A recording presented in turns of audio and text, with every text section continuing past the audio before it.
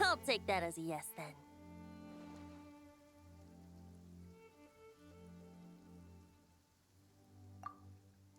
Ah, finally, you're here!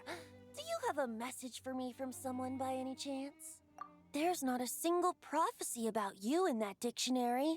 That's what you were about to say, right? Oh? One moment then. Your curiosity seems as strong as ever, Barbeloth. Alas, my future will have to remain absent from your dictionary. The wind may be happy to let dandelions trace its form and have poets sing it into verse, but to be contained is hardly its nature. So, dear Barbeloth, please do set your pen down. Words heard on the wind are not meant to be recorded on the page. If you're truly interested in this legend, allow me to fashion it into a poem. I'll be sure to share it with you ladies at our next tea party. Barbeloth has always been a reasonable person, and I believe she heard my request. As such, our conversation should be free from interruptions for now. Wait, Barbeloth was listening in just now? Paimon didn't notice a thing! Well, she is a Hexencircle mage. They all have quite a few tricks up their sleeves. Still, you noticed right away and even got her to leave us alone. Doesn't that make you the real master at cards here? Given the various practical factors at play, I'd call myself a master with limits. There you go, being all secretive again. Well, anyway, there wasn't a single thing about you in that dictionary. You being here is enough. Barbeloth's prophecy concerning me may be incomplete, but it's not incorrect. There's something I need to do, and I could indeed use your help. Trusty as always. In that case, could you play a song with me later? Yep, that's all. But don't worry, this isn't a performance to decide the fate of some consequential event. It's just a duet between friends. The last time I played this song, the howling gale was my sole audience, and the notes scattered in all directions. But now, with a friend like you by my side, why should the wind alone bear witness to this music? Besides, I think my hands will be just that much steadier, playing alongside a trusty friend like you. That's all I ask. Now, let's head to the performance venue.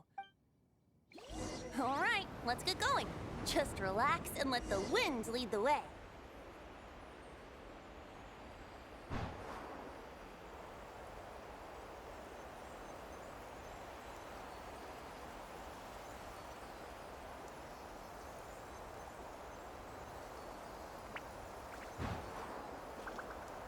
No need to hold your breath. In and out. Easy does it. I let the birds know we would be coming, so we won't run into them.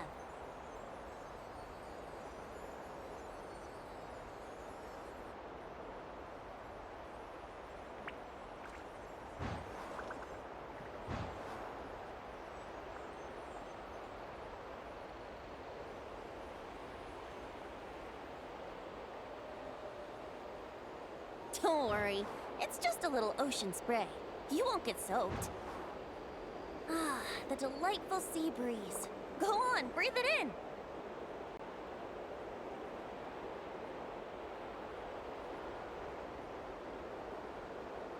We're almost there.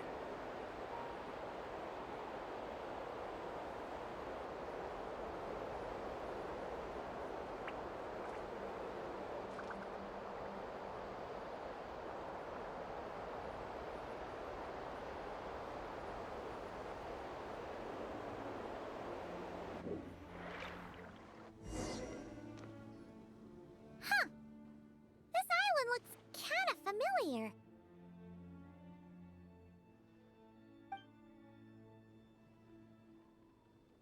Not always.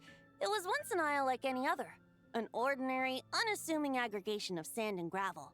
That is, until seeds of stories were brought here by the wind and cultivated by time. And in due course, the wind brought forth new tales, and time caused them to grow into legends. So with that, allow me to welcome you in truth to this island favored by time, traveler. This is the place where time and wind met in the distant past. Whoa, whoa, whoa! You suddenly sound so serious, Tone Deaf Bard. Paimon's not sure she's following this conversation anymore either. Fret not, dear Paimon. The best stories always start with a bit of suspense and intrigue. I told you about this before, remember? About how I encountered Time at the Thousand Winds Temple and received some help?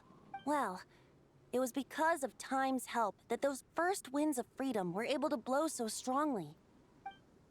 But forceful gales like that are most suited to wiping things clean, not helping things grow. So, after a few crises in Mondstadt were resolved, I made the winds gentler. Just strong enough to bolster the people in times of need without knocking them off their feet. Shadows gather in the distance. I'm sure you felt it too. I've heard about the Pyro Archon's face-off with the ruler of death, Renova, and what happened to the Fatui Harbinger, the captain. And that's not even mentioning how abyssal activity has been encroaching closer and closer to Mondstadt. I fear the impending crisis may be beyond what humans alone can solve. In light of that, I need to be prepared. It is the Animo Archon's duty to intervene in times of need. As such, I, Barbados, will bring forth a wind strong enough to disperse whatever storm lies ahead. But if I whip up a gale of such strength in Mondstadt City, it would just turn the place upside down. Clothes, hats, the flowers that rest on people's balconies. That's why I chose to do it here. The place where I once offered an ode to time. Who knows? Perhaps time shows this island special favor precisely on account of my lovely, lovely music. Wait, so is this place really that special? It sure doesn't look like it. There's a tide that ebbs and flows, and a bunch of birds that come and go. It just seems normal. Time's impact on things isn't limited to what the eye can see. Think of it like a ripe sunsetia. If the outer peel remains intact, it's nearly impossible for the average person to tell whether the fruit inside is ripe. But even the tiniest hole in said peel will cause the fruit to rot. Nestled in the hands of time, not one blemish marks this island's peel. Thus, time's influence on its very essence remains hidden to all. At the most fundamental level, of course. All things that lack time's favor will be erased at some point. But with the power that remains here, I can leverage time to draw a boundary around the wind. That way, the outside world won't notice a thing, no matter how powerful of a gale I whip up here. Of course, as the one requesting help, I should offer something in return. That's why I invited you here, Traveler. So we could perform an ode to time together. Just let me know when you're ready. Oh, and I can lend you an instrument if you need one. Great. Let's get started.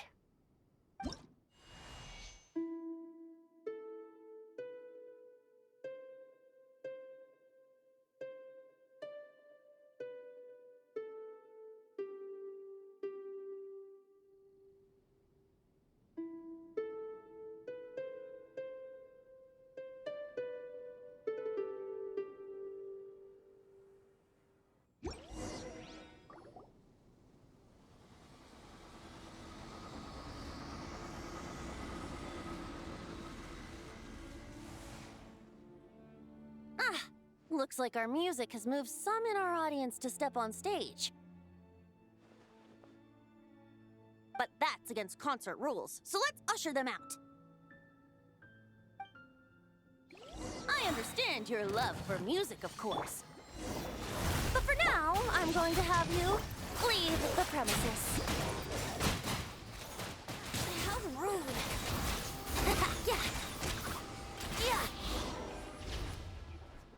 All right, that should do it. That was an exquisite performance, Traveler. Thank you. Don't worry. That power was mine and mine alone. No external help was involved.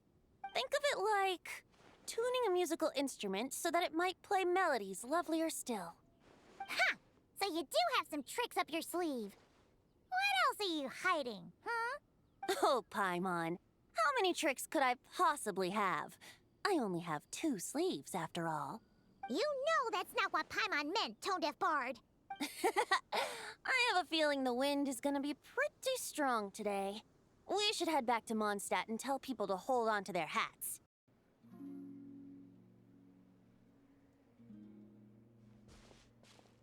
Hey, she's sitting up! Is me sitting here a rare sight? No, we just thought you'd be resting. Perhaps I would have been, were it not for the sudden arrival of some unexpected guests. Not that I consider it a disturbance. After all, you are the only ones who are free to enter. Would it not be a little unfriendly of me to lie down while we speak? I didn't realize you put so much thought into little things like that.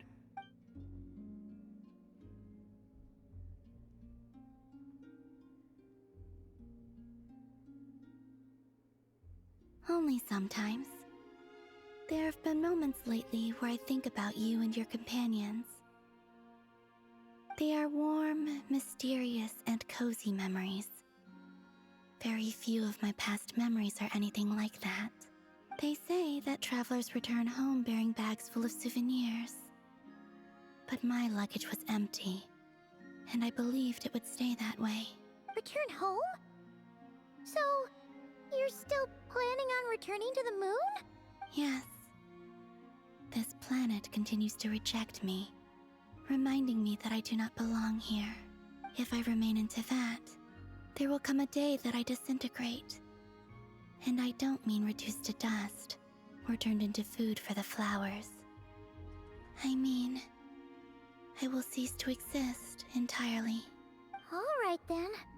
Well, we're sure gonna miss you. But it sounds like we'll have to say goodbye. How do you intend to return? The moon prayer night is soon to arrive. On that day, the moon will be closest to Teyvat. The Kuvaki in this land will reach its peak at that time. I merely need to grasp the tide, and with relatively little effort. Oh, Paimon gets it! It'll work like a slingshot! You make it sound like she's gonna get blasted up to the moon. If I did that, I suspect I would crash into the false sky. I will be using a much gentler approach. But I do like the analogy. It's fun. You see? She gets Paimon's sense of humor. In the blink of an eye, the time has come to part ways. It does feel that way, doesn't it? Time seems to fly fastest when you are enjoying it. I have always thought of myself as a wanderer on this earth, and it has never expressed any desire to keep me here.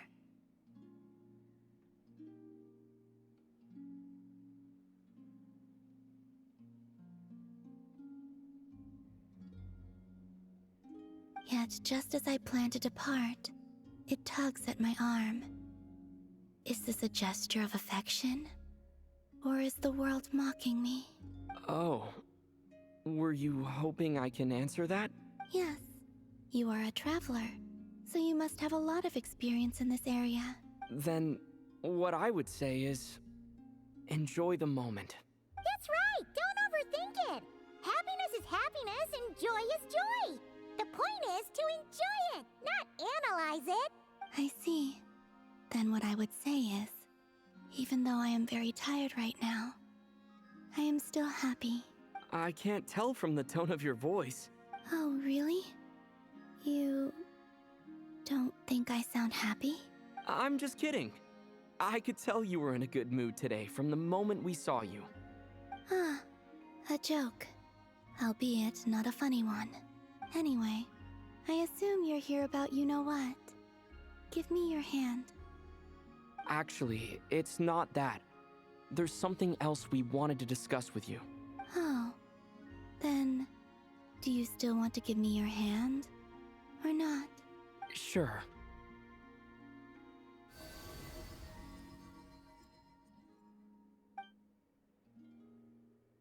Thank you.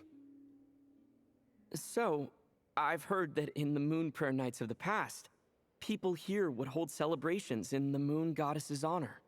Since you helped so much in our fight against the Rehir of Solnari, I think you deserve a farewell party before you return home.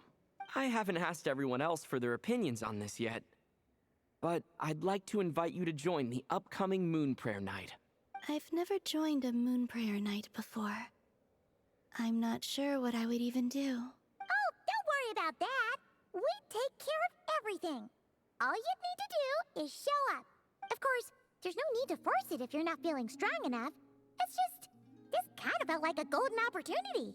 But they call me Kutar, and the Fatui have an arrest warrant out for me. I shouldn't appear in public right now. I'll make it work. You have my word. Yeah, we got your back.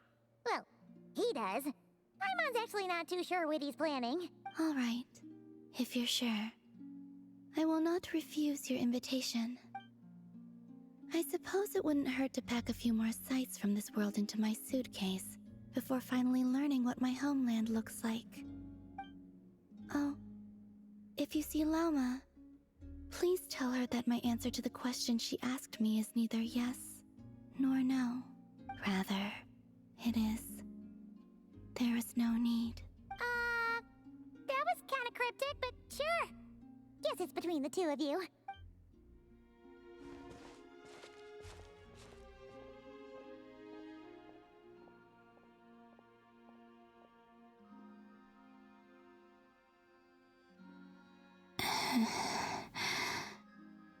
And also, I do not know.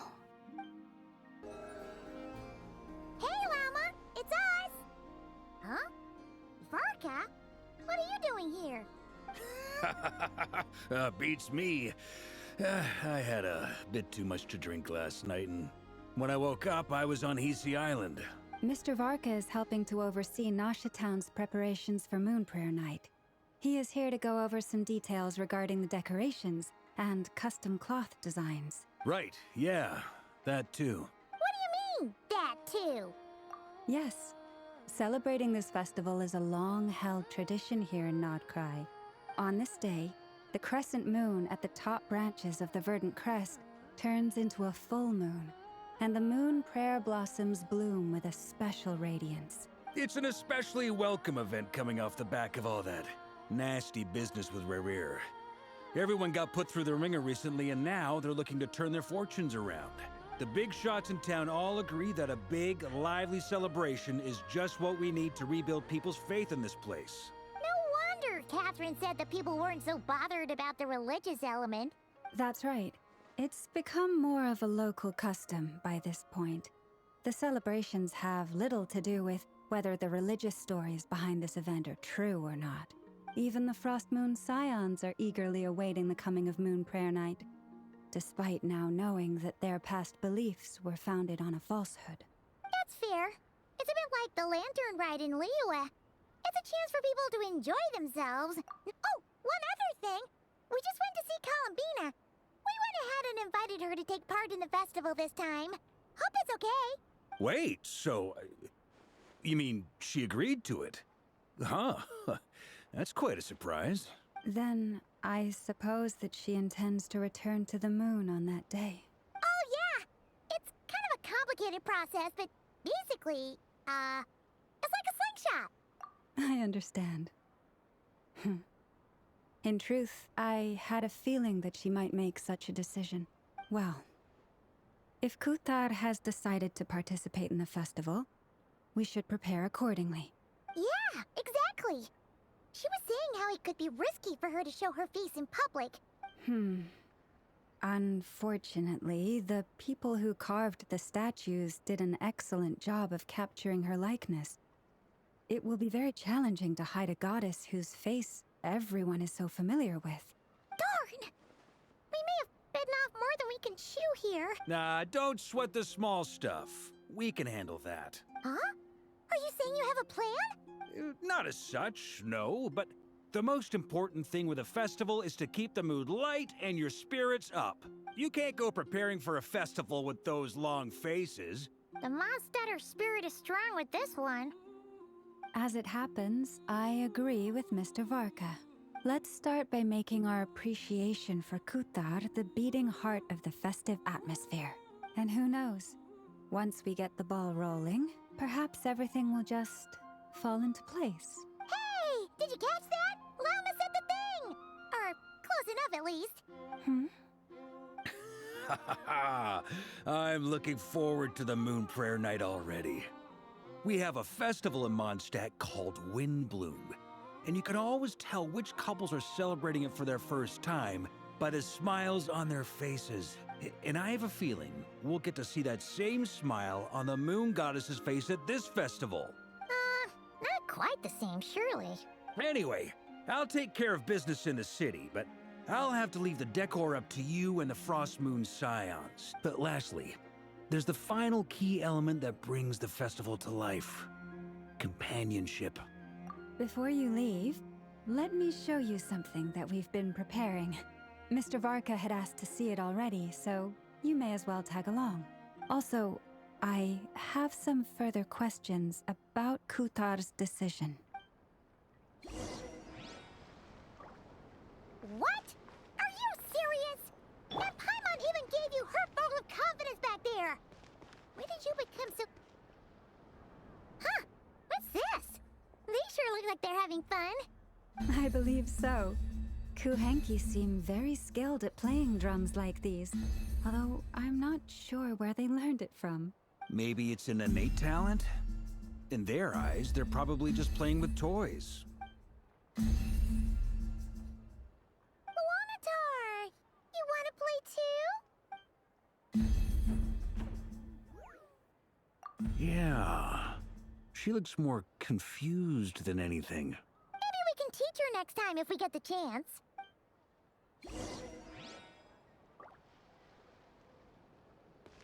What are these floaty things? Moon veils. We hang them from buildings in the city during the festival. When you look at the sky through them, it creates a lovely misty effect.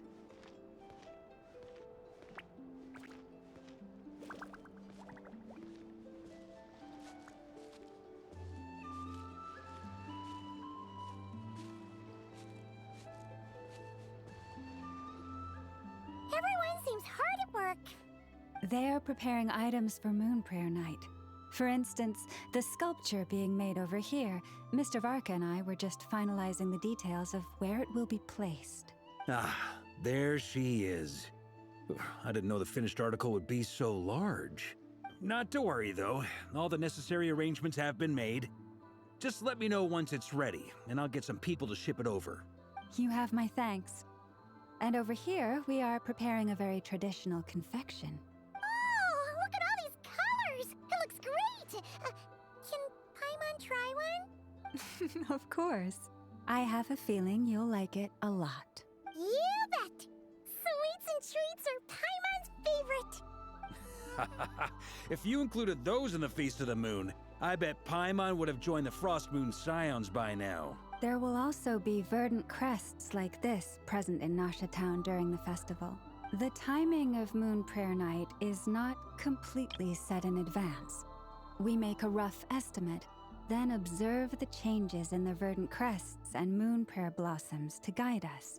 As such, the wait itself is a fun feature of this particular festival.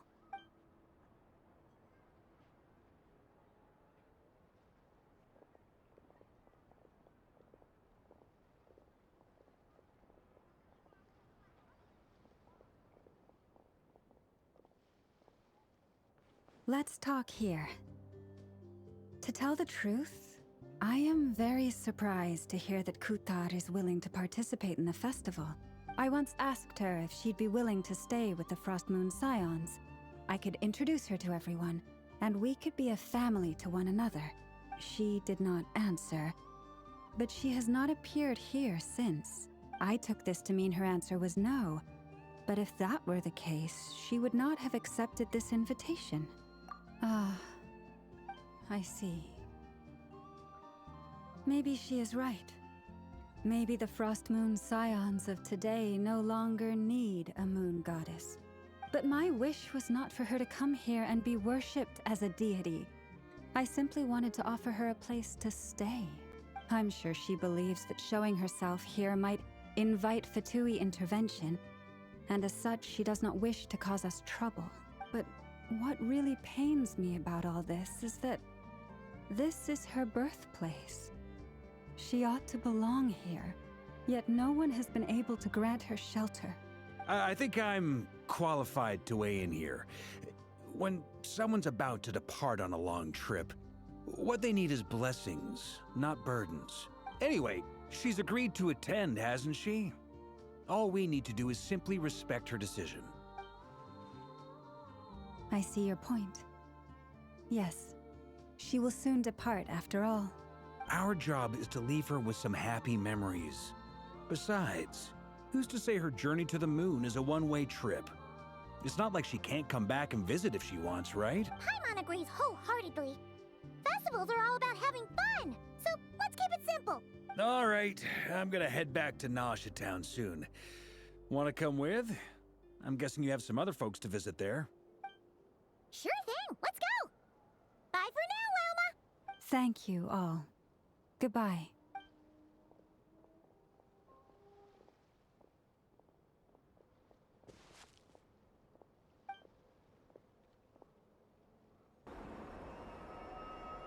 Huh? Hey, over there! It's Durin and Albedo with Flints! What could they be chatting about? Your guess is as good as mine. Ah, Grand Master, and the Traveler and Paimon. Hello there. It's been a while. Perfect. We have some new volunteers for our investigation. Wait, let me guess. The righteous Lightkeepers are finally ready to hunt down the Abyssal Dragon? Haha. Yes, that too. Yeah, right! Oh, wait! Why does everyone keep saying that too? Well, to be precise, the facts match, but not the causality. Wait, so I guessed right?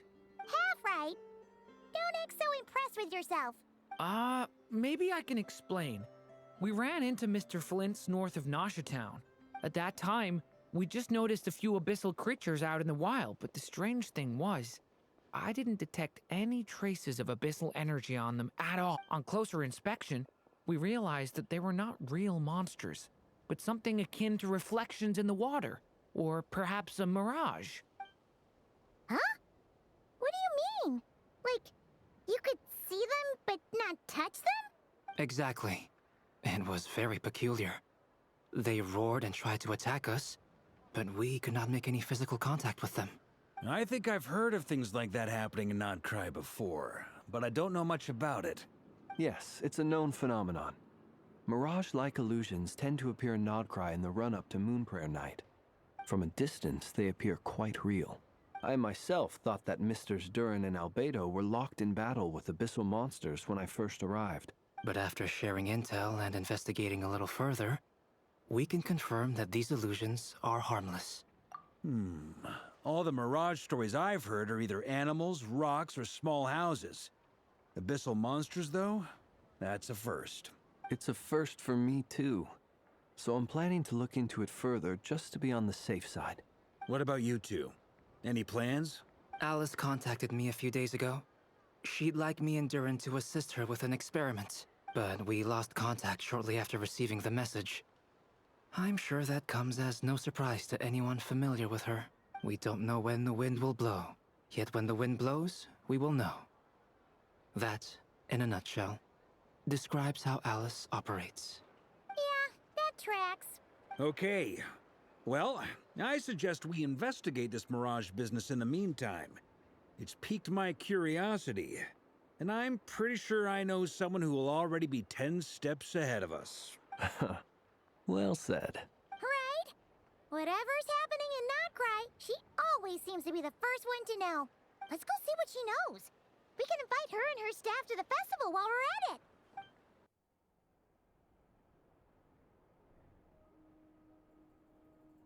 You're right, I have noticed.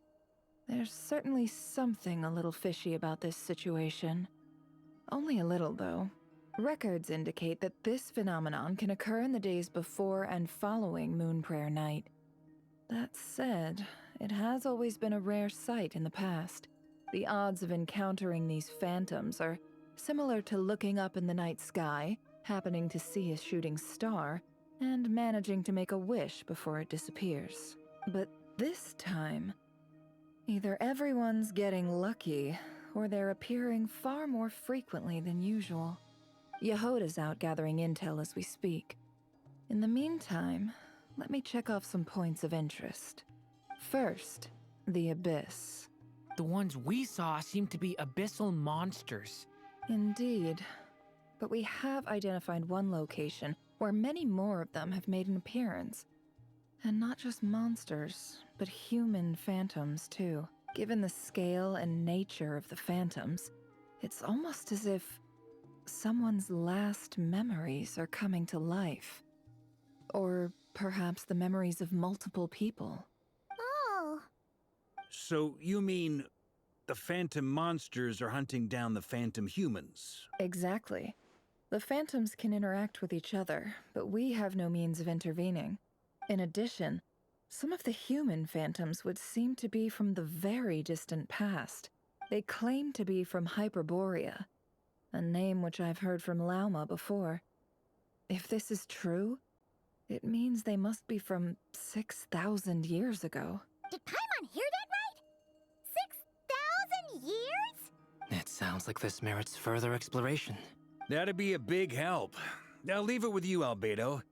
My knowledge of ancient history is non-existent. I used to doze off every time the pre-Knights of Favonius era came up in class.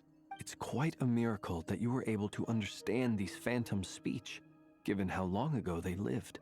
I suppose you're right. But I'll leave the archaeologists to ruminate over that conundrum. As an intelligence broker, my sole interest is in the value of the information I gather, which, in this case, hopefully means earning myself some good favor with our dear Lady Moonchanter. So calculating. Whew, this intel broker logic always catches Paimon by surprise. Sounds to me like we could split the work up. I think the abyssal phenomenon is best left to Albedo, Flints, and me. Agreed. It coincides with my duty as a lightkeeper. For my part, I'd like to understand the abyss better. Even a little knowledge would go a long way. This is certainly a rare opportunity to study the Abyss. But even rarer, perhaps, is the chance to make contact with the Ancients. The Curatorium will take the lead on investigating the Hyperboreans. We put in the work to learn what we know so far. It seems only fair that we get some quantity of exclusive intel. That just leaves our trusty team of 2 unassigned. Since you became an honorary knight, of course. This was part of my grand plan all along. Ha ha ha! Oh yeah, by the way, we managed to convince Columbina to come to the Moonlight Night celebrations. Would you and Yehoda like to join too? She agreed to that? Huh. Quite an achievement. Never underestimate the traveler, I guess. I'd be happy to join. No point shutting myself inside when the streets are all decked out. And Yehoda loves a party, so I'm sure she'll jump at the opportunity. No, no, no, no, no, no, no, no, no, no! Way to contradict me in front of... Wait, no, that's not what I have bad news, boss. So many people. All right, everyone inside, quick!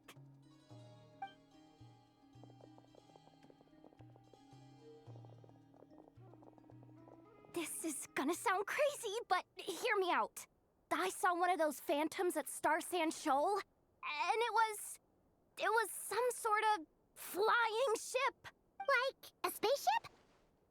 That's gotta be the one you came to Tibet in. You said you saw the same thing through the moon marrow, right? Huh? You already know about it? Ugh, I thought I was gonna blow people's minds. Turns out I'm the last to find out. Wait. Back up. You came here in a spaceship?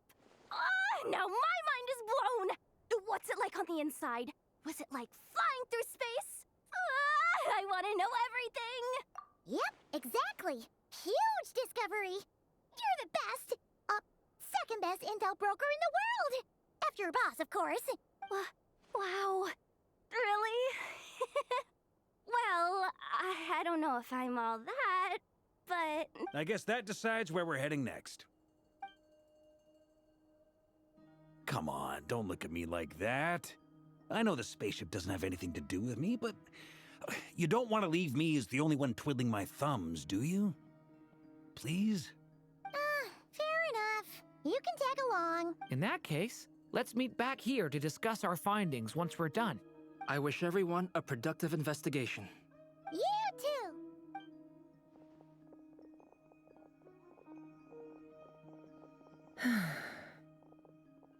What's up, boss?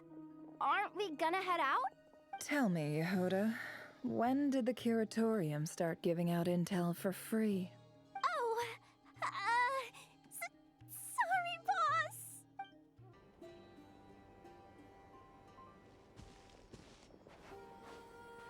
Wow, what do you know? Yehuda was right on the money. This Phantom really is your spaceship.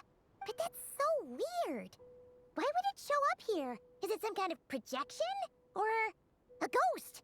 Like, maybe it no longer exists. But somehow it left an afterimage? Ah, you're already here. Miss Lauma, what a surprise. I thought you were busy with festival preparations. I was, until one of our people informed me that a strange sight had appeared at Star Sand Shoal. No one's ever seen something quite like this before. I thought I should see it for myself. Same here. Oh, so we heard that these things appear around the festival period. Any idea why that is? Unfortunately not. We have very limited information about them, since they can't be interacted with. And no human phantoms have ever made an appearance before now.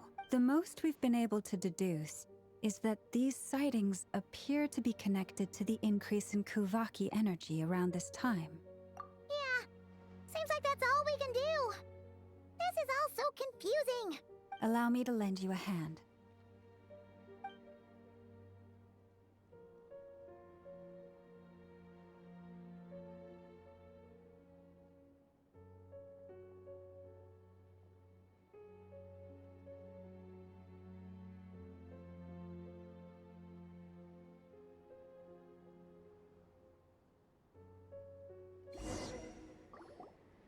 Everyone, our friend here should be able to provide us with some information.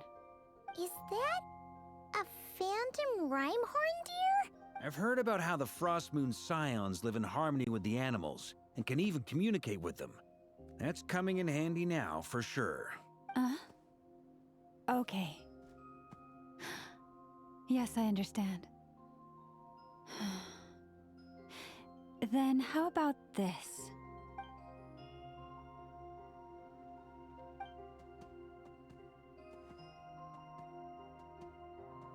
Oh, it's leaving.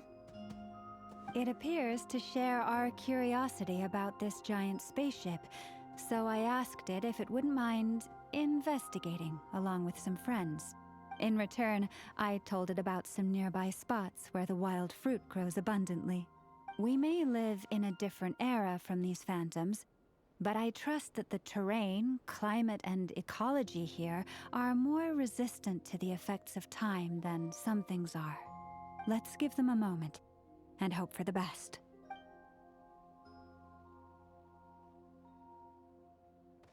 All back together? Must have been a lot of fruit. Indeed. Now let me ask them some questions.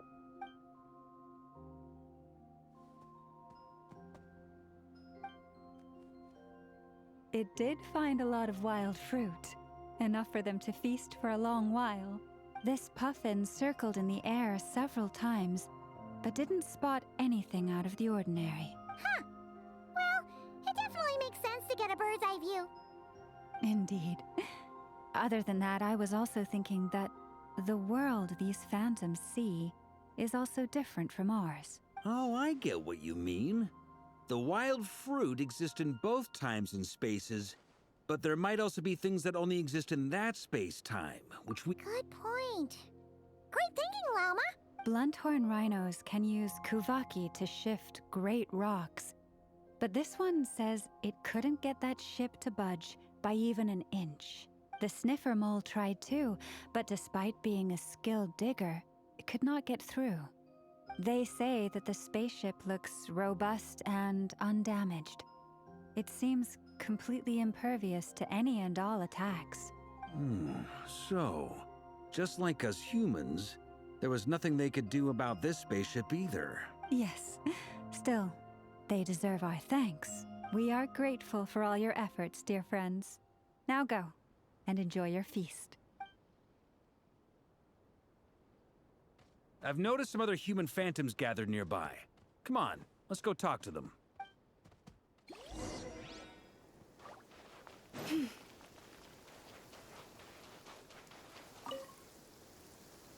What is this thing?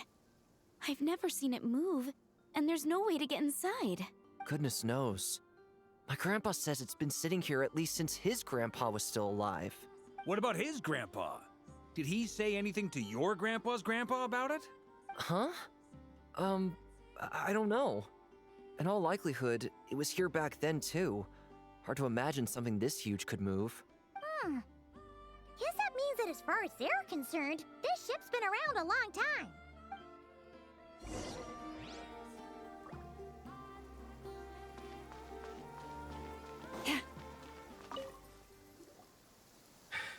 Come on, brothers.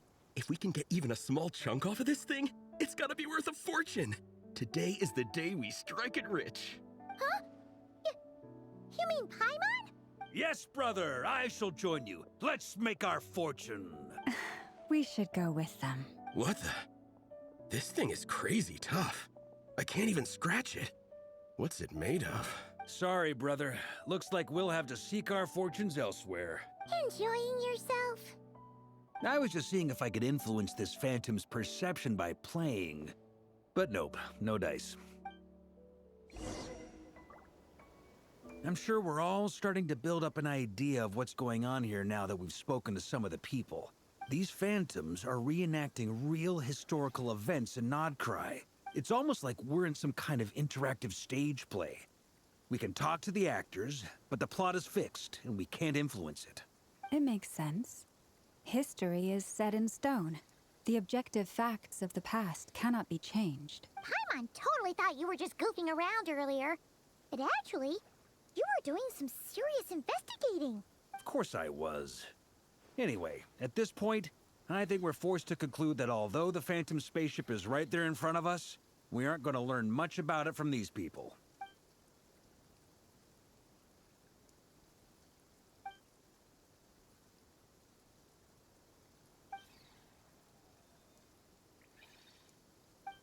Don't be discouraged. If nothing else, this is proof of the ship's existence. And think about it. So many people tried to hack their way inside, but no one could get the door open. It's made of very tough material. To me, that says that we'll either find the ship itself or the story behind it. It's just a matter of time. Huh. Every now and then, when Varka gets serious, he actually does seem like Grandmaster material for once. I wonder how the others are doing. Let's head back for now. Sounds good. Also, drinks are on me if Team Knights of Favonius is the first to finish. Wait, we have a team name now? Am I in Team Knights of Favonius as well? You're very welcome to join. We've even got a cathedral ready for you. Isn't that technically blasphemy? You wouldn't dare make a joke like that if Barbados was in earshot. Nah, I'm sure Barbados doesn't mind a little harmless blasphemy once in a while.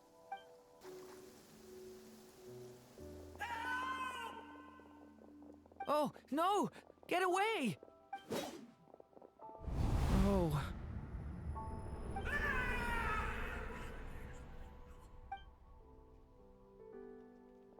I know it's hard to stomach, Mr. Duran.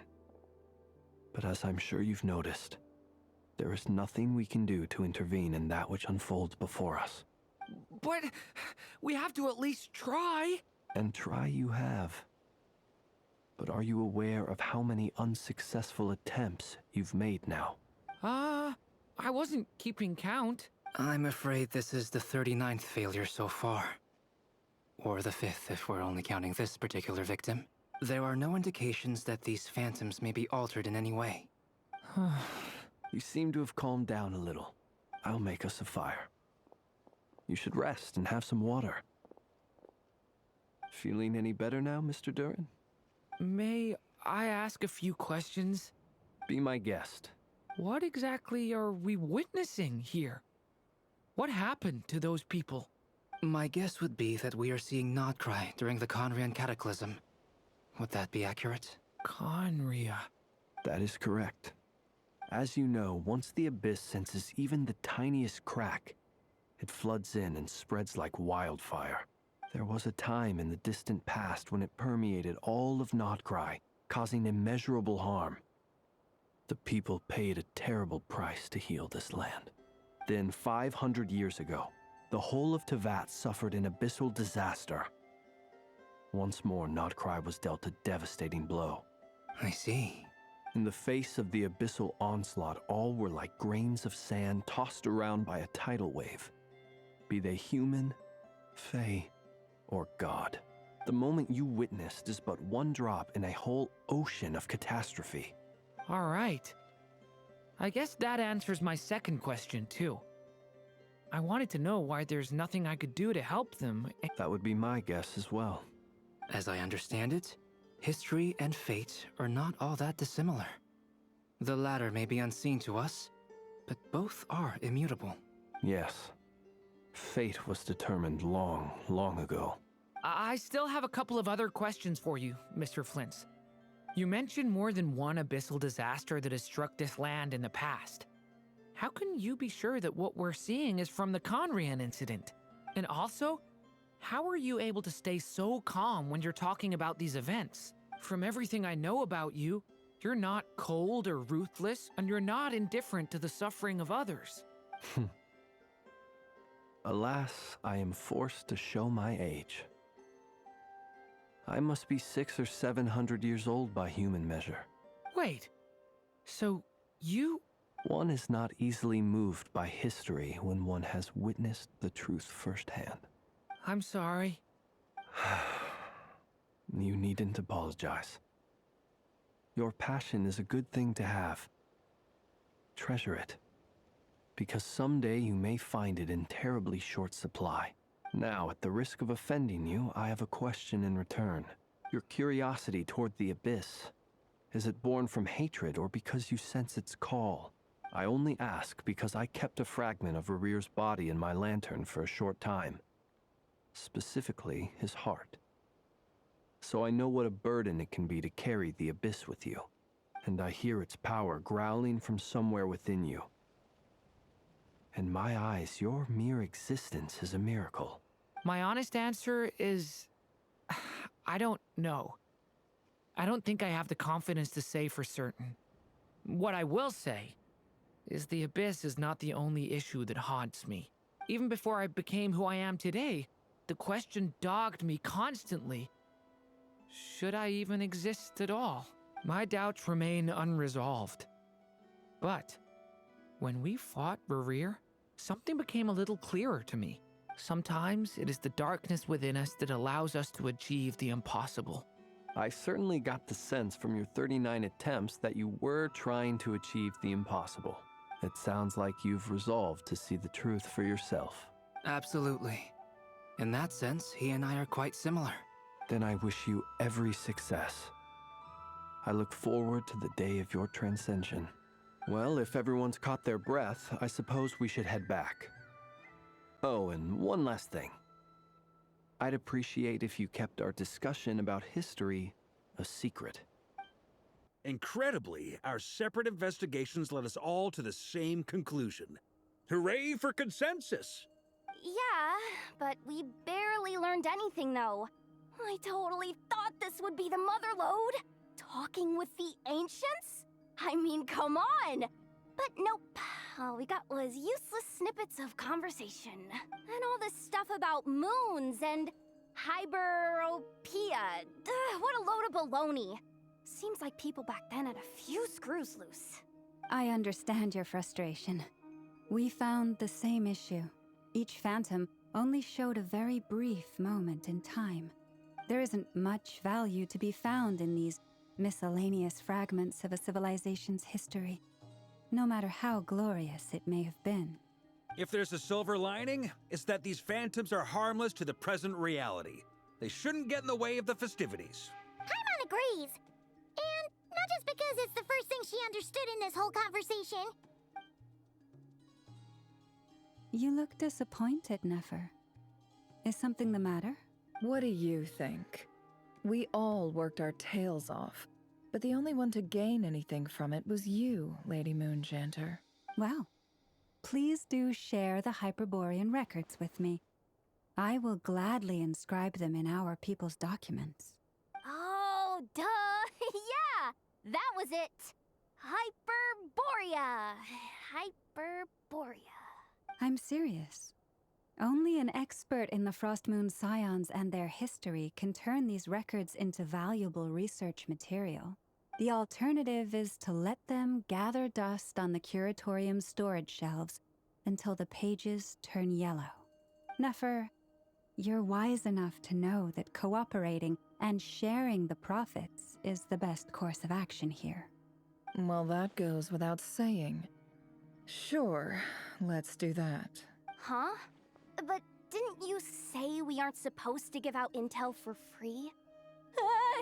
Sorry. Shutting up. Now is not a good time to push Nefer's buttons. Anyway, back to Moon Prayer Night. I'm thinking that we should prepare something a little special, aside from the usual decorations and so on. You mean a parting gift? Can't go wrong with food. Although, does food go bad on the moon? Perhaps a lantern would be a better choice. It might be dark up there. It could prove difficult to light a lantern on the moon. Magical stones might serve that purpose better. What about a clockwork mecha model from Fontaine? I've got a whole bunch at home. I use them for fighting practice in my free time. None of these sound like things she would be even remotely interested in. But we don't interact with her enough to know what she likes. Yeah. It would really save us the guesswork if someone could find out what she's into. Wait, what the? Traveler? They're all looking at you. Great! Haha, problem solved. Now, I need to stop by Dory's. Gonna need her help sourcing a bunch of stuff for the festival. Then let's leave it there for now. We all have our own business to attend to. Traveler, if you find out what Kutar likes, let us know right away.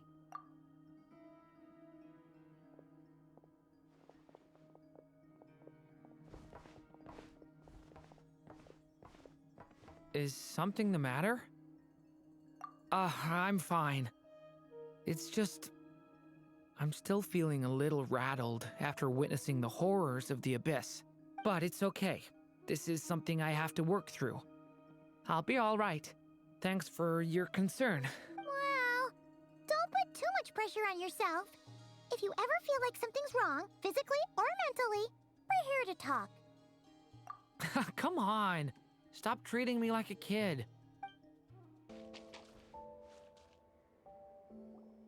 Columbina, we're back! Huh? She's not here. Weren't there a few Kuhenki here last time, too? Where did they all go? Walkies? For Kuhenki? You're not pets, you know. Oh, well. Looks like we just came at a bad time. Let's try again tomorrow. There's still a few days until Moon Prayer Night, so we're in no rush. Besides, she needs time to rest anyway.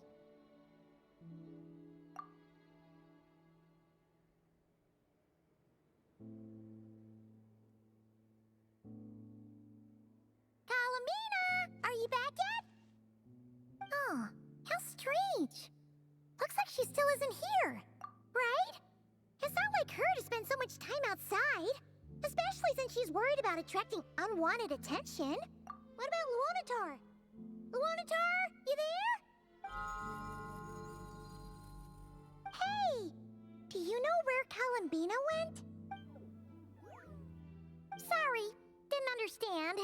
But if you know where she is, could you take us to her?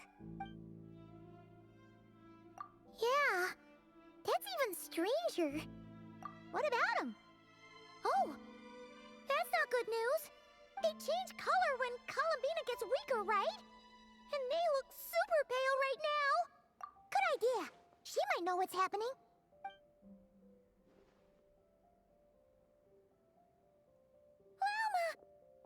Ah, it's you.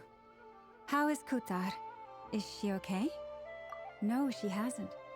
I came here to check on her after I noticed the flowers had changed color. Based on past precedent, she must be very weak right now.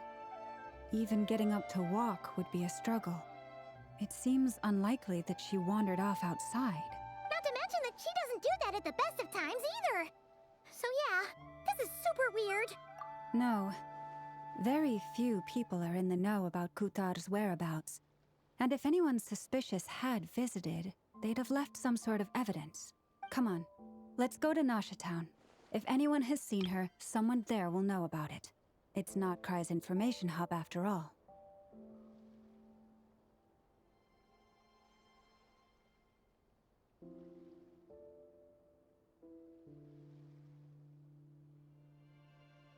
Makes sense. Let's go!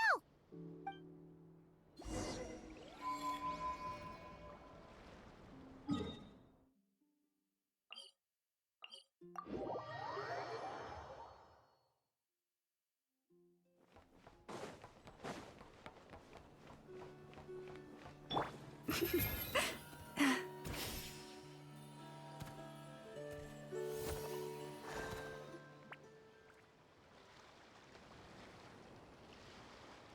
a moment. Is it just Paimon, or is this stall kind of suspicious? It's never been here before, right? No, I don't recognize it. Alas, your free and easy adventure time is over. Now, prepare to face the final boss of Nod Cry. Whoa! Where'd that voice come from? Not sure, but it's definitely hostile. No, no, no, not that way. The final boss is right here. The sniffer mole? That's the final boss? Surely not. Also, Okay, the jig is up.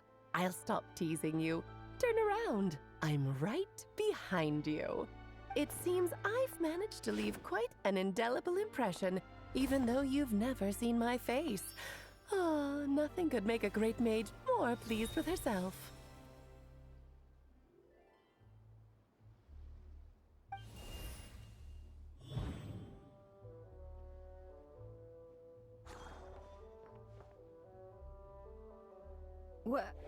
What is going on?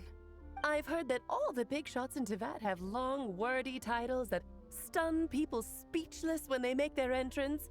Unfortunately, none of them are affiliated with the Hexenzirkel, and we ourselves keep a very low profile.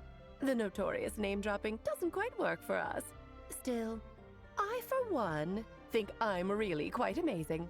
So that didn't stop me from coming up with a title anyway. Alice? It's really you this time?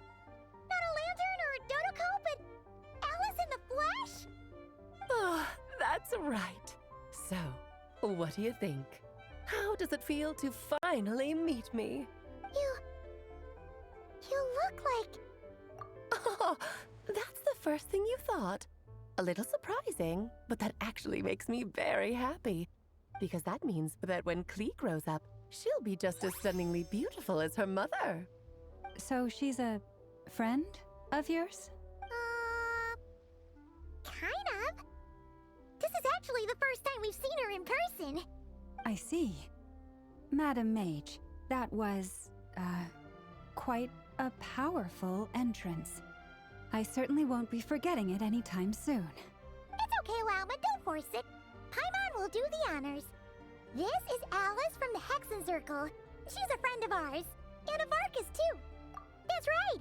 She's a good person, just kinda... unpredictable. Well, what is the human heart if not unpredictable? Hmm? If we could not do as we please, how would we differ from machines? I am Lauma, Moon Chanter of the Frost Moon Scions. It is a pleasure to meet you. Oh, I know. Before you got here, I spent a good, 15 minutes getting up to speed on Nodcry's present situation. In other words, I've read the whole in the last episode part, so we can skip the pleasantries. Fair enough. Well, Miss Alice, I can already tell that you have quite a unique personality. He'll get used to it. Paimon sure is. So anyway, what are you doing in Notcry, Alice? Oh, I thought I told you already.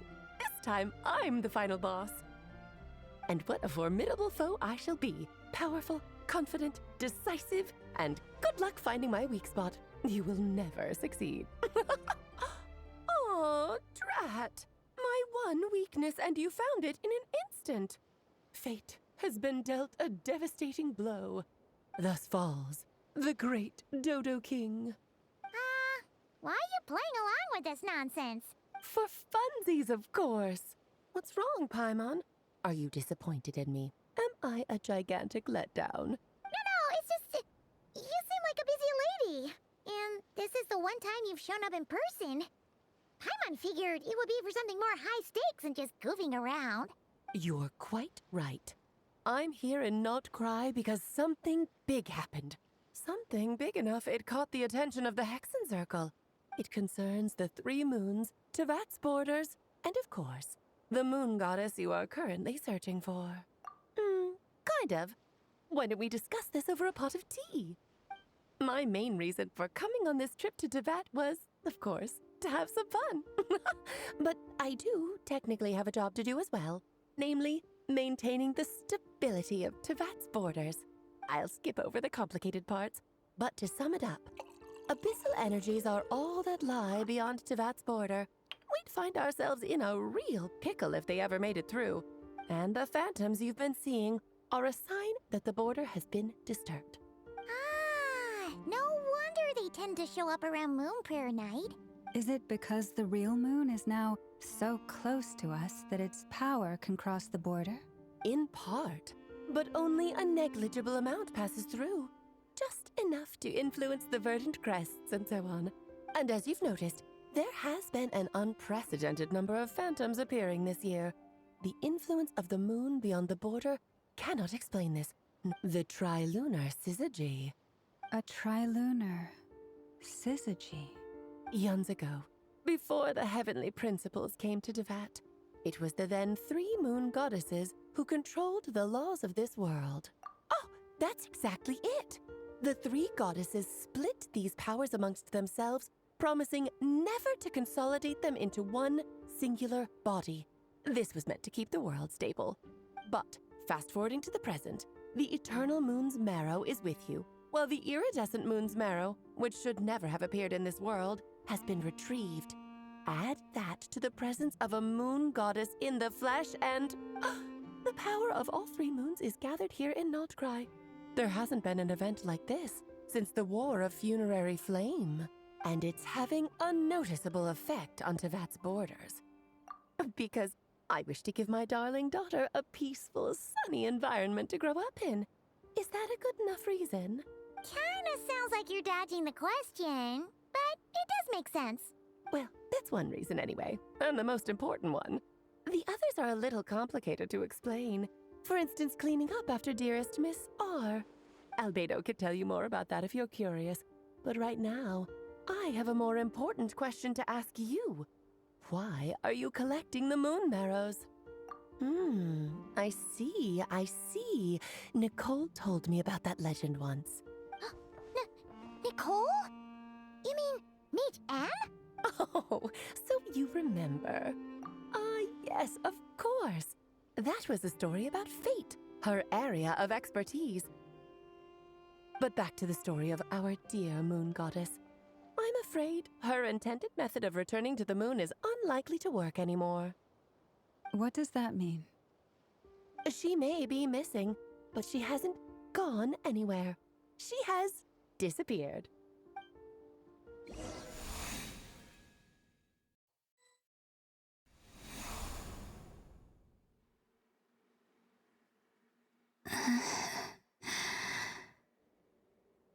My body is so heavy. Wait, no. It's my mind that's heavy. My arms and legs are as light as a feather.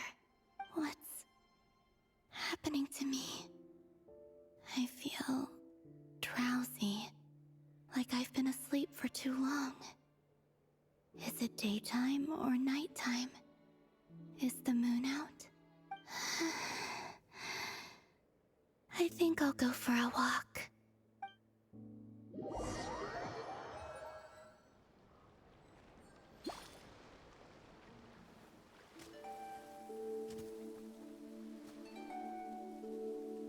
Are you out for a walk too? Huh?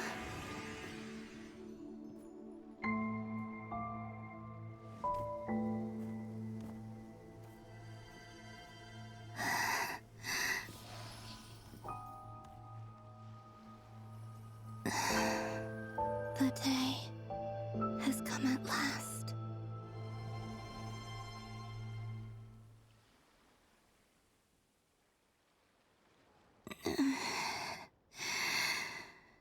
Have I grown so weak that I can't even sustain my physical form? But Moon Prayer Night is nearly here. I was so close to returning home. Death is near. Is this how it ends for me?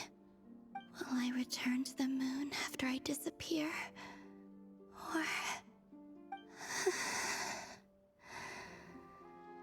I don't want it to end like this. So far, at least, I still exist. Even if not physically, I can still feel. But as my power wanes, I'm sure that too will fade. I suppose I might take one final look at this world.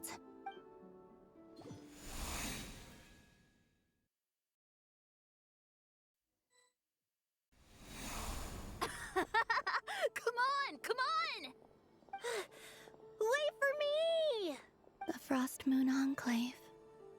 How much it has changed since I was born. These decorations, they're so heavy. It's times like this when you kind of wish men could be priestesses and acolytes. How fascinating. I've never had the chance to be privy to people's private lives in this way. In the past, people would get so solemn and serious the moment I showed my face. Like they were frozen stiff. Karina, Lametti, it's time to eat. Coming. I want to watch them a little longer.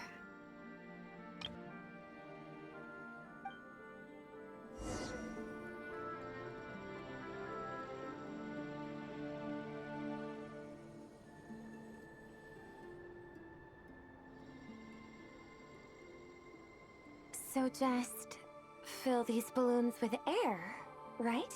Yep. Try a couple now to test things out. The rest can wait till Moon Prayer Night. Think fast.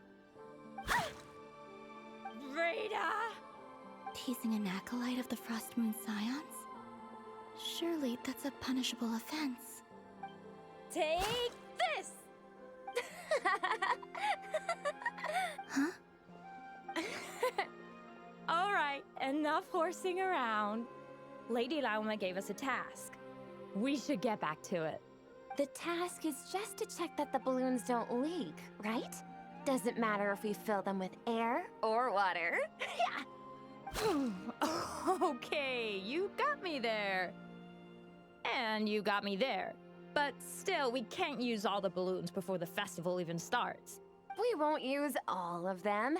And as long as Lady Lauma's trusted acolyte doesn't snitch, this can stay as a little secret between friends. A couple more can't do any harm, right? Oh, you menace. Then, think fast!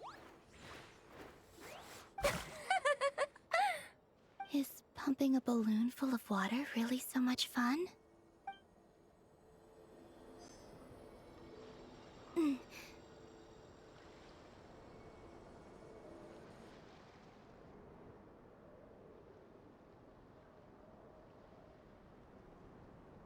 I'm sure you're both tired from playing all day. Come on, eat up. A plain, humble meal. That has always been the way of the Frost Moon Scions. Huh? How come Lametti got a midsummer berry dessert? I always get Lockaberry. I don't mind sharing. You can have a bite of mine if I get to have a bite of yours. They're sharing food? I've never shared food with anyone before. Even at the Harbinger tea parties, everyone just ate off their own plate. And when I couldn't finish my food offerings from the Frost Moon Scions, they'd leave the leftovers out under the moonlight for the animals to claim. Hey! That was 2 bites! Oh, then you can have another bite of mine. Oh, you too. Oh, don't fret now. Here, have some of Granny's too. So this is what it means to be family.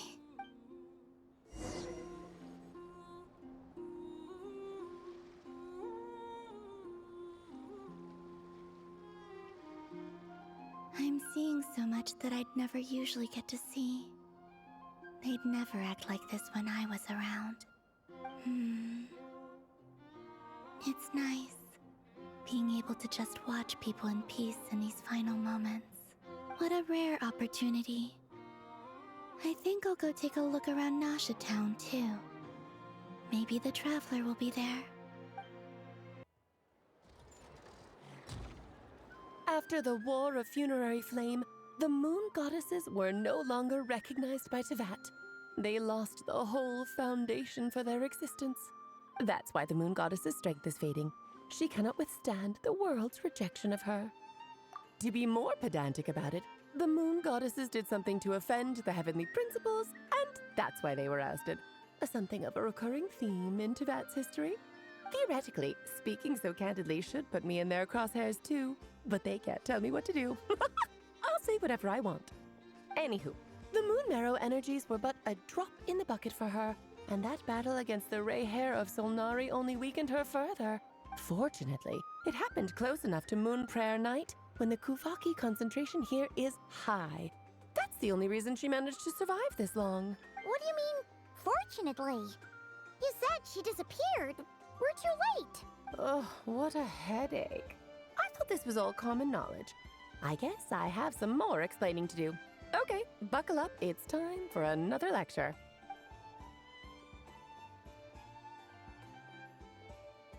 Now, I said earlier that the Moon Goddesses lost the foundation for their existence. The reason for that has to do with the natural order. Basically, the rationale for their existence in Teyvat was lost. The same logic applies to the present Moon Goddess, too. Consider her existence so far. Her comrades in the Fatui called her Damselette, and she was worshipped as Kutar by the Frost Moon Scions. But these connections have now been severed, whether by her hand or yours. So, the rationale that once sustained her existence is now gone. Wait, we did that to her? Oh, well, strictly speaking, yes. But let's not start pointing fingers, shall we? I'll only end up as the big bad villain, and that's not the kind of final boss I want to be. Of course I do. I'm only the greatest mage in the whole entire world. Now, if you wish to find your Moon Goddess, there are 2 problems we need to solve. Firstly, we'll need to strengthen the connection between her and Teyvat, at least enough to sustain her until Moon Prayer Night. Strengthen her connection? But does that mean I'll have to rally all the Frost Moon faithful behind this? I'm afraid a bygone faith and a former home won't be of any help to her now. Do you know her name? Her name? Oh, yes. Names are very important things. A name is a fundamental concept that anchors one's entire existence. Then your first job is to find it. As a Moon Goddess, I'm sure she must have a name she identifies with. Neither Columbina nor Kutar is her true name, and she's never really accepted either of them. So, finding out her real name is enough to sustain her existence? Yes, I know it sounds like a small step, but every journey begins that way. So for now, that's all we need to focus on. The second problem is with her plan to use the Moon Marrows to return to the moon. Unfortunately, piercing through the false sky will take an enormous amount of power. Given her current condition, she won't be able to provide anywhere near enough power. even if she recovers her physical form.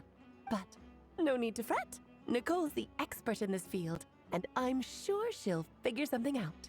Wait, Mage N is going to help us out too? That means we've got 2 Hexencircle mages on the case. This is turning into a pretty big deal. Actually, this is more of a side quest for me. Like you said, I'm a busy lady, so I can't stay for too long. I'll have to return to Tevet's border soon. That's the upside you get for looking out for my little Klee. Hopefully that will incentivize you to carry on keeping her company in the future. Anyway, jokes aside, you'd better get moving. It will take quite a miracle for the Moon Goddess's consciousness to hold out till Moon Prayer Night. Oh, I suppose I might as well tell you where Nicole is before I leave. Off you go now. Time to meet your new friend. Oh, yes, and a little suggestion. Don't forget to mind your heads. What? I wonder how Durin's doing. I should really go see him before I head back. You really are super busy. I most certainly am. There's so many children I have to keep tabs on just in Mondstadt. Durin, Albedo, Venti, Varka. Klee didn't make the list, huh? Of course not. Klee is my pride and joy. I have no qualms about her, because she's the best child in the whole wide world. Yep. Klee's a little angel. I'm glad you agree. Well, all the best. See you when I see you.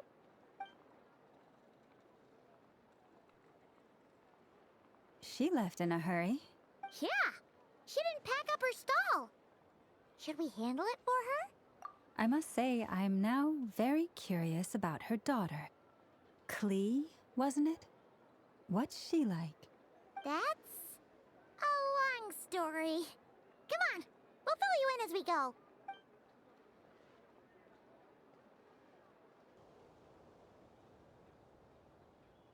The most important thing right now is to find that mage. This name thing seems super important too, but where do we even start looking? I'd better go pay the Fatui a visit.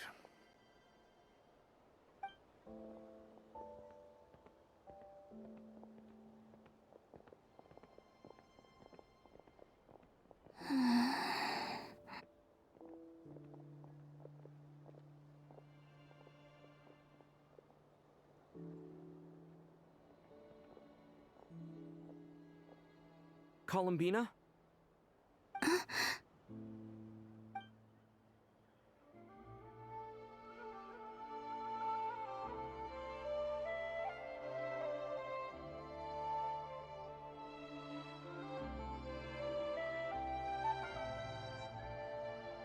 Traveler? Let's go! This is no time to be spacing out!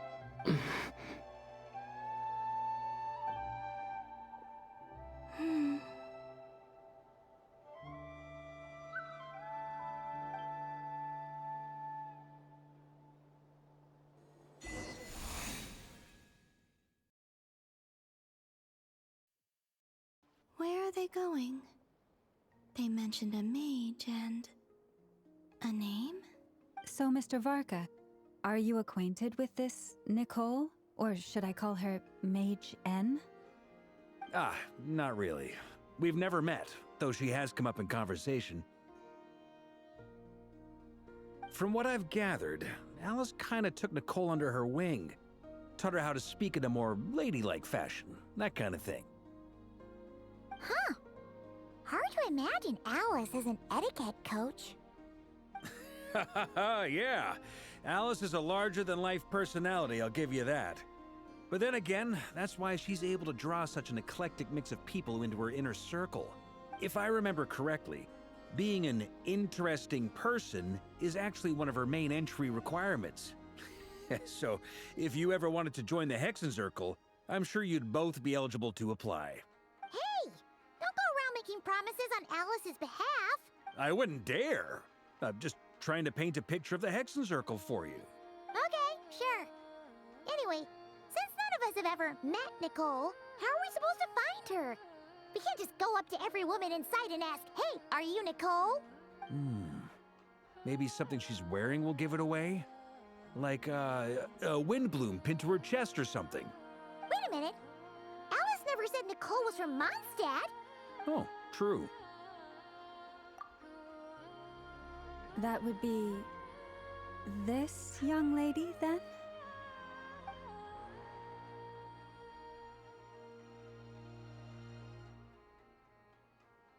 Hey there! Sorry to disturb you, but are you Miss Nicole? Varka, Knight of Boreas of the Knights of Favonius. Alice might have mentioned me before. Mm-mm. Ah, have we got the wrong person? Sorry. Well, this is awkward. When I shook my head, I meant, no, Alice hasn't mentioned you before. Huh? Where is this voice coming from? My apologies. For certain reasons, I am unable to speak. This is the only way I can communicate with you. It might take some getting used to, but I hope you can understand. Hey, it's fine. I'm more shocked by the fact that Alice never speaks about me. As for you two, we have crossed paths twice before, but it is nonetheless a pleasure to finally meet you. It's really you! Thanks for all your guidance in the past! You're quite welcome. This time, things are different. We have reached the unwritten pages of the story. You might say that we stand at the crossroads of fate. Now then, allow me to formally introduce myself. My name is... No, stop! Alice! I can't believe it! I had a whole speech prepared. I'd agonized over every single word. She always picks the worst moments to ruin other people's plans. I'm so sorry about that. Alice took the liberty of devising some bespoke self-introduction magic for each member of the Hexen Circle. But I could have sworn I deleted all of the triggering conditions for it. How did it bypass everything? Oh gosh, this is so embarrassing. This is a very different side of Nicole than what we're used to. Is she not used to face-to-face interactions? Don't worry about it. We've seen that introduction magic once already, so it wasn't too much of a shock. Please go on, Miss Nicole. We'd love to hear what you have to say, or, well, communicate. Huh? Are they talking to this lady? But... Will you all promise to forget that horrendously embarrassing introduction? Sorry? Embarrassing? When? Yes. My name is Nicole, and I am one of a very few angels who have retained both their preferred form and their power. The Traveler and Paimon should be no strangers to this concept. There is another of our kind in Natlan. They call her the Lord of the Night. Right! Paimon remembers her. Yes. Well, I have retained more of my power than she. It's because I don't have a long-term duty to fulfill. To be more specific, no. We'll be here all day if I get into the specifics. Moving on. If I'm not mistaken, you are here because you wish to learn how one might reach the moon beyond the sky. That's right. Is that something you can give us any guidance on? Yes, I do know a way. It began with the Hyperboreans, who lived after the War of Funerary Flame. Blank looks. Maybe I should start with the background of the war, or maybe not. It shouldn't be an issue. I'll fill in the gaps for you when we have more time. Anyway, after that war ended, the three moons retreated to beyond the false sky. The Hyperboreans were humans I once aided. They accepted the civilization and creations bestowed upon them by the angels. But despite accepting many blessings of the angels, many among them still held on to their faith in the moons. They were reluctant to accept the new order, even after the War of Funerary Flame. They sought to contact the moon goddesses beyond the sky and receive their guidance. But all three had passed away by that point. This mage has a unique method of communicating. Is she talking about the moons? Yes, but they did not know. And so, still they prayed for the moon goddess's mercy. After building titanic structures that consumed vast amounts of Kuvaki, at last they glimpsed the moons and heard their voices. But of course, they were gravely disappointed. For it was then that they realized the three moon goddesses were dead. Oh, that's such a sad story. It is.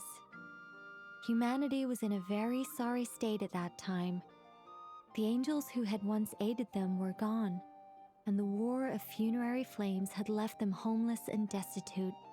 Just a second, I gotta ask. How relevant is all this history to the task at hand? Well, I mean, it's... Okay, it seems we've drifted into irrelevant narrative waters. It's been a while since I've had the chance to speak inside someone's head. As soon as I got started, I lost control and the words just flowed out like a waterfall. What I'm trying to say is... Right, yes, that's it. The relevant part is the ritual created by the Hyperboreans. The fact that they bypassed the false sky and saw the true moons implies that they successfully built a connection between Teyvat and the outside world, which means, with enough Kuvaki and a sufficiently stable connection, it should be feasible to send one person over the border. Okay, so they built some kind of portal? Oh, yes. A portal. Yes. Is something wrong? You sound disappointed. I just didn't expect you to summarize it so well. It turns out I could have said all that in one word, if only I'd managed to think of it. No, please, it's fine. This is invaluable knowledge. I'll be sure to record and preserve everything in writing. Oh, really? Well, in that case, I suppose I could backtrack and add some more detail. I did gloss over a few things so far. Whoa, time out. Let's summarize what we've got first. The Hyperboreans were the last ones to use this method, right? So we somehow need to find whatever structure they built and make sure there's enough Kuvaki to power it up. Luckily, we have the moon marrow of both the eternal and iridescent moons, so we're all good for Kuvaki. Which means the key issue we need to focus on is finding the place. Am I right so far? Yes.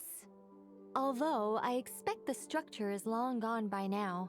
That said, what if we could take advantage of the phantoms to travel back to a time when it still existed?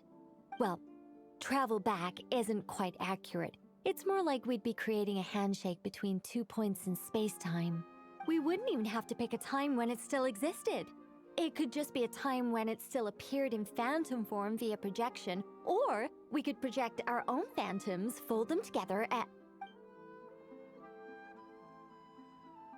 You look lost. Was that too hard to follow? Yeah, things got a little, technical there. Paimon's brain is reaching capacity. All right. Let me think about how to put this more simply. Okay, got it. Over the next few days, I'll search for phantoms that we can use. Once I find one that meets the criteria, I'll let you know and we'll regroup.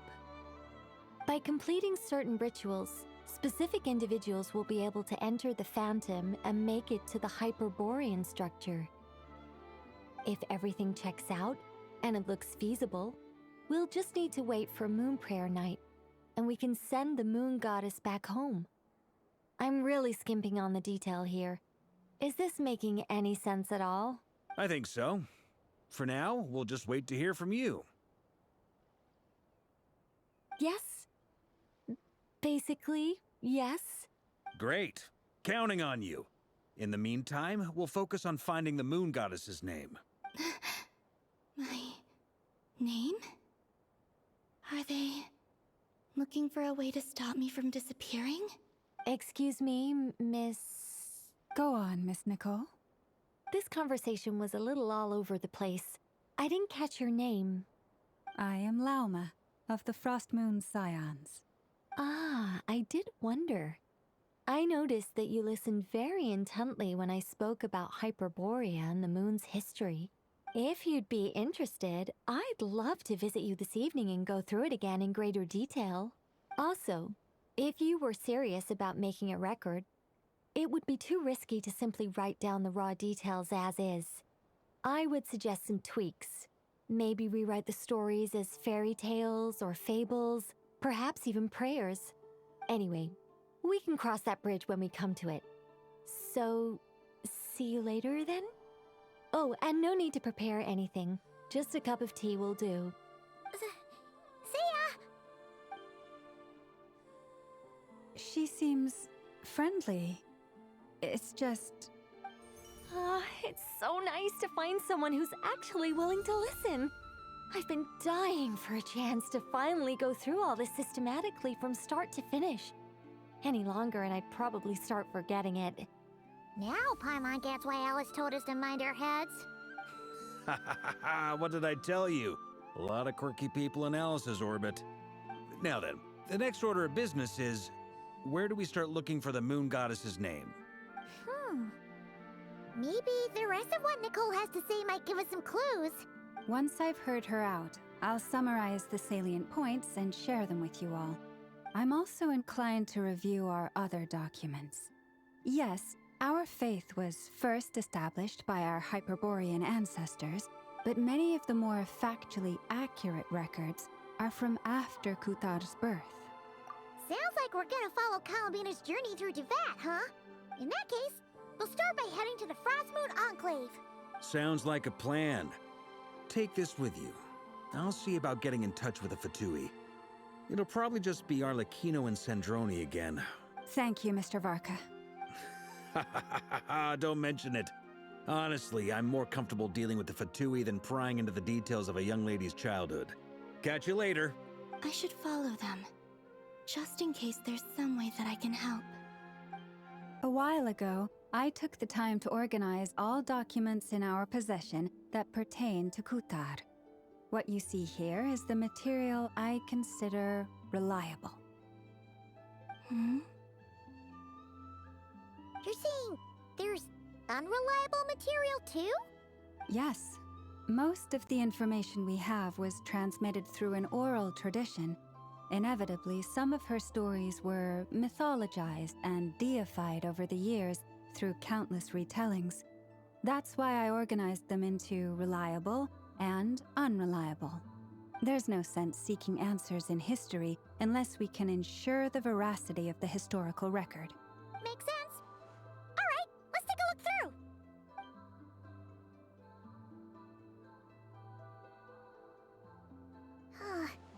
Almost all these records refer to Kutar instead of Columbina. Although neither of those is her real name. Paimon's not sure what point she's trying to make. What we can gather from these records is that the Frostmoon Scions worshipped her as a god, placing impossible expectations upon her. I cannot fault them for their earnest faith, but for all their devotion, worshipping her day in, day out changed nothing. I imagine that none of it resonated with Columbina. It wouldn't surprise me if, even back then, she had already begun to reject the name Kutar and everything it represented. Lauma speaks the truth. When I heard them call upon Kutar with hope and expectation in their voices, they may as well have been calling upon somebody else. Well, that's a bit complicated. I looked at the level of detail, perceived authenticity, prose style, and how realistic their portrayal of Kutar seemed to be. Amongst the Frostmoon Scions of today, only I know of her existence, and I alone have spoken to her face to face. As such, I know that there are certain things she simply would never do. That being said, I have sensed some changes in her lately. Changes? Me? Seems like this is getting us nowhere. For what it's worth, Why don't we check the unreliable sources too? Sure. Give me a moment.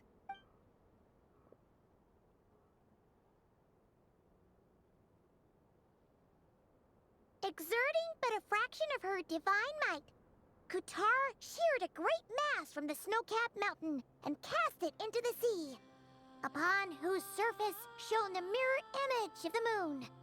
Thus was formed the island of Hisi. Yeah, right. That doesn't even begin to pass the sniff test. The 3 moons are naught but lies through and through. Only one moon has ever shone for us, and Kutar is her name. The vast majority of ancient texts are filled with fanciful tales like these. I trust you understand my criteria a little better now. Kutar did not speak, merely gazing into the distance in silence. And where her gaze landed, this was her prophecy. Clearly, whoever wrote this text never even met Kutar. Otherwise, they'd know that her eyes are always closed. What about you, Traveler? What are you reading? Come on, let Paimon see. The child wished to build a wooden nest with which to shield a fledgling bird from the cold. But being so young and lacking in strength, the child could not snap the branches from the trees. Kutar was passing by. Upon seeing the child, she summoned forth a Kuhenki, who built a beautiful nest for the child. I remember that. Not knowing the meaning of Kutar's divine intervention, the child dared not to respond, and thus ran home to call their parents. But Kutar was gone. The moon chanter declared the event a miracle and took the nest as a relic, placing it on high for all to see.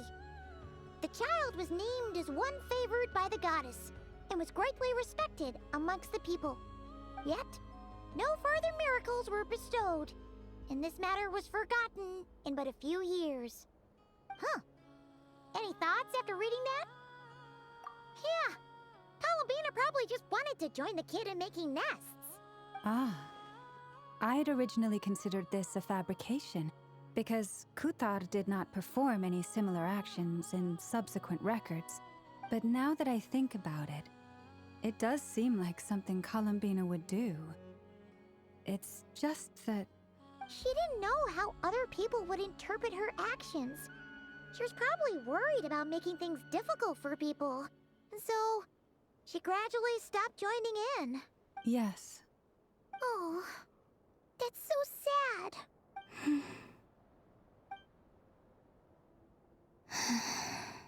And now, I can make no such gestures of warmth, even if I want to.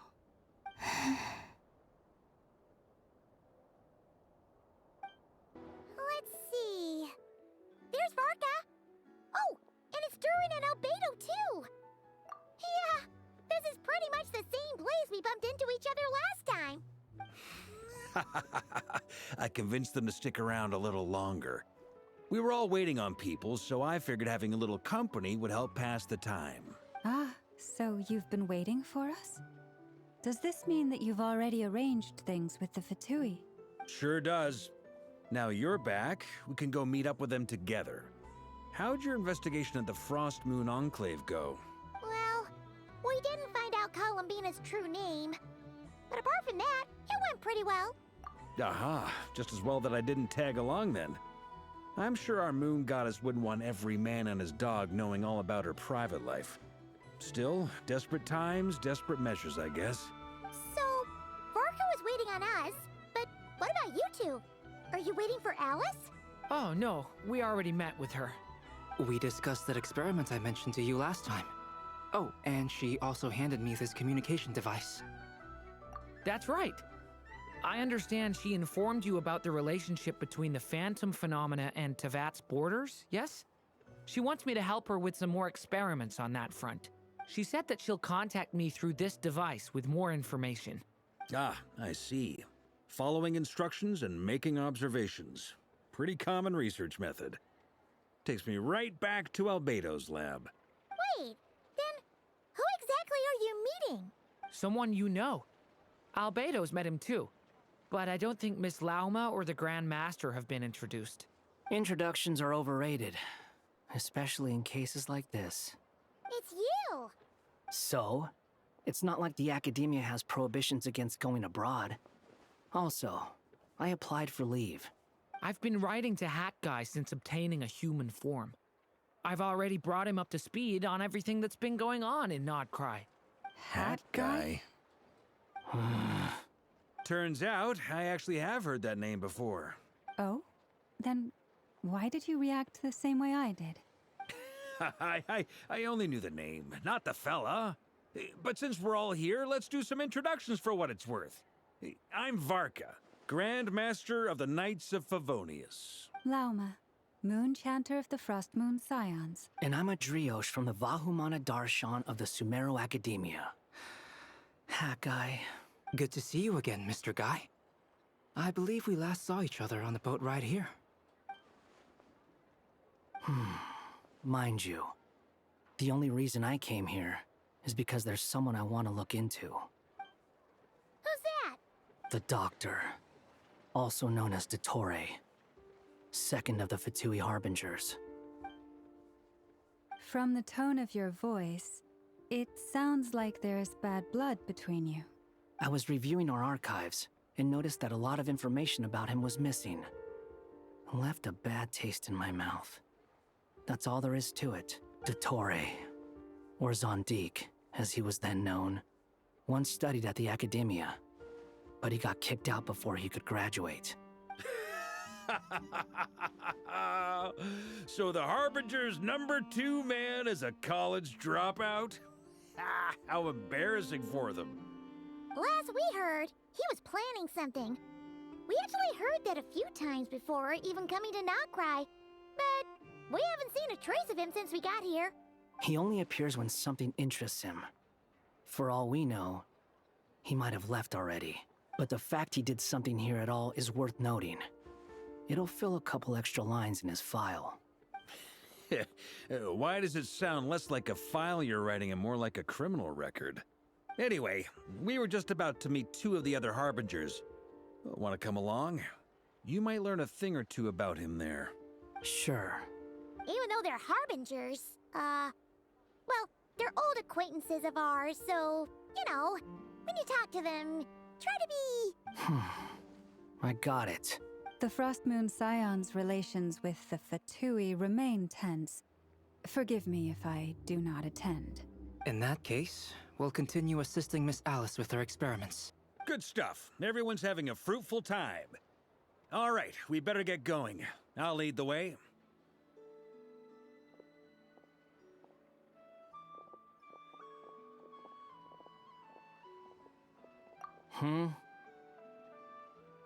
Well, yeah. That's obviously part of it. But I'm not the only one who has a score to settle with him. Neither you, nor Lesser Lord Kusanali, nor I want to see him meddling with things again. What's the hurry? Don't worry. Pigeons always know which way home is.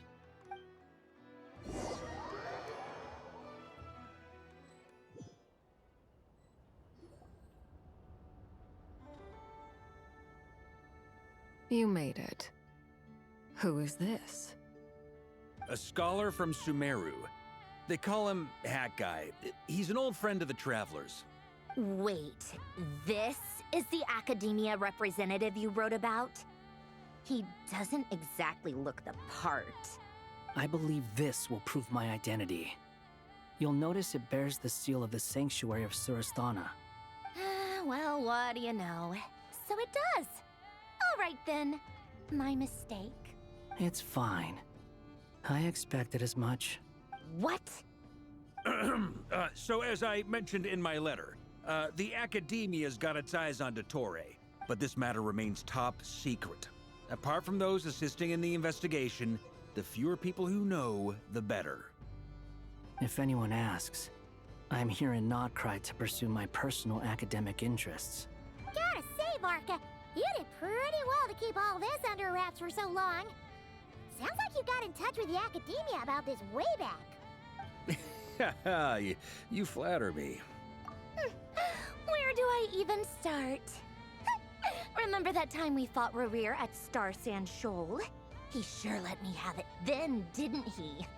I'll bet Dottore had that all sketched out, with me as his convenient little pawn. He could not care less about us if he tried, but hey! The feeling's mutual. Does Dottore really strike you as the sort who values his relationships with his colleagues? Fair point. Definitely not. Which is why I always keep my guard up whenever he starts making suspicious moves. To that extent, our motivations align. On top of which, I consider you trustworthy people.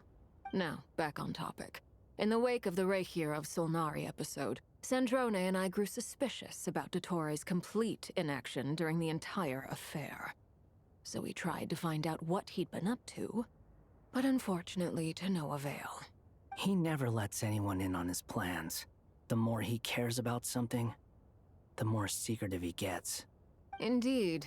Perhaps he believes that by keeping a low profile, he can avoid trouble. But that trick isn't going to work on his colleagues. Yeah, I mean, he's been researching the ancient moon's remnants. And he's been trying to get his paws on the moon marrows. Only an idiot would believe he doesn't have something more planned. With this in mind, I returned to Snezhnaya and relayed my thoughts to Her Majesty the Tsaritsa, entreating her to have him recalled. That's pretty direct. Did the Tsaritsa agree? Yes. I made it abundantly clear that the Fatui's business in Nodcry is almost concluded, and we do not need 3 harbingers in this territory. Her Majesty concurred. Accordingly, Dottore has returned at her orders. I imagine he is continuing with experiments, which no one besides he would ever have any interest in. Common sense might mean nothing to him, but he's not stupid. He knows that no good can come from opposing the Tsaritsa. Smarts alone won't get him all the way. He needs the Rooster's resources and Regrator's Mora, both of which the Tsaritsa can strip from him by waggling a finger. But doesn't he have a track record of publicly following orders while going against them in private? He probably has it down to a fine art by now. Wouldn't put it past him. We worked together on a research project once. Only briefly, but it was enough to show me that we're fundamentally different people. He has no interest in doing things methodically, stage by stage. His thoughts jump all over the place, and the moment his curiosity is satisfied, or he gets the results he wants, he disappears. The only similarity we share is that, once we set our minds on doing something, we will see it done, whatever it takes. Well, we definitely saw some of that in your battle with Rerir. You got so competitive. Ugh, do not remind me. Then I believe we all concur. Dottore will not simply give up. Fantastic. Now this is turning into a whole day of unpleasant memories. Ugh. Are you talking about the moon marrow stuff? He also strikes me as the kind of person to disregard experimental regulations, ruin all the equipment, and go way over budget. Then leave the first person he can find to deal with the fallout. Exactly. This one time, he was running some high-temperature experiment and the substance exploded. But does he care? No. He orders his subordinates to open the device so he can observe the results, which causes the gas inside to leak out. That gas was poisonous! If I hadn't been there, who knows how many people might have died? And after all that, he left, while I was still cleaning up after his mess. What a waste of time, he said. Waste of time? The nerve! He wasted my time! You've been bottling that up for a while, huh? Hat guy, I must say, you seem awfully familiar with internal Fatui affairs. Especially when it comes to Dottore. Thank you, Lady Harbingers, for providing such valuable information. I have no other questions for now, so I'll be on my way. Wait, what? You're just gonna leave? You're welcome to join if you want. Ugh. Just when Paimon thought he'd finally mellowed out. He makes quite the impression. I'll say. I've met tons of headstrong people, but not many of them would join me in bad-mouthing Dottore. Anyway, back to the main agenda. Barca, you said that Columbina has gone missing? Or rather, disappeared. Yeah. We're working on building a connection between her and this world. The simplest method is to find out her real name. I've actually asked her that question before, but she said she didn't know. Considering our relationship, I doubt she was lying to me. As far as I recall, she was never dispatched by Her Majesty to claim a gnosis or anything like that. The Tsaritsa's plans had long contained a place specifically for her. I always thought that was weird. What could she do that the rest of us couldn't? Knowing what we do now, it's probably something related to Kavaki, right? More than likely. When she first arrived, Columbina would often go to Her Majesty and ask when she could start the task assigned to her. But Her Majesty always gave the same reply. The time has not yet come. So she spent her days in Snezhnaya doing basically nothing. The Tsaritsa has summoned a beautiful blind maiden to be a harbinger, giving her the third seat by virtue only of her enchanting voice. It was a dumb and stupid rumor, but the reality of the situation made it hard to refute. And what happened after that? I imagine she stopped caring. She no longer seemed to care why she had been recruited, and Her Majesty never gave her any missions. So she just continued to sing in the flower garden. For my part, I was busy. So busy, in fact, that watching someone be that idol had me fuming. But still, I got the sense that she had long been used to a life of other people claiming she was needed when she wasn't. I just felt that having a place to stay would cost me something eventually. And so I waited quietly for the day that I would have to pay the price. And on the other end of that spectrum, you had me.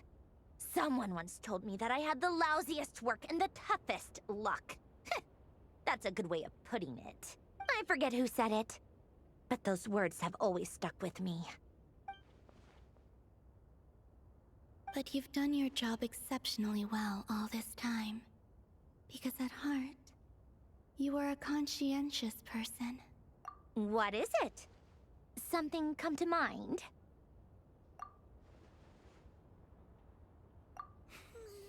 That makes sense. Nothing screams you are needed like your name shouted from across the town. Well, good luck with it. But if you ask me, Columbina is still the most shoutable name. I'm just so used to it now. After all the arguments we've had, I can't be bothered trying to remember another name for her. Nor I. Sandrone. Harlequino.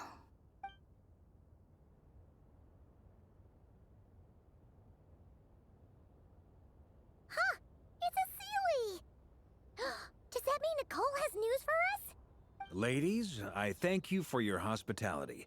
If the chance ever comes up, I definitely owe you both a drink sometime. I'm sure it will.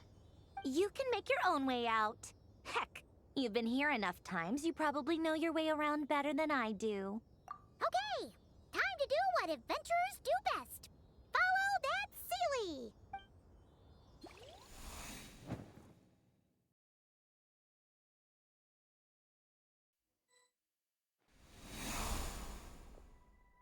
Here you are.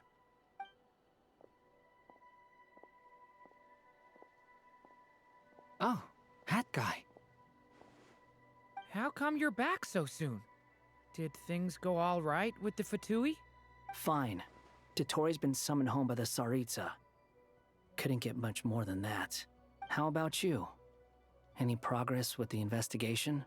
Unfortunately not. We've tried everything. Different phantoms, different locations, different points in history. But the results are the same each time. Abyssal monsters roaming the land. People crying out in despair, with no hope of being rescued. Every time I see it, I can't help but think, is this what it was like in Mondstadt when Dragonspine Durin attacked? And if I fail in the task I've been given, will I create yet another tragedy? That's just meaningless speculation. When we encountered similar phenomena previously, I tried to interfere with those illusions, using sounds and lights to guide them. However, we could not change their fates. At most, we were able to extend their existences. The events of the past are like fate that has been written into Irminsul. There isn't a living thing in Tevat that can escape its past. But Miss Alice instructed us to try to find ways to change the outcome that these phantoms face. It's an impossible task. Can't you just refuse? Since she asked us to do this, I feel like it can't truly be impossible. Or if it is, well, mages can make the impossible possible. I could not have been born as Durin otherwise. But you also said that your past 39 attempts were fruitless. That's true. But you're still going. Yes. After this many futile attempts, surely you realize that you're not doing this because you still believe what some mage told you.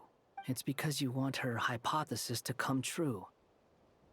It's something you wish for deep inside. So, think for yourself about what you want to do.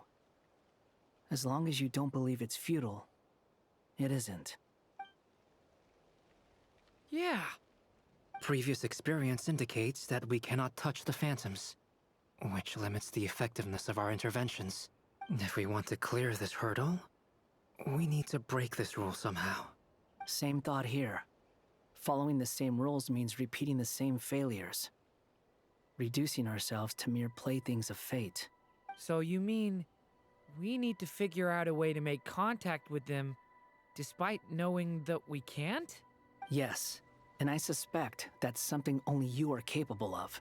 Everything in Tevat is logged in Irminsul, but the withering that once occurred in Sumeru was a sign that the Great World Tree was being corrupted. This corruption allowed things that should not have existed in Tevat to appear. This is tantamount to rewriting reality to an... You're saying abyssal power might be able to affect those phantoms? No one's ever tried it before. If you're gonna try it, it'll take courage. And you have to be confident that you can control it. Is anyone there? Has anyone seen my daughter? She's missing. I have to find her. I hear someone inside. Spargana? Are you in there? Ah! If I can use my abyssal powers to warn him that there is danger here, maybe it'll change his decision. Yes. The important thing is not the nature of the power, but rather how you use it. To intimidate and obstruct. Sounds about right for the Abyss. Let me try. I should be able to influence that thing. Have you seen a little girl? What? This isn't the time for that! Just run!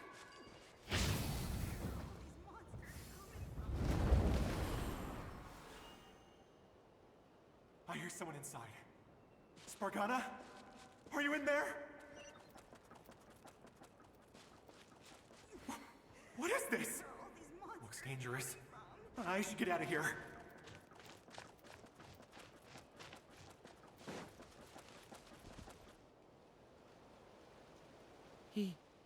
He really left. Ha!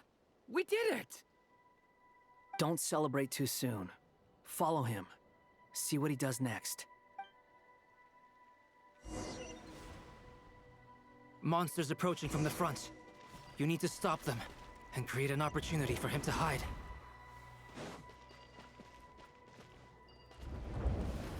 No! There's monsters ahead!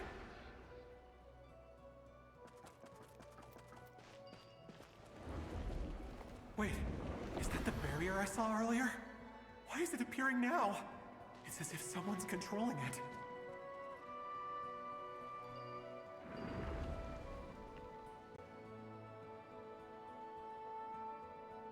The monsters are gone.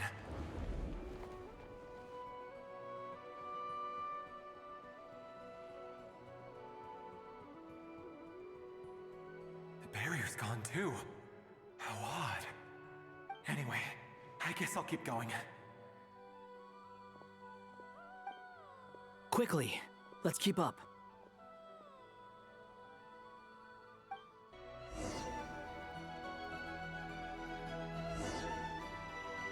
there was someone else here? Don't go any further. We've got anti-monster traps laid out everywhere. But my daughter must just be up ahead. I have to go.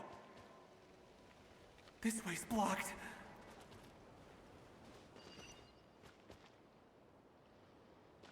We might be able to use the explosives over there, but we need to take care not to hurt him. I'll use the barrier to keep him at a safe distance. This barrier seems to be helping me somehow.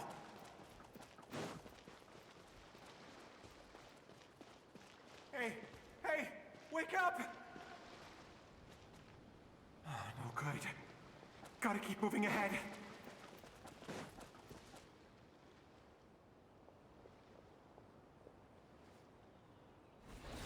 So many monsters!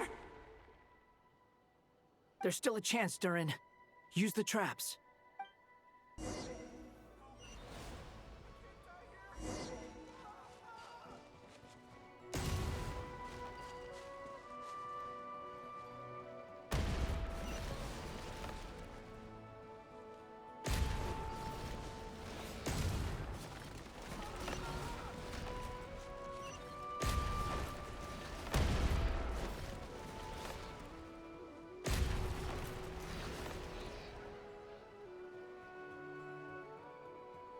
This is a new development. I've never seen this happen before. We might just be able to save this person.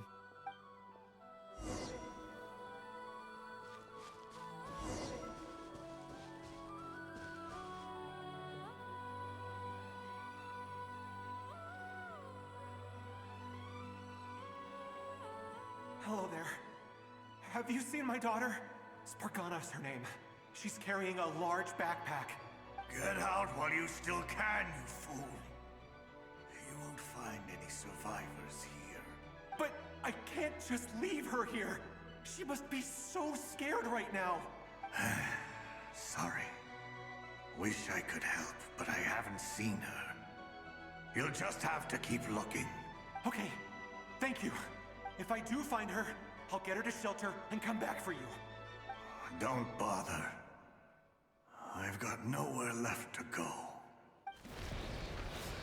What's that noise? Monster! No, if he goes inside, he'll be walking into a trap. Let's try this once more.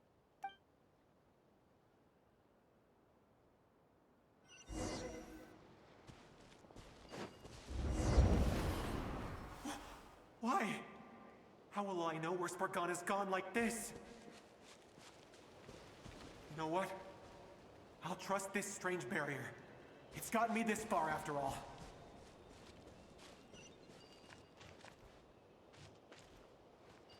What? What's this? Hey! Let us out!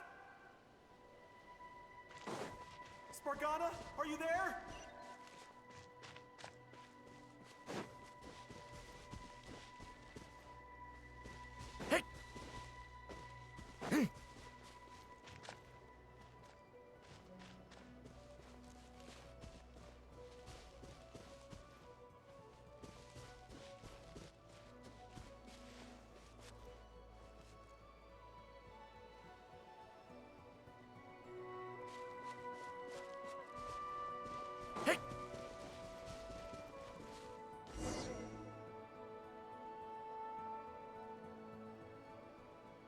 Huh?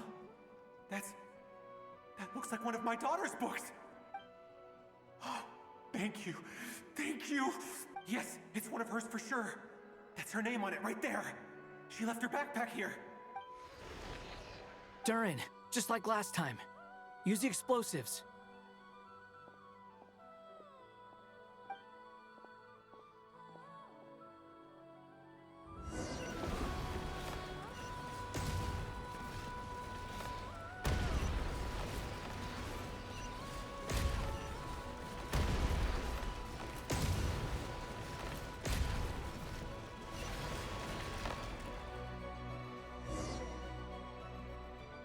It won't work. There's not enough left. If he makes it in, he'll die. But then, this clue could be the key to him finding his daughter. It might not be the only one. Better he misses that clue then loses his life. I guess so.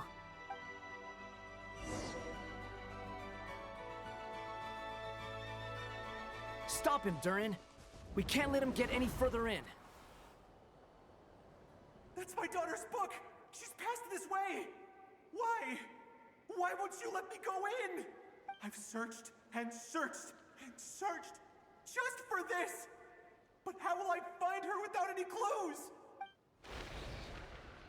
I no longer have anywhere else to go.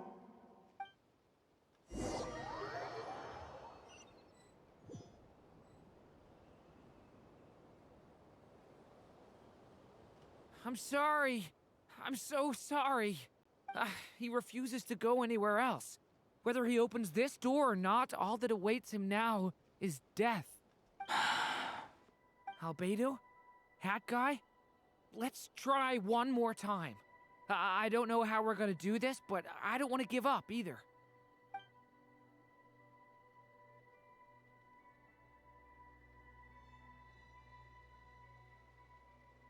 Why am I here? What's going on? All these scenes running through my head. Where are they from? Huh? What's going on? His reactions have changed. How many times have I... What's happening to me? Huh? Wait. Who are you? You can see us now? I feel like I always could, but that I only just realized you were there. I'm sorry, I don't know how to describe what I'm feeling. But you were the ones guiding me using that marked barrier, right?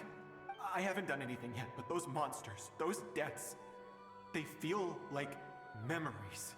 Like things I really did experience. I won't find my daughter. In fact, I'll ultimately die trying to find her.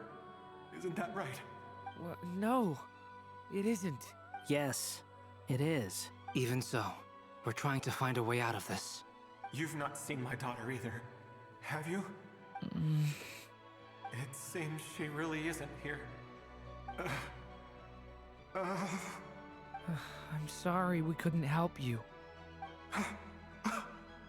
I'm just tired. Maybe this is destiny. Maybe it doesn't matter how hard I search. How long do I have left? Experience says 15 to 20 minutes. 15 to 20. Thank you for all your help. Let's rest a while. You look exhausted too. Now's not the time for you to start pitying us. It's not pity. I'm just realizing that I've only got 10 or so minutes left. You know?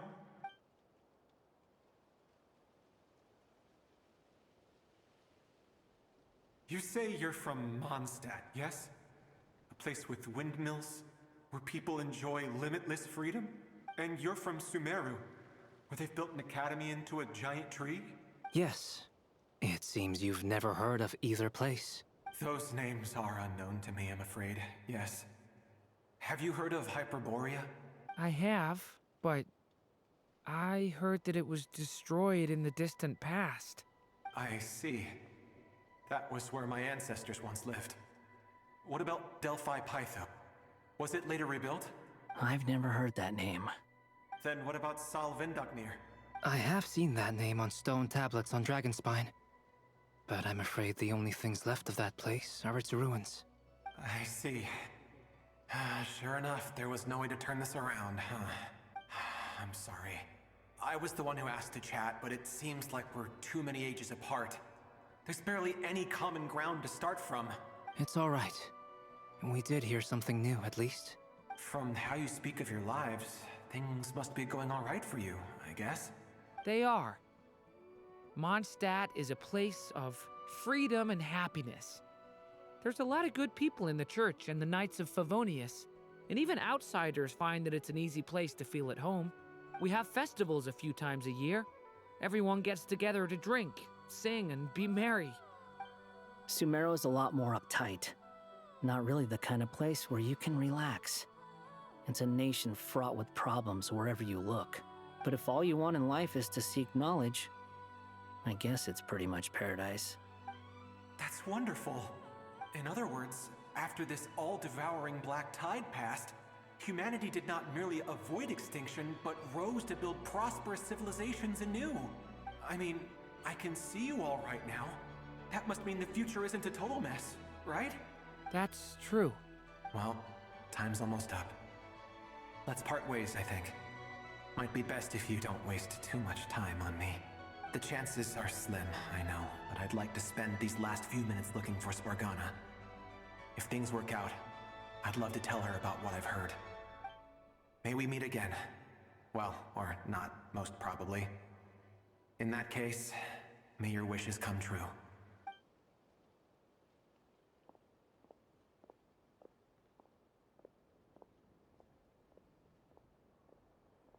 He's gone.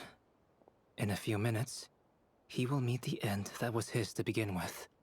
The ending of this tale did not change, but I believe that we've just made the most progress we have yet. May your wishes come true. If only it were so simple. Hat guy, could I ask you a question? You've never talked about your past. It seems complicated, and it weighs heavily on you, too. Would you be willing to tell me about it? I mean, sometimes it's better to get things out in the open. Take that guy we try to help, for instance. At least he said goodbye with a smile, right? I know about Albedo's past. Our experiences are very similar, and he created me. As for you, you're my first friend, and you've witnessed every step I've taken. But by comparison, I know nothing about you. Either way, I mean, we're still best friends. But if I knew more about you, I might understand your thoughts a bit better. I've told you about myself. I'm a student at the academia. And what did you do before that? Prepared for the entrance exam? All right.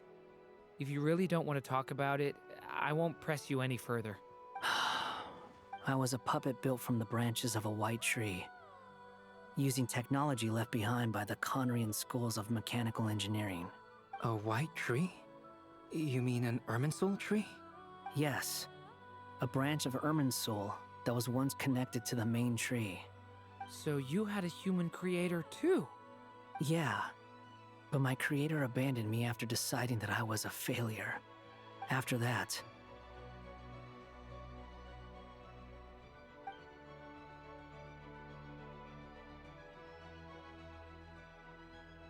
Durin. Resisting the influence of the Abyss, suppressing the urge to destroy, trying to do the right thing. None of these things are easy, but no matter how hard they are, trying to rewrite past wrongs is far harder. You asked me if you would create a new tragedy if you failed.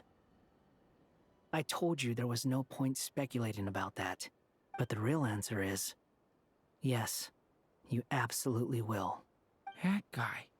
But at least you've got people here to help steer you away from the wrong path. So, just keep aiming towards the light. I will. I promise. All right. Break time's over. Hello? Durin speaking. Hello, friends. It's me. What have you been up to, I'm detecting some unmistakable fluctuations here at the border. The amplitude isn't particularly high, but they're completely different signals from the ones before, and the scale is comparable to those I've detected previously. Alice, we were unable to save that person. However, he appears to have retained a portion of the memories gained through that cycle, and was able to hold a conversation with us. I see. Well, that is rather odd indeed. It definitely merits further attention. Could I trouble you to keep trying the same approach? I need to gather some more data. Counting on you. I should probably have Nicole come and check this out as well.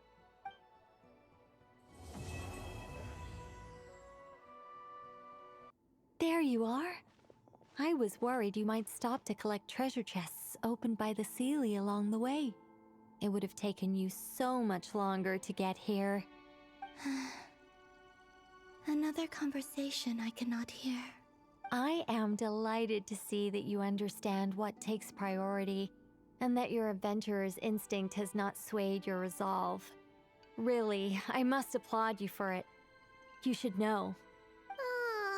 Paimon's head. Okay, I'll try and keep it short. My senses are telling me that this is where we shall find the entrance to the ruins. Oh, cool! Well, what are we waiting for? Let's open it up and see! Patience. This was a sanctuary of great importance to the Hyperboreans. A special process is required to open the gate. Oh! Like the place that housed the Eternal Moon's Marrow? Okay, so what's the plan? Need us to do anything? And just the short version, if you can. Ah. All right then. I was planning to start with some background on the invention of these techniques. Are you sure you don't want to hear it? It's quite informative. Remember what you were saying about priorities? Fine. Simply put, we need 3 human representatives to successfully undergo a process of Kuvaki resonance. Think of it as a test from the 3 moon goddesses to see if the entrants are qualified, with the most recognizable qualification being Kuvaki. Pretty sure Lauma would ace that test. Oh, wait. But we need 3 people. I also have no doubt that the Moon Chanter would be qualified, but we would need 2 other people with the same constitution. Therefore, the most feasible method is not so much to follow the rules, but to figure out how the test functions and find a workaround. I've done some research, and it turns out the mechanism is rather crude. We'll simply need humans to stand before it who have sufficient Kuvaki energy within them. I'm with you so far. How do we get the Kuvaki in them? The easiest way would be transfusion. Take some Kuvaki from Nodcry's soil, put it into the bloodstream, and get it circulating in the body. So we're going to cheat on the test? Precisely. There are other methods, but this is the simplest one. Cheating the system is much easier than trying to hide from it. Huh? Sorry? Does the idea of cheating upset you, Miss Lauma? No, that's not it. I suddenly had an idea. Oh, what is it? It's about Moon Prayer Night. I figured out a way for Kutar to join in the festivities. Huh? But as Paimon said, we need to have our priorities straight. Let's get back to the test. I'll follow up with Nefer on the festival arrangements. Oh, okay. Anyway, is this really the best method we have? A Kuvaki transfusion sounds dangerous, no matter how you slice it. If you think that's dangerous, wait till you hear the other methods. I'd be more than happy to go through them if you'd like. There are several. No need, we're good. Let's go with this one. Very well. Kuvaki transfusion it is. Now, I should mention that the risks can be greater or lower depending on individual compatibility. It would be rash to simply infuse the Kuvaki and hope for the best. If the body rejects it, the reaction can be quite severe. The symptoms are similar to another condition that some people living here suffer from, known as congenital Kuvaki sensitivity. So, before we execute our plan, I will perform a simple test of my own to see who is compatible and who is not. Once that is done, we will have to complete the resonance process as rapidly as possible. The participants must remain stationary while the Kuvaki circulates and bonds with them, and they mustn't eat or drink anything. What? No eating or drinking? That's some hardcore fasting. They'll all be monks by the time they're through. 3 days. Oh, that's so long! And we still need to find 2 more people who are not just compatible, but also willing to volunteer. Fasting? What are they talking about? Really? Don't you want to think this through? Haha, count me in too.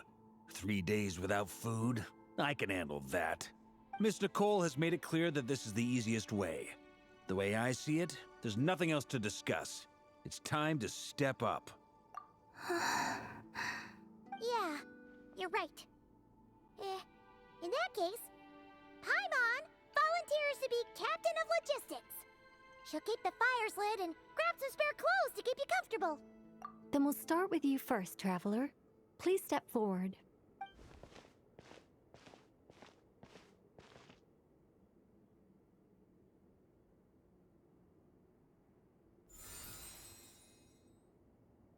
How's it going? Do you feel anything? How about now?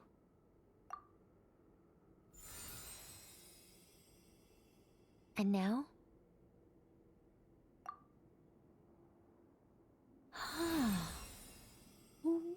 What about now?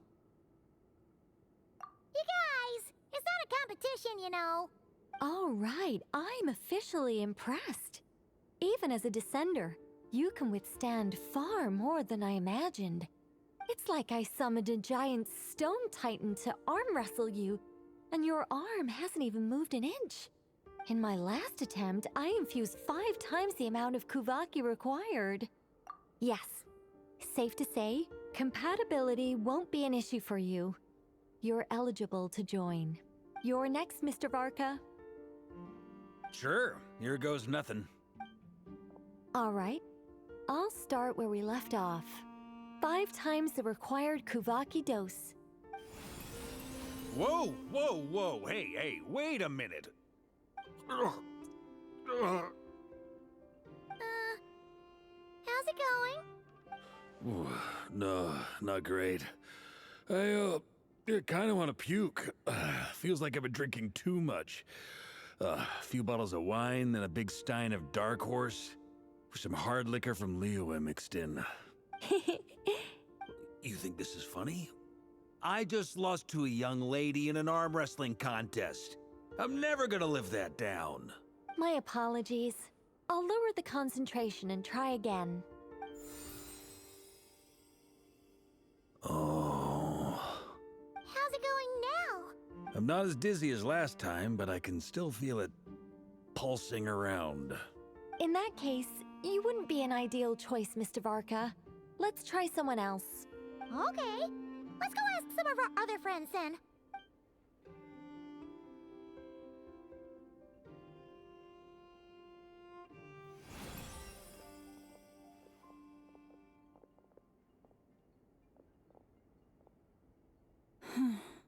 No surprises here, Miss Moonchanter.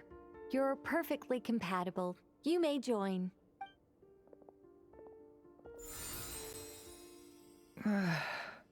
I'm getting a slight headache.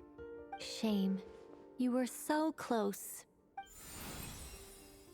Whoa! Time itching all over! Allergic reaction. We can't have that.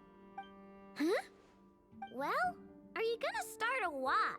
The Hexenzirkel is an organization that cares for and protects children. We will not have them do dangerous things. Not even tests.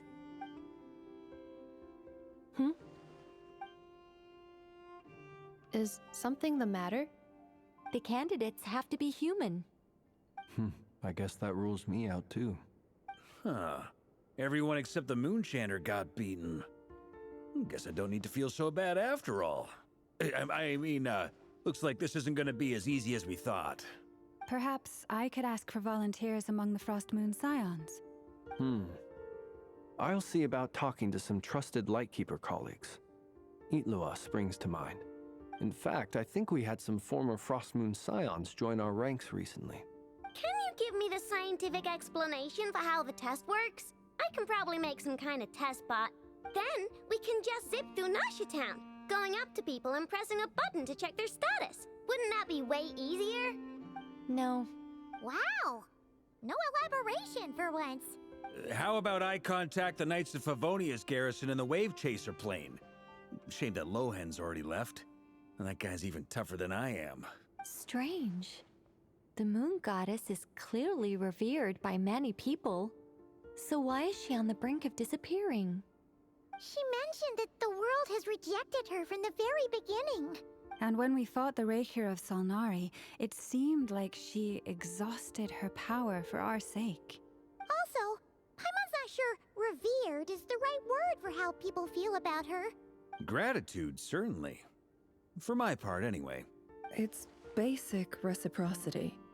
She helped us, so she deserves our help in return. Yeah. Even though she looked like she didn't care, she still saved a ton of people, including me. A review of the relevant data leads me to conclude that Miss Columbina is a good person. Yep, you bet. They really think so? I'm super surprised that Columbina isn't her actual name, though. I think it really suits her. It's light and graceful and... yeah, just a really pretty name. I know, right? Unfortunately, that's not our decision to make. Columbina. That was the code name the Fatui gave me. But it also came up in the song I heard when I was born. But... is that really all there is to it? What do I truly think of my own name? Is there anyone left who will still call me by that name?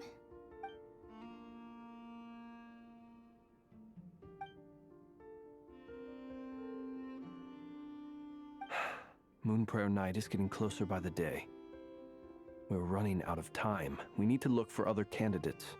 Then allow me to try. Huh? What are you doing here? You contacted your friends via the Adventurers Guild. Sandrone has been keeping an eye out for something like that, so she informed me. Since I have the ability to accommodate a moon marrow, I should prove to be a suitable candidate.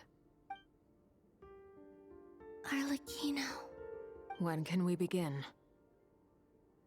I see. We can begin right away.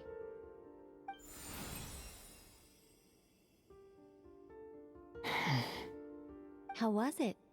Did you feel any discomfort? Not at all. Then it seems we shan't need to look for additional candidates after all. Great! Cool. All right, like Paimon said, the rest of us can take turns making sure the three of them stay warm and comfy. Then, my job is to take care of the caretakers. I will ensure everyone receives food and accommodation. I'm ready as well.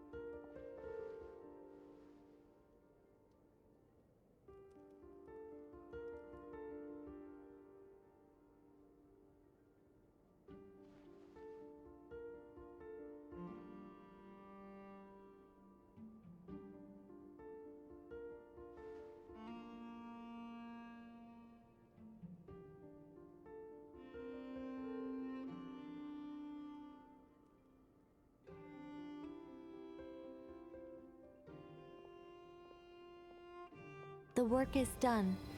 The sacred scroll shut. The stars grow dim, the people silent. The white sun sets, the silver moon rises. O path to the temple, appear now before us.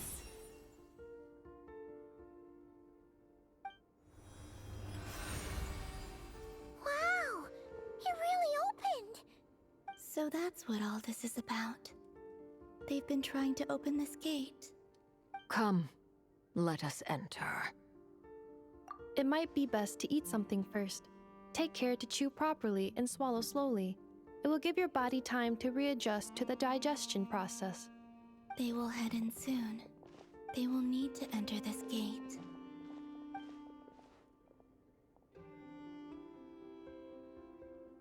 Huh? I cannot pass through. Is it because I have no physical body? It has been 3 days. My strength has all but completely faded. Can I really hold on until Moonprayer night?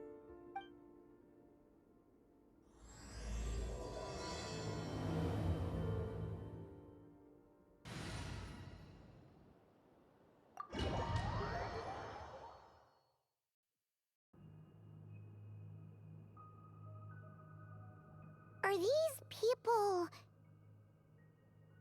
Judging by their clothes, they appear to be phantom Hyperboreans from the distant past. That could mean they have some clues about the moon goddess's name, right?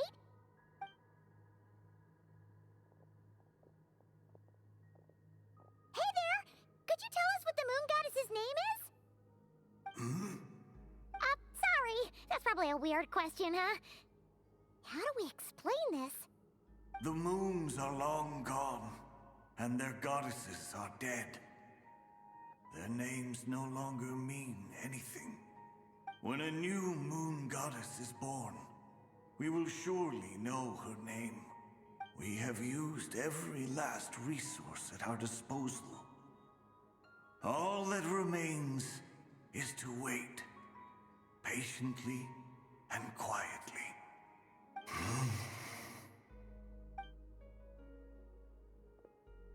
Were the people of the past all this devout? It looks like this phantom doesn't intend to converse with us any further. Surely the new moon goddess he speaks of must be Columbina. Alas, Kutar's birth came long after the age in which he lived. But, maybe if we find a phantom from a more recent age, they might know Columbina's real name. True. Keep an eye out. We should be able to tell which era they're from by the clothes they wear. Yeah, you've been pretty talkative this whole time. What changed? Oh, nothing. I'm fine. You all make good points. When the Hyperboreans speak of moon goddesses, they mean the three from truly ancient times. I can't imagine they would know anything about our current moon goddess. There once was a time when the moon goddesses blessed them greatly and protected them from harm. So, when the war between the gods and dragons plunged the world into chaos, it seems they looked once more to the moons for help, praying for a new goddess to be born. Yeah, that checks out. Let's continue on. Who knows what else we may discover?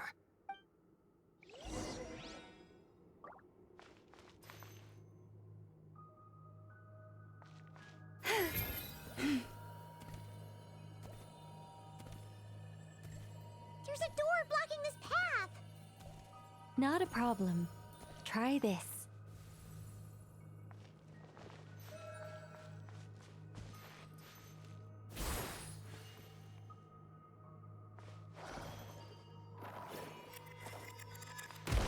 Whoa! How did that door suddenly collapse? This device was maintaining the door's integrity.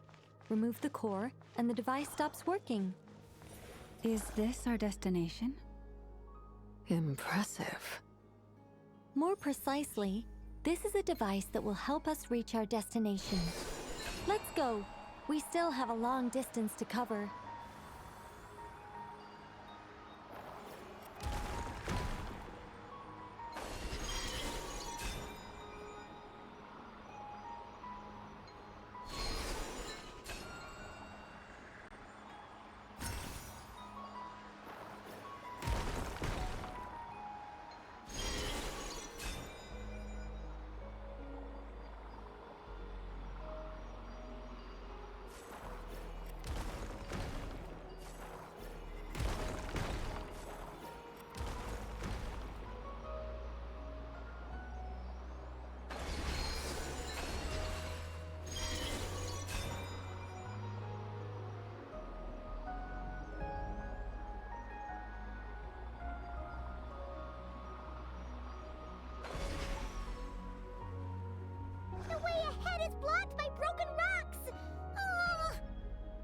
Let's try that device again. Remember the door from earlier?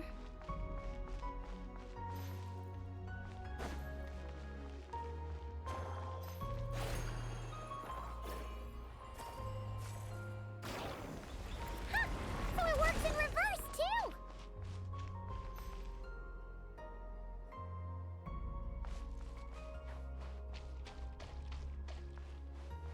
The humans we see are all phantoms, but the monsters are real. What a fascinating place. There'll be plenty of time to admire it later.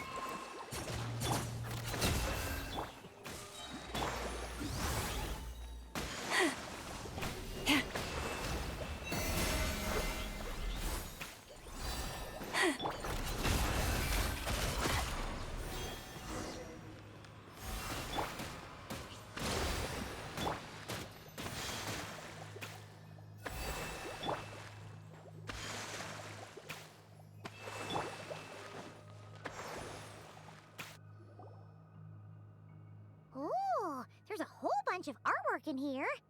Seems pretty old. Nicole, this is probably your area of expertise. What do all these paintings mean? Let me see. To understand these murals requires some knowledge of the history surrounding the War of Funerary Flame. I shared a little of this with Lauma before. Yes, I think I follow. The dispute between the Moon Sisters, the transformation by Nibelung. Oh no, it's no trouble. I'd be delighted to share the tale again. Alright then. Tevat's 3 moons and their goddesses were brought into being by the will of Nibelung, the then ruler of Tevat. But when the heavenly principles came, they changed the world completely, down to its very foundations. The moon goddesses were nowhere near strong enough to challenge this entity. But the heavenly principles did not view them as heretical entities that had to be removed.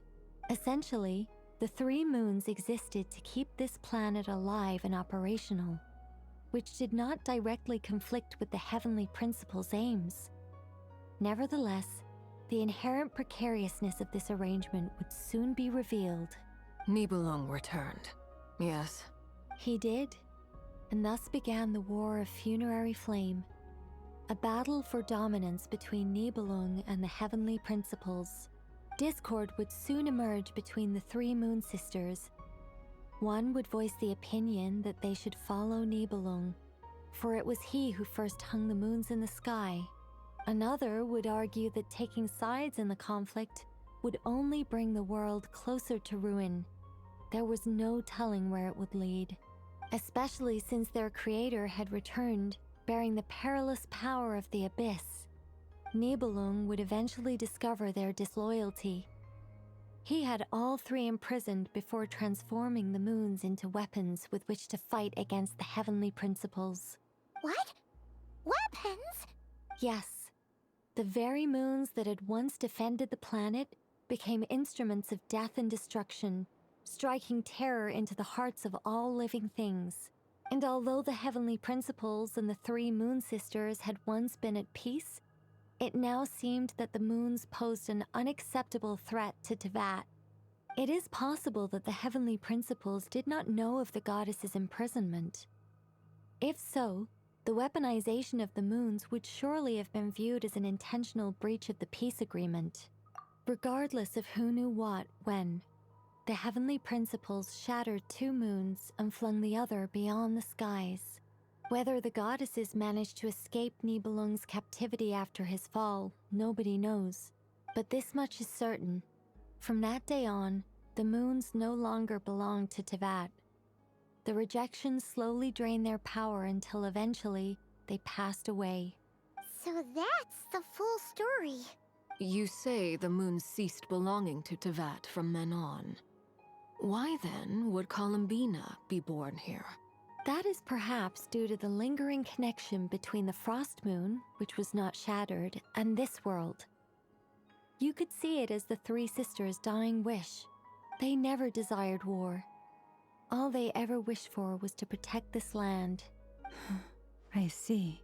If the final fate of the 3 goddesses is as you say, then Columbina faces the same grave danger. Our investigation has yet to bear fruit. We must hurry. Yeah, you're right. Let's keep going.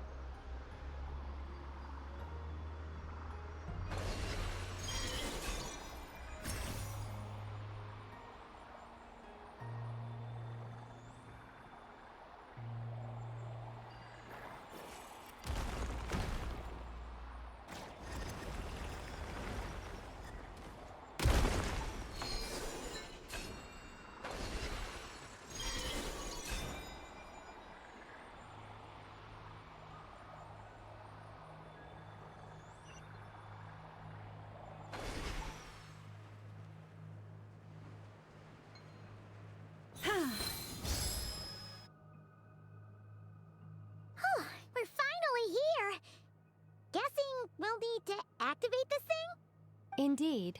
I was a little worried about that at first, but as we got closer, I sensed that the Kuvaki within it flows unimpeded. It should be functioning normally. The only issue is how to activate it. It's looking a little worse for wear. What about the cores from some of the other devices we've seen? Can we repair it using those? In all likelihood, yes. I imagine that would have been the Hyperborean's backup plan. Let's look for some cores.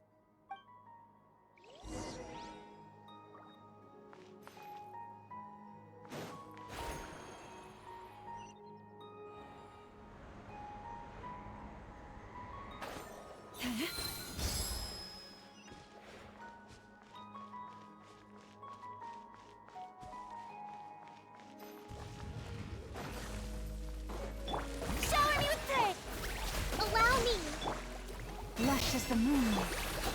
It all falls into place.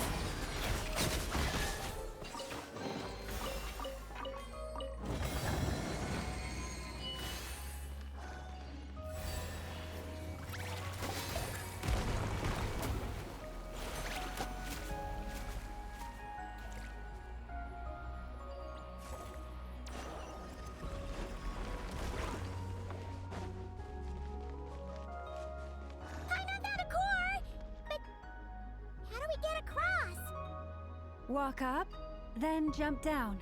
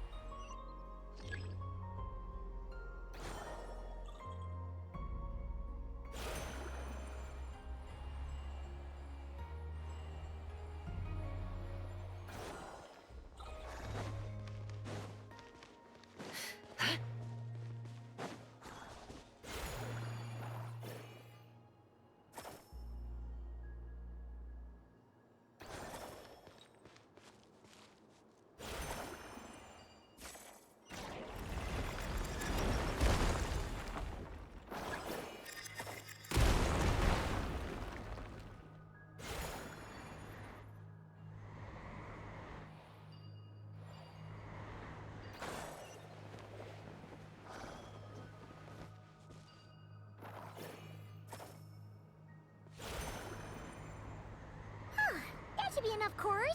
Let's head back.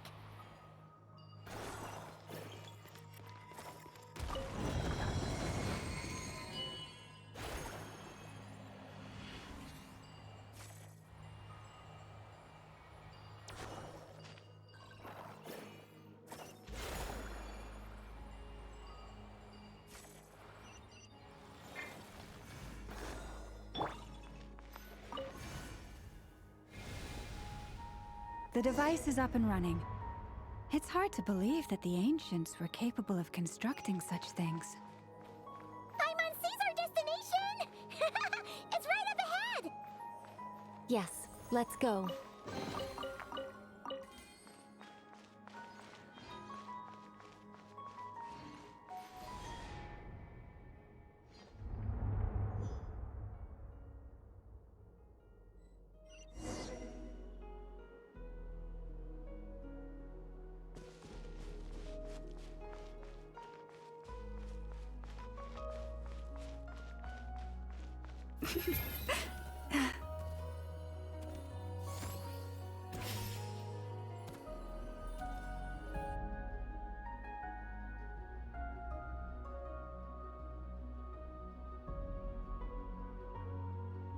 This is where the people of Hyperborea communicated with the moons.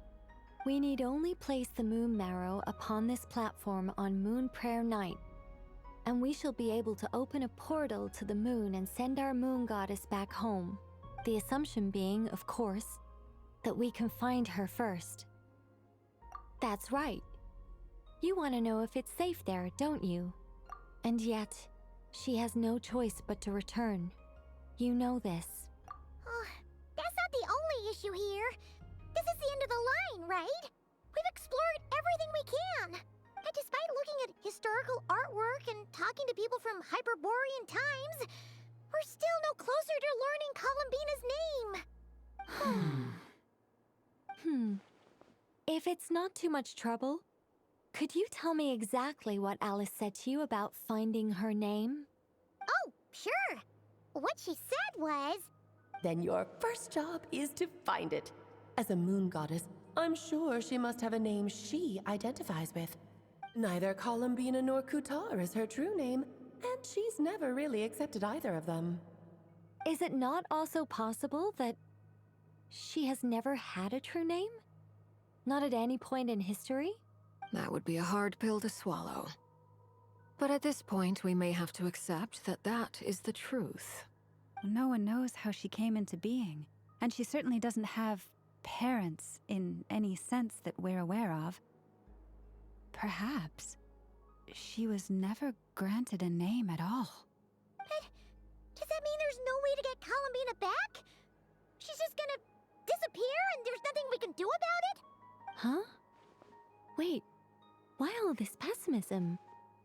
Was it the way I phrased this question? You all seem to be taking this in completely the wrong way. Well, just because she's never had a real name in the past doesn't mean she can't have one now. What? Think about what Alice said again. She never once said that you'd have to find a new name, did she? Are you saying what I think you're saying? Yes. Names are anchors that connect us to the world. If she doesn't have one already, then all we have to do is create one, no? It's like... yes. Traveler, when you first arrived in Teyvat, do you think you would have turned around if someone behind you shouted, "Hey, Hermione"? But what about now? I understand what you mean. Life is a long journey. Even the friends and family by our side can change over time. When people call you by different names, what matters isn't so much the words themselves, but what they symbolize. And of course, whether that resonates with you. Lumine. So, close your eyes and picture the moon goddess in your mind. If you were to call out to her in this moment, what would you say?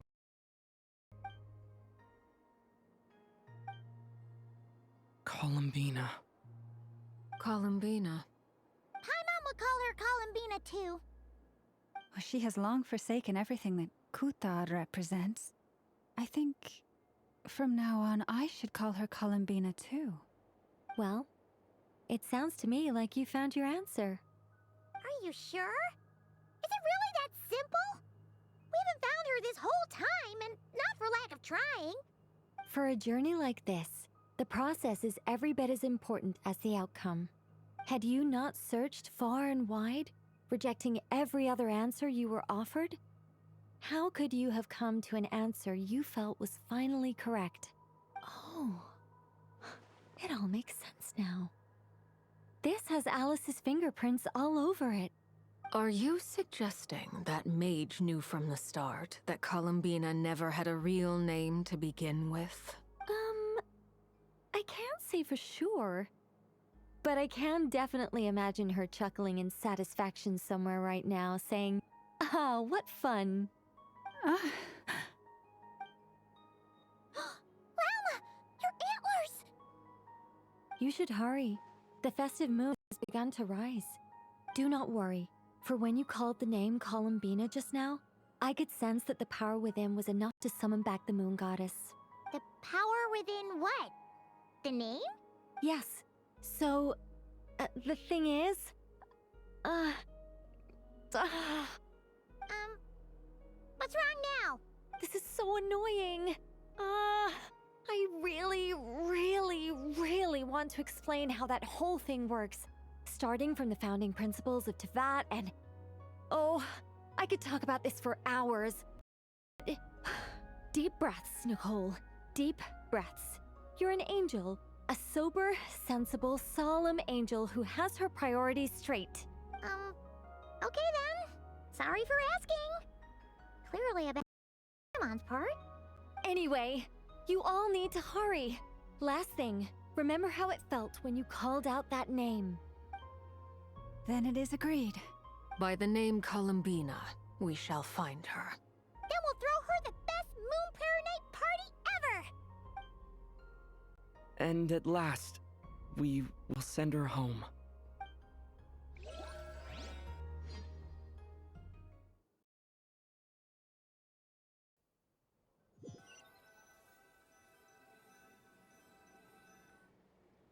I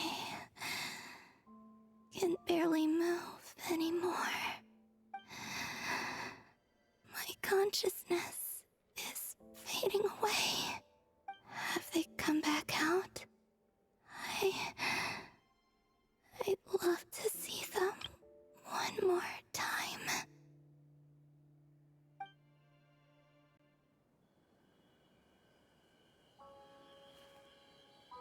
They didn't make it.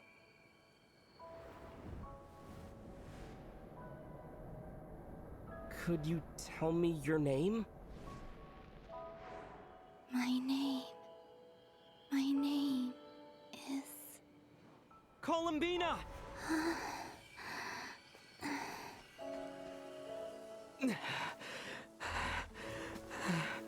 Columbina! Are you here? Columbina! That's the name you gave when we first met. And it's what I've called you ever since. Columbina. It's a fine name. I have many fond memories of Columbina, and so do all of your friends.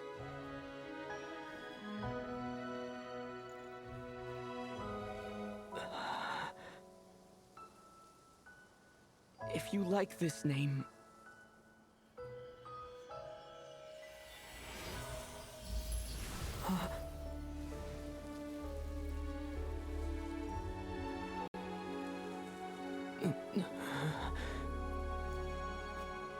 Looking for me? I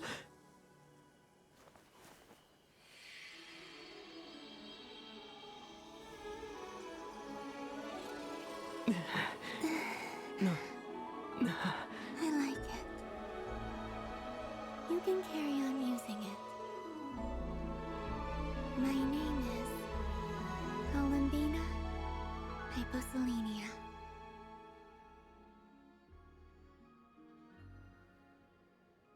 Columbina Hyposelenia. That's a wonderful name. I never thought that Columbina would become my real name. But after I met you and my other friends, the things that this name stood for slowly began to change.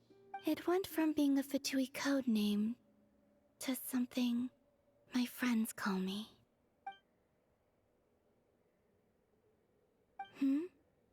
What is it? Why aren't you saying anything?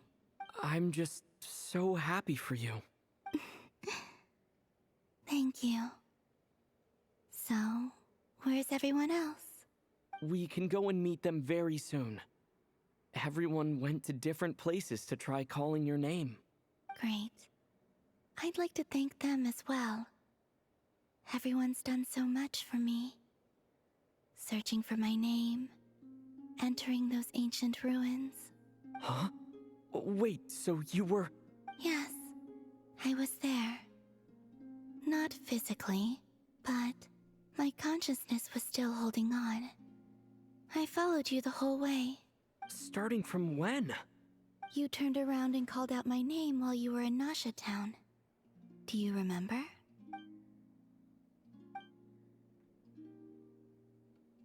Let's go. We don't want to keep them waiting. Sure. In that case, come with me. But... Before that, could you call my name one more time? Sure. Come with me, Columbina Hyposelenia.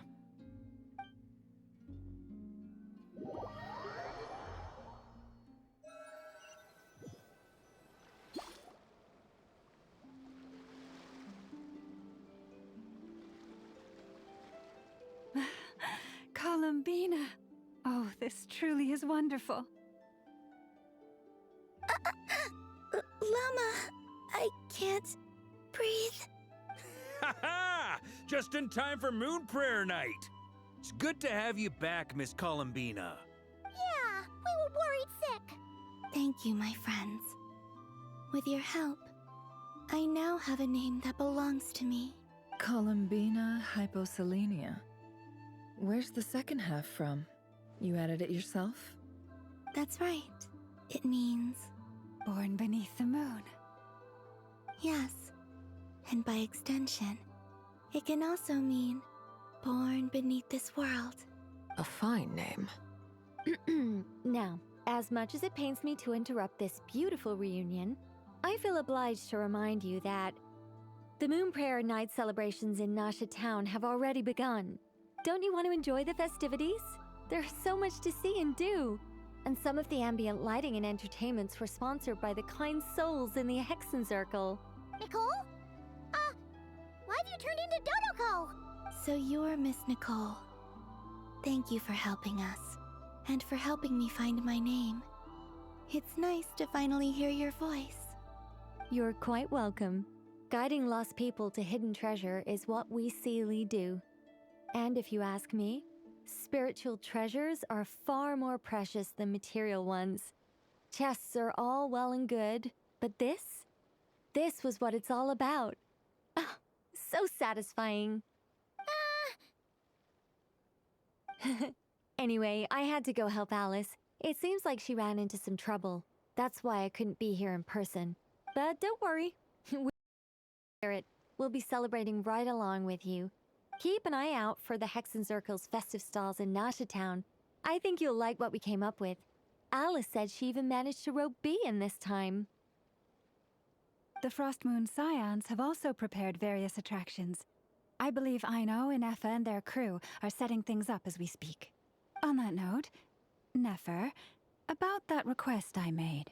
It's all in hand. Yehoda is on site to ensure that everything goes off without a hitch. Wonderful. In that case, Traveler? Huh?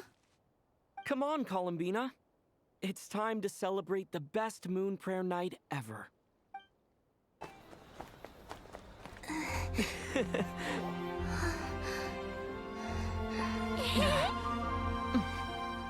Hey, young lady. Would you like some Moon Prayer Night candy? Happy Moon Prayer Night. Oh, yeah. I almost forgot to say. Welcome home, Moon Goddess.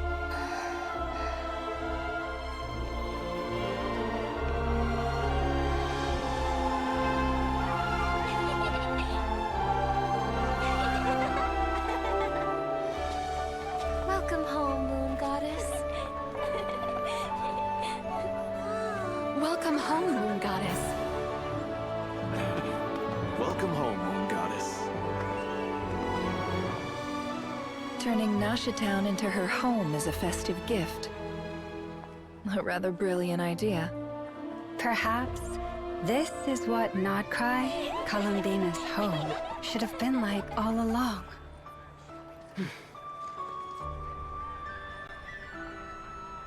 Thank you for the gift.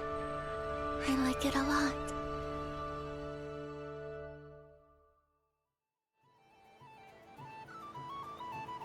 This feels like the surprise of my life. I do. I never imagined I'd ever get to enjoy Moon Prayer Night with everyone so freely. If you're happy, we're happy. Quite a strategy you came up with. Hide the tree in the forest. It's not your usual style, Lauma. Is there something about Moon Prayer Night that enhances what's in your head as well as the antlers on top? Apparently so. It even inspired a perennial penny pincher to use their resources for a greater cause. It truly is a magical festival.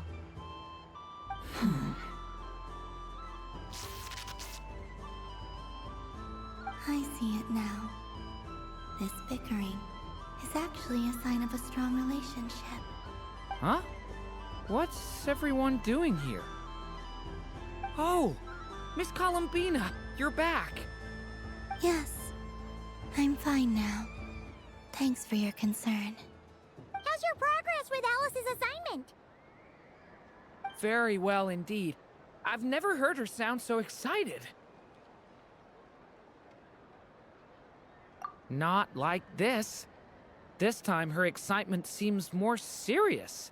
Seems like she's had a major breakthrough. She said she'll contact us once she knows more. In the meantime, we're free to relax and have some fun. Enjoy the time off while it lasts. I have a feeling that our next task won't be so simple.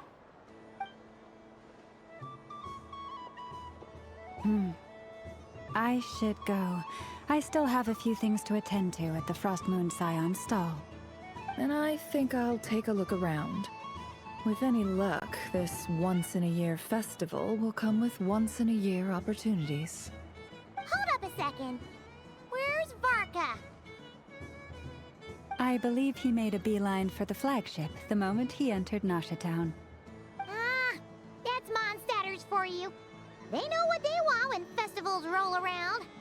Goodbye for now, Columbina.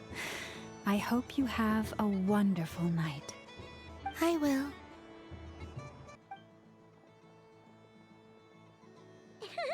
Well, in that case, don't just stand there. Get out there and have some fun. You'll definitely get a warm welcome at every stall. Oh, also, take this map with you. It's a guide to the festival.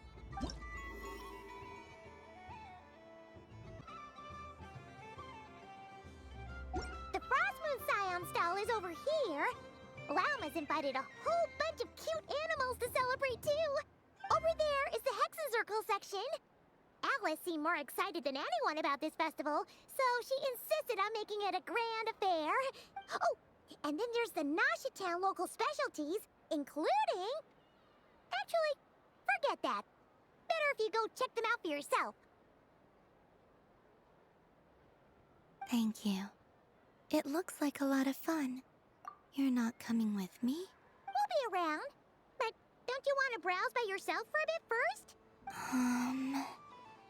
Yep. If you find something you like and want to try it out together, just give us a shout. We'll be right with you. Otherwise, just relax and enjoy yourself. There's so much on offer, so try to experience as much as you can.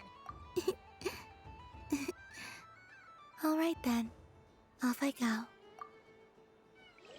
Where should I go first? This must be the mage's stall. It feels like I've entered a fairy tale.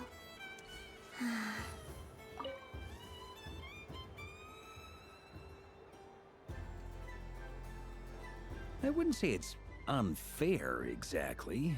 I mean, your voice goes right into people's heads. How would you explain that to the kids? You can't just explain it away as magic. Is something the matter?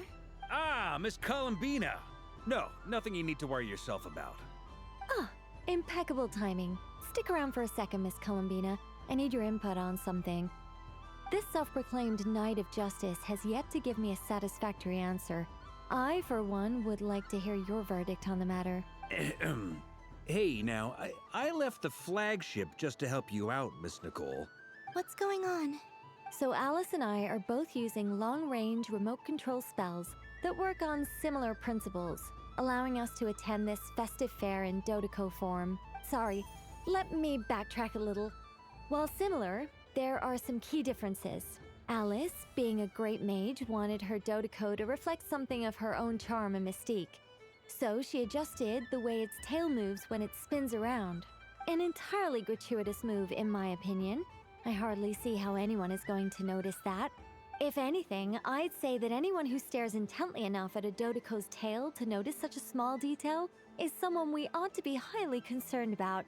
I only say this to emphasize that my question has nothing to do with tails. Now that we're clear on that, why is Alice's Dodeco permitted to interact directly with the children celebrating Moon Prayer Night, while mine is not? Your voice speaks directly into people's minds. See? Exactly what I said. Miss Nicole? Ugh, I can't stand it. I know that probably makes me sound like a whiny child acting out in front of their parents. And it's a little embarrassing now that I think about it. But hey, I've said it now, I can't take it back. That would be even more embarrassing. Also, don't go reading too much into that analogy. It was off the top of my head. I'm actually an awful lot older than either of you. Miss Nicole, are you saying that you'd like someone to play the game you've prepared? I'm not so invested in that. It's just something cobbled together using items I borrowed from Alice. She probably didn't even make them herself. The point is, I want to know everyone's thoughts after they receive their prizes. But as you've said, I can't just ask. I've been biting my lip for so long, and I've had no one to vent my frustrations on. I thought this was going to be a nice, straightforward festival where I'd get the chance to guide people to treasure. Well, can I play? I can't guarantee that I'll win a prize, but... You will? I'd like to try. Then what are we waiting for? Let the game begin! It's like they forgot I was ever here.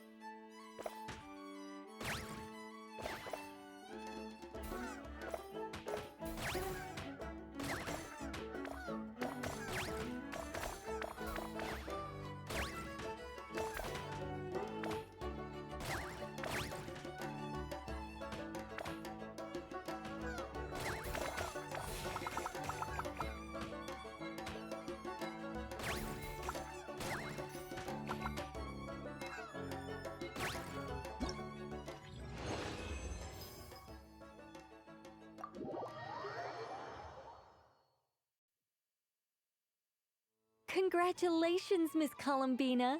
With your great wisdom, you have overcome every obstacle in your path and conquered the great challenge posed to you by fate. Fate? Well, something to that effect.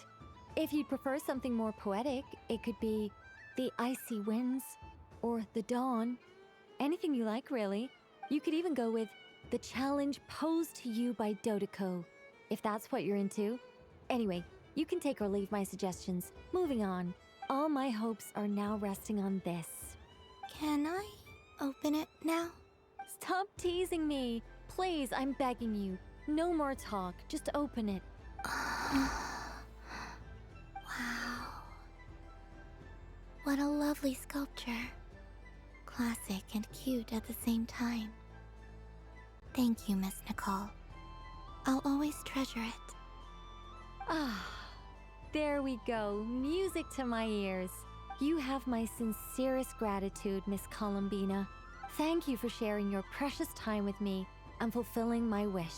Don't mention it. You've all done much to help me. And still, I'm the one receiving all these gifts.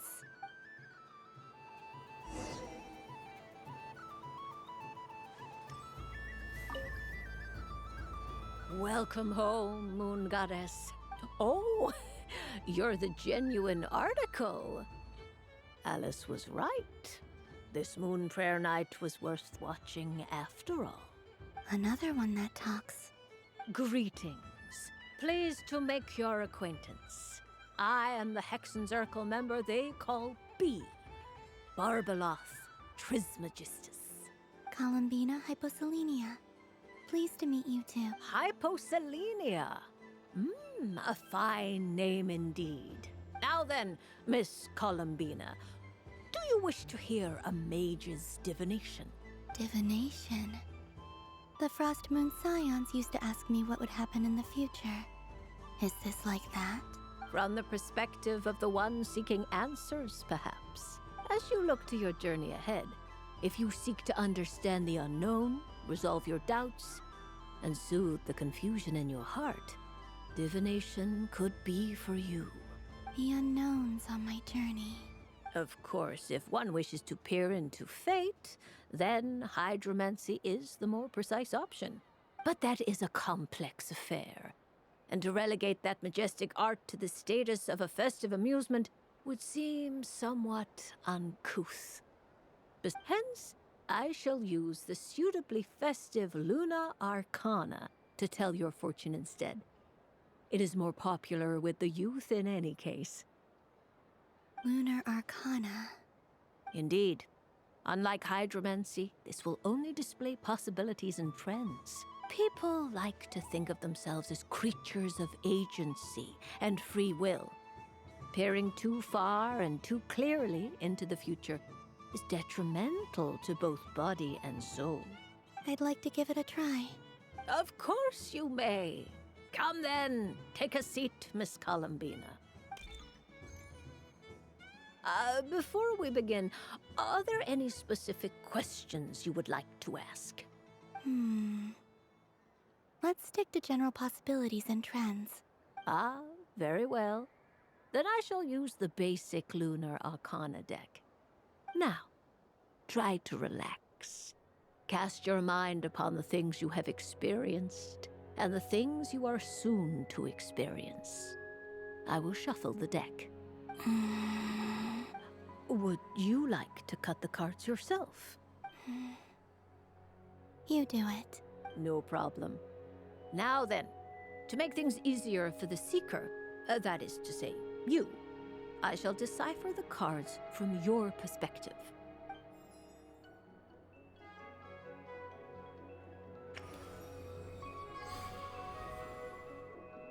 Please, draw the first Lunar Arcana.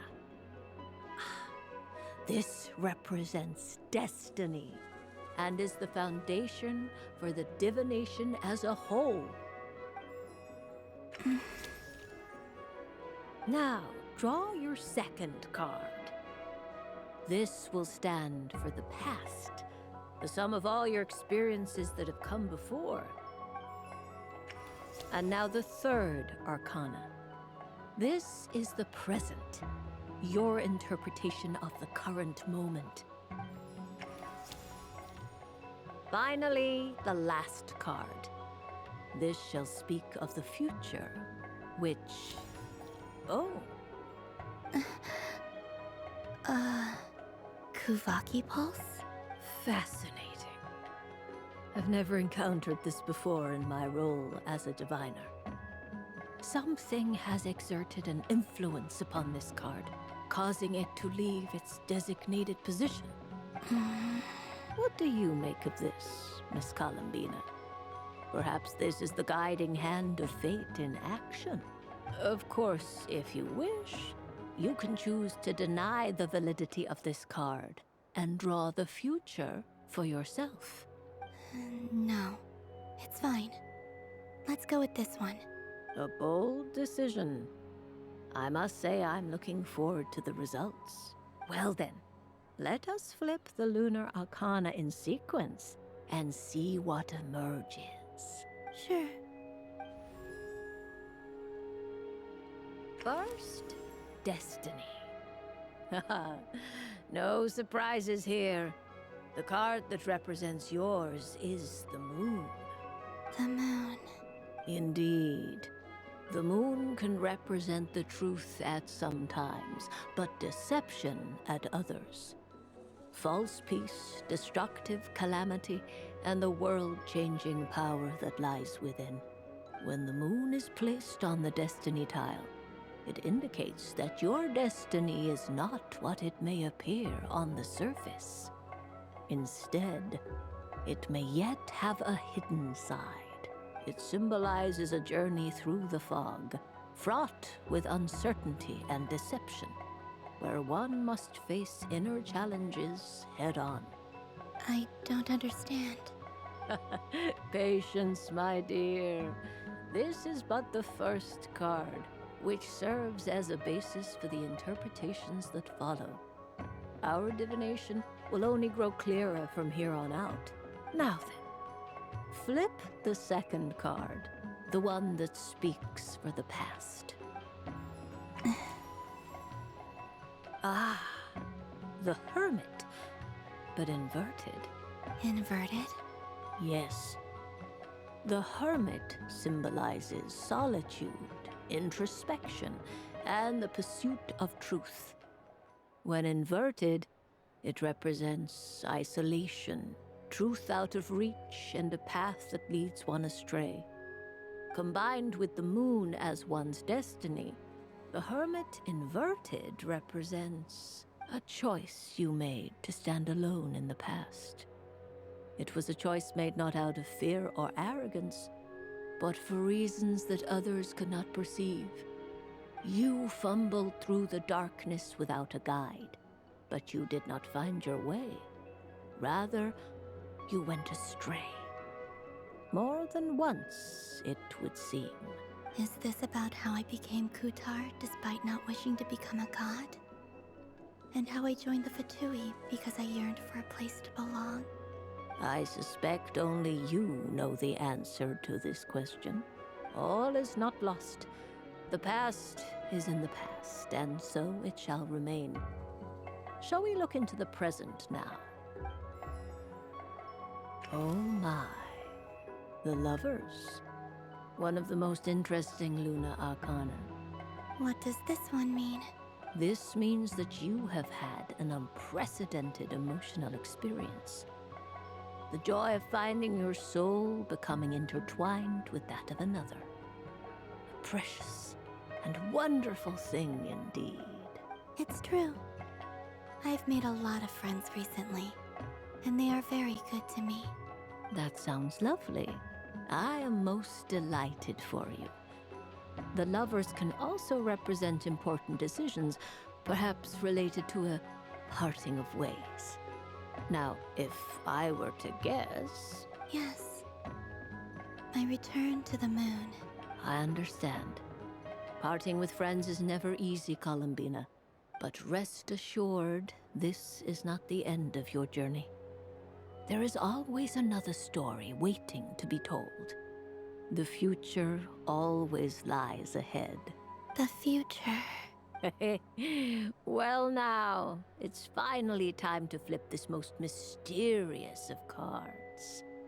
Why did it appear? And what does it wish to tell you? I'm ready. Very well.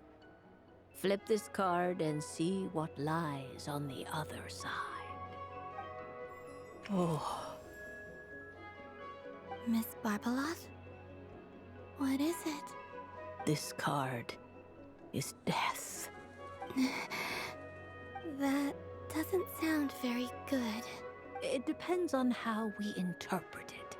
It is true that it can represent an agonizing death, a complete and utter end, but at the same time, it can also represent rebirth. Do not forget that your destiny card is the moon. That lends your future many different potential meanings. If death spells the end, is it unavoidable? As I have said, divination can only display general trends. It is a rough guide, but it does not show predetermined outcomes. Allow me to summarize it for you. In the past, you may have lost your way, but now you have gained new connections and new strength. You now face an important decision, one that may bring about a great change in what is yet to be. This change might, in turn, be the end of all things, or their beginning. But remember, everything is subject to change because of the moon present in your destiny. You must see the truth clearly and face your innermost thoughts. The truth. My innermost thoughts. Thank you, Miss Barbaloth. Don't mention it.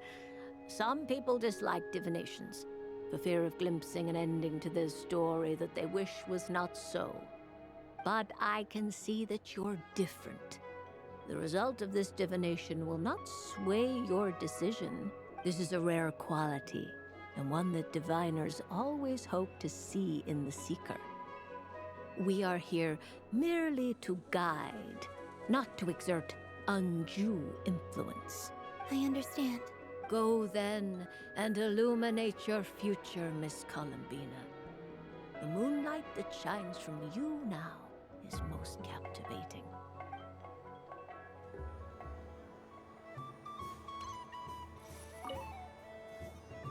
A soft and furry creature that bounces and jumps. Welcome home, Moon Goddess. This one talks too. Allow me to introduce myself. I am a Dodico from a distant archipelago, the most mischievous of all my Dodo brothers and Dodo sisters. When the going got tough, I powered through, and when I met obstacles, I boomed them away. That sounds like a lot of fun. Doesn't it just? Oh, but then the trouble started. Recently, I found a lovely beach, the same beautiful jelly color as my hometown, and so I dove in to have a look, only to find it overgrown with seagrass and nasty little spiky fish everywhere, looking to turn me into a Dodico kebab. I made it back to shore by the skin of my teeth, but my tail was sorely hurt. Couldn't you just boom them away? Oh, I wanted to, believe me. But I've heard that you, Moon Goddess, can understand animal speech. The last thing I wanted was to cause a gigantic fuss and get taken to court by a school of spiky fish. I'd be driven out of these waters for good, and my winter holiday would be ruined. And so, dear Moon Goddess, I was wondering if you might lend me your allegiance. Are you roping me into a crime? Oh, let's call it a once-in-a-lifetime carefree adventure. Does that sound better? All the festival goers tonight are dressed up as the Moon Goddess. But there's nothing to say that the Moon Goddess can't disguise herself as a Dodico, is there? Besides, this is your home. You should be free to be whoever you wish. I'm afraid I'm not well acquainted with Dodicos, Madam Mage. Oh, that's quite all right. We Dodicos are innocent, happy creatures with a free-spirited nature. Many, like myself, are mischievous troublemakers. Others are lazy souls who like nothing better than to lie down on a nice rock and take a nap. In our eyes, every creature who yearns for happiness and freedom is a Dodico. But perhaps in yours, we Dodico are a fluffier and more mischievous breed of Kuhenki. Yes, that is a much easier image to follow. Oh, wonderful! Then let's play! Grab onto my tail and follow me into the sea! Time to settle some scores with the bad guys!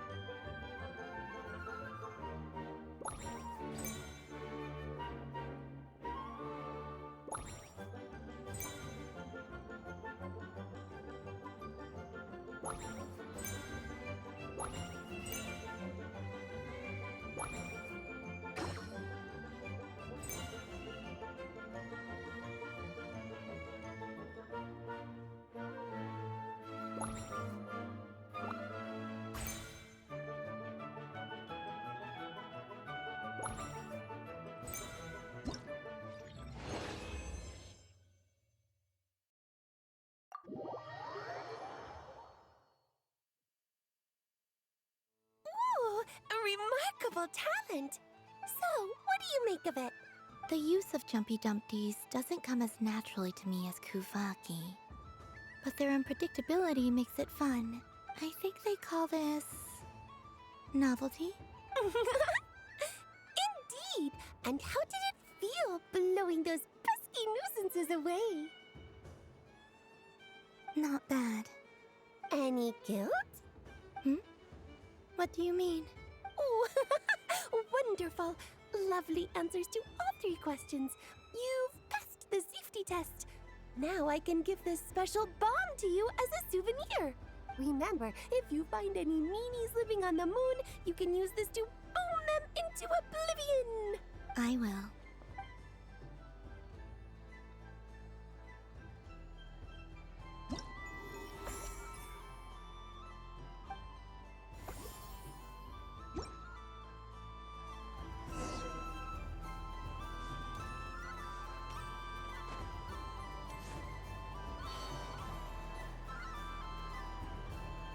But I was aiming right at it. Aw, what a pity. I saw it with my own eyes. You were so close. So very close. That's not true. It dodged out of the way right as I was about to snag it. I'm sorry? You heard me. This paper frog can move. I swear. Dear, oh dear, what are you saying? How could a paper frog move? Unless you believe there really is magic in this world. But even if I, the mere humble merchant that I am, knew such magic, surely I would not use it on a paper frog. I'd sooner give Mora legs, so he could walk right into my purse. My dear, dear customer, why not have one more try? This time I'll give you 12% off. A very generous discount for one of my most regular customers. Just think about how much experience you have under your belt now. Darn, I used up all my coins. I'll be right back. Just gonna fetch some more from my house. Take your time, but don't take too long. This event is Moon Prayer Night only. Miss it, and you'll have to wait a whole year before I'm back. Next customer, please. Welcome. Hello. Whoa! What's this bigwig doing over here? How do I tell my employees not to go running around this time? Shooting them a glance won't work. I haven't known them long enough. Dory? Why, hello there, Miss Columbina. Would you like to play my ring toss game? The rules are very simple, and it's easy to get the hang of. How much for a round? Oh, first time's free. Not a single mora. After that, well, we can cross that bridge if and when we come to it. But with your sharp skills, I'm sure you'll win all the prizes in one fell swoop. That was an obvious enough hint for them, right?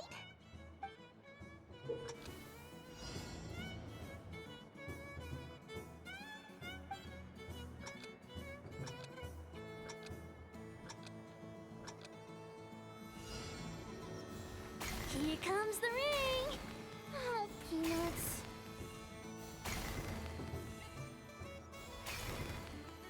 Change tracks. Roselle, should we move or not? Just a tiny bit. All right, then I'll... Oh, sugar plums, not the clock hands. How do I move? Let's see now. Wow, very good. That's the highest score we've had all night. And here's your prize. Now, how about another round? As for the cost... Happy Moon Prayer Night, Miss Columbina. Happy Moon Prayer Night, Durin and Hat Guy. Are you here to play the game? Yes. You said we were just coming here to say hello. I did, but then I recognized a few more people as I got closer. Do my eyes deceive me? Is that... It's our little dragon. He's all grown up. Someone's popular. Well now, since you came all this way, why don't you try out this lovely game we have going? First try is free. He'll have a go. I'll pass. It's only one free try per customer. You can't give your try to him. I'm aware. How has Elder Almond been lately? He's in great shape. He goes for a run in the forest every morning to stay fit and healthy. He tried to go boat racing with Firecracker a while back, but he couldn't even make it onto the Lotus Leaf. Firecracker was in fits of laughter. How about you, little dragon? Can you still fly? Yes, I can. But you've become less chatty. Has growing up been tough on you? We call that maturity. You know, the thing people sing about.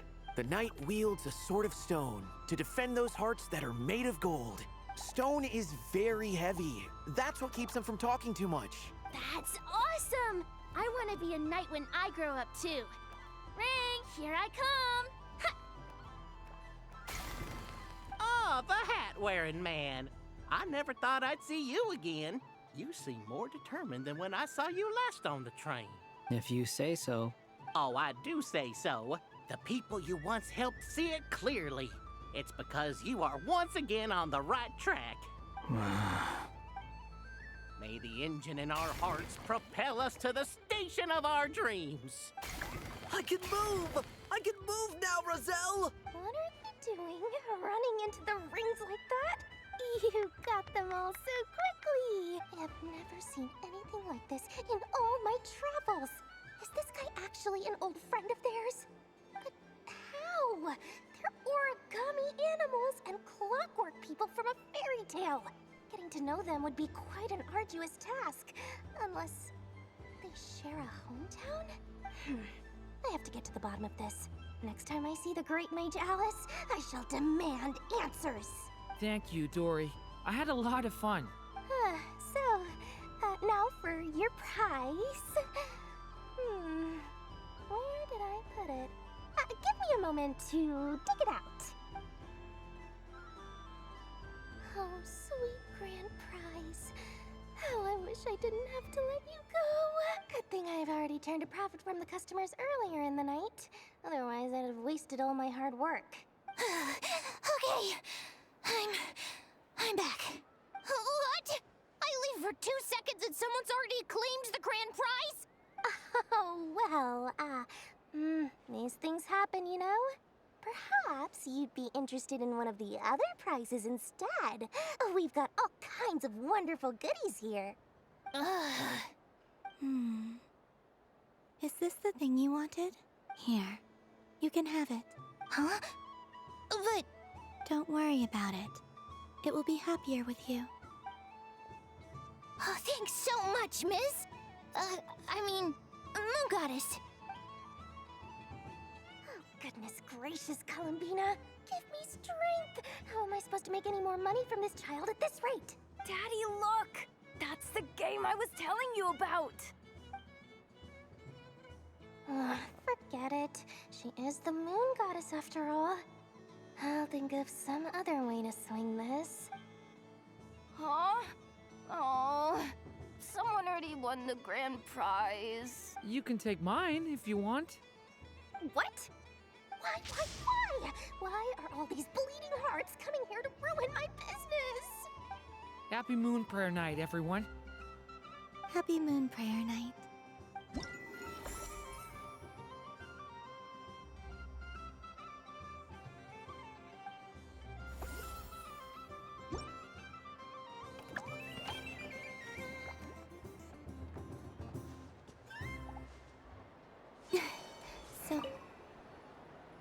If this were any other day, I'm sure it would make for a great photo opportunity. But Moon Prayer Night has rendered my antlers uncomfortably large. Doesn't it look like this rhyme-horned deer has 2 sets of antlers?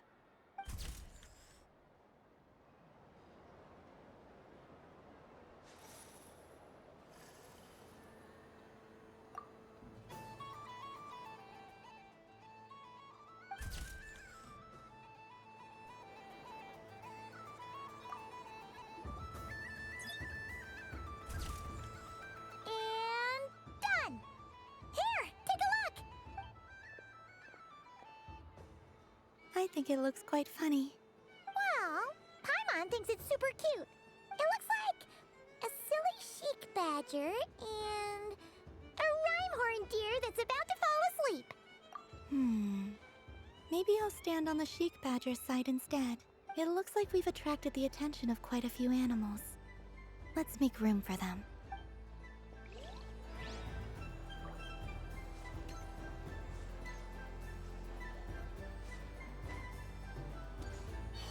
There are so many attractions here. Since I rarely get out, I might as well make the most of it.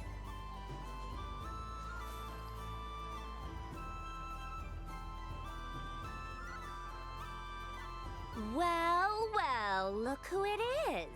I heard someone went and disappeared on us the moment we let her out of our sight. They looked all over for you. Frankly, I didn't think you'd be back for Moon Prayer Night. Were you worried about me, Sandrone? You would like that, wouldn't you? Do you even hear what you're saying? It seems to me like you disguised yourself with festive headgear, just so that you could come see me on Moon Prayer Night and make sure I'm okay. You didn't even bring Polonia with you. You?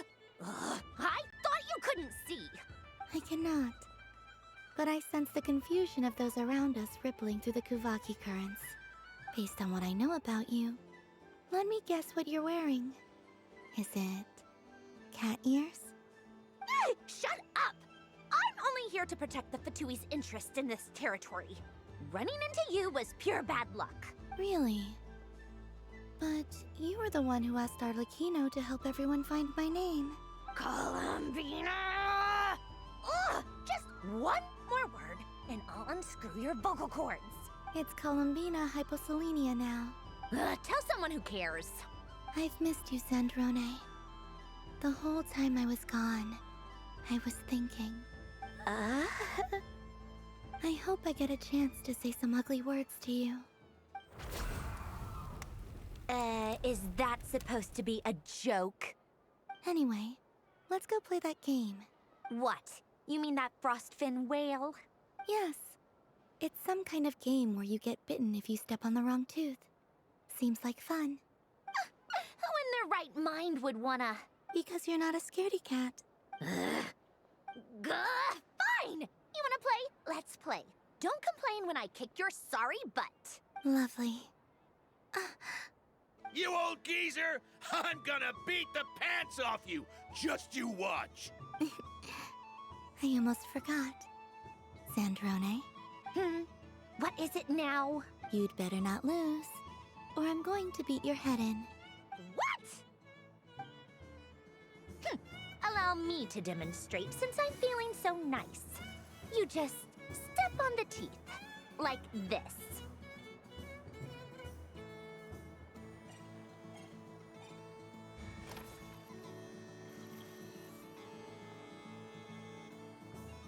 Which should I pick?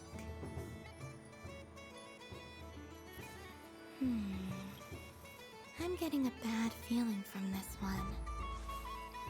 Sensing Kuvaki doesn't count as cheating, right? Your turn, Sandrone.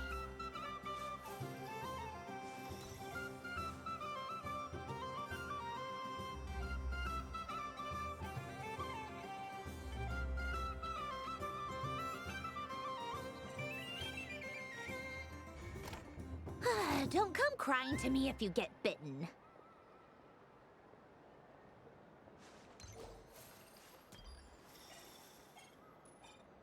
There are less and less teeth remaining.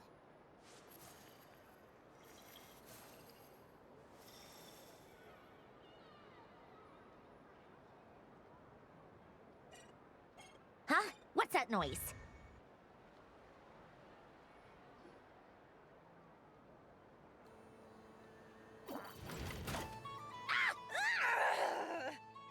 I think you might have picked a bad tooth, Sandrone. Shut it!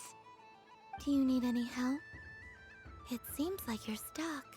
No! It's just a blasted... toy! How is its grip this strong? Stop laughing! All right. Well, you lost. So just like I promised... Hey! What are you doing? Are you seriously? Hiya! Why, you... Oh, just you wait! Rematch! Are you alright, Sandrone? That was quite a strong bite. Are your clockwork parts? Quit your fussing! I don't need it! Alright. I'll go first this time.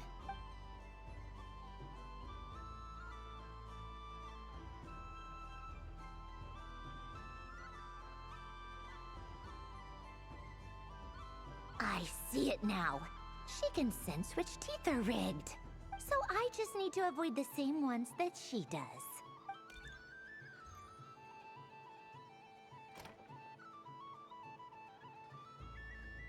This one... Seems fine. She avoided that one then? Now I've got you.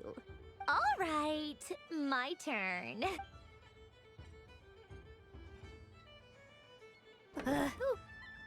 What? Looks like you lost again, Sandrone. Wait!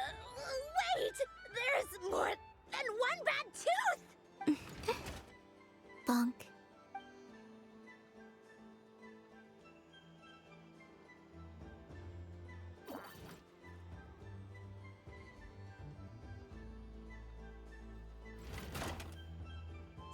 Stupid game! What idiot came up with this?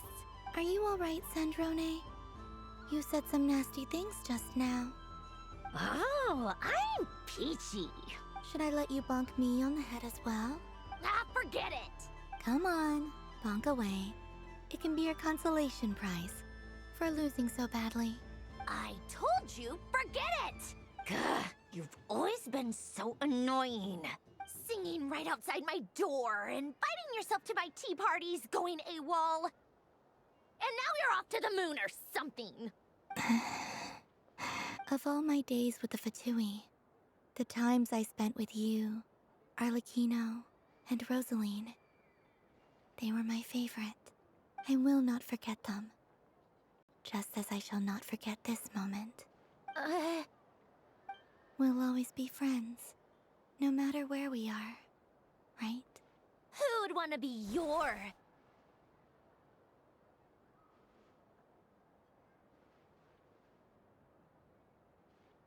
I'll miss you, Sandrone.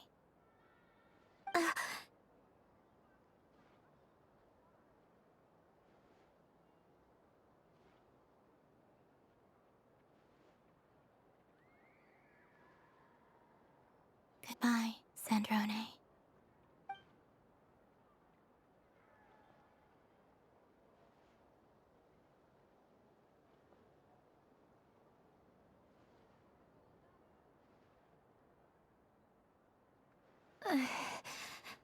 I'll miss you too, Columbina.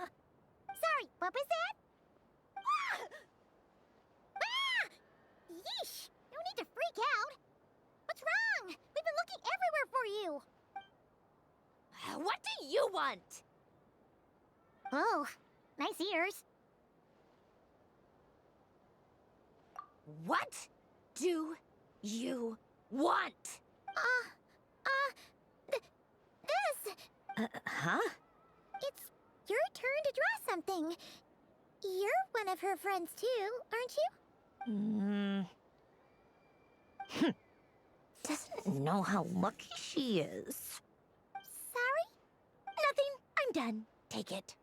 Oh, that was fast. Oh, and one more thing.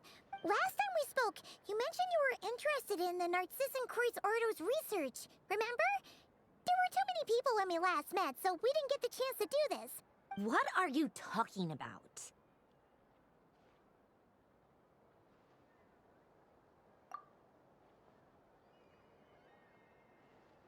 This is...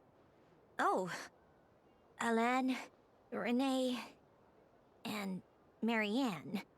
Huh. The Holy Blade. A savior's plaything. It's not about whether I approve or not. These people, they would sacrifice themselves for the sake of the world. Especially Alain Guillotin and Renee. That is something I would never choose to do. Still, I didn't know they had any pictures left from that time. If I'd have thought to bring a camera, I'd have... What? Yeah, of you being bitten by the frostfin whale and Columbina bonking you on the head. Tear it up! Now!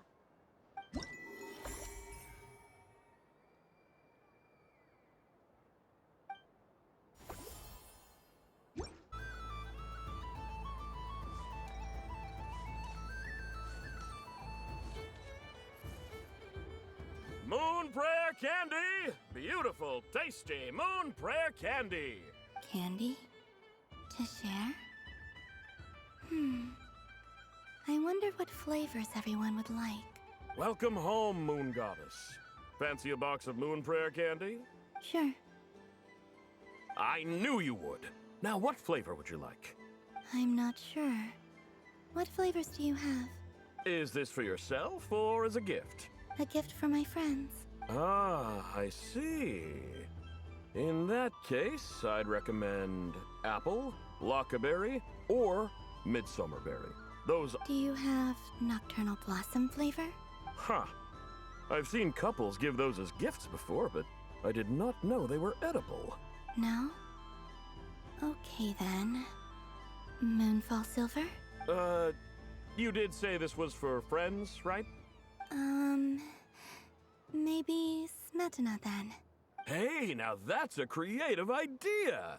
I've never tried it before, but if you're happy to wait, I can see about whipping up a batch on the spot. While we're at it, you got any other ideas?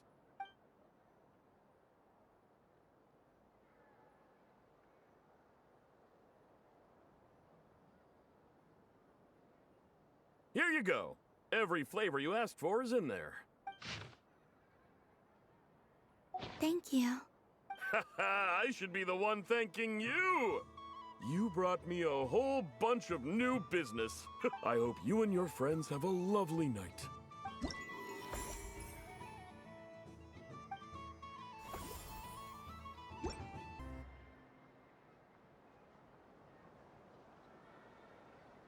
This doesn't make any sense. How am I losing every single time? Wait, Inefa, you're cheating, aren't you? Yeah. I am not cheating, Aino. Uh-oh, sounds like Inefa's turning into a big baloney bot. I think it's time for some serious maintenance. Moon Goddess, help me. Miss Columbina, Aino is attempting to cheat. What the? I'm not the cheater. You're the cheater. How dare you throw it back at me?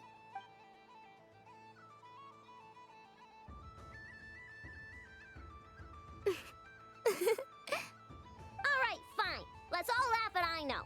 Just you wait till I get home, because I'm going to make a game bot that can win 100% of the time. Let's see you laugh when I come back and beat your butts. You'll all have your heads covered in stickers when I'm through with you. We came to check everything was okay after all that yelling, but,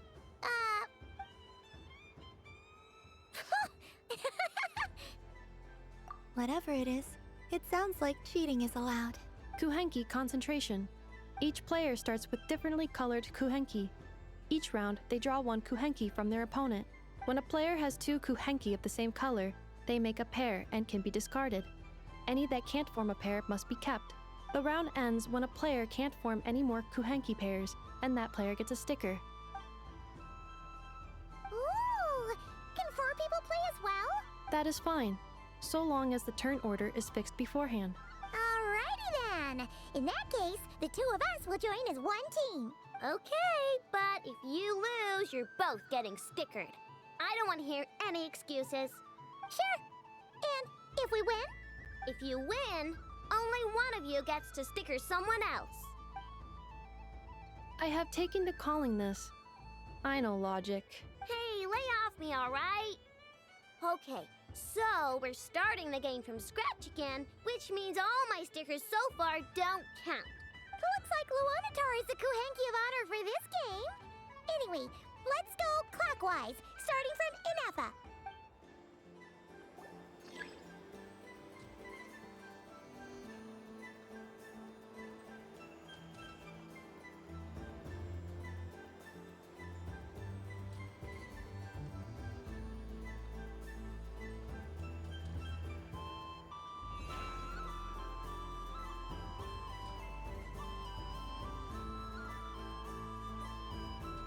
Nice! That's a pair!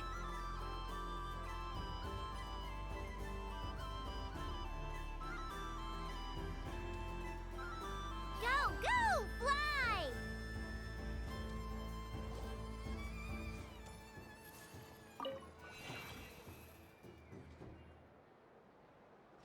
Go on.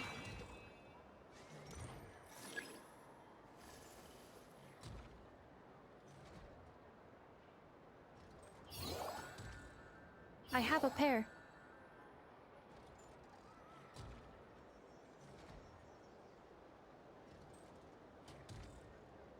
Uh-oh!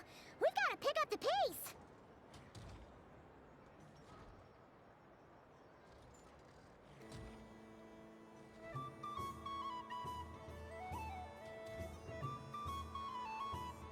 Phew, that was too close.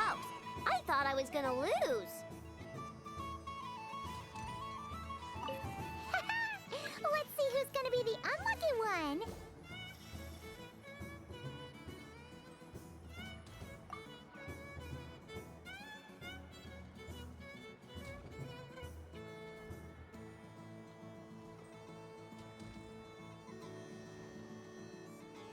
Good luck, everyone.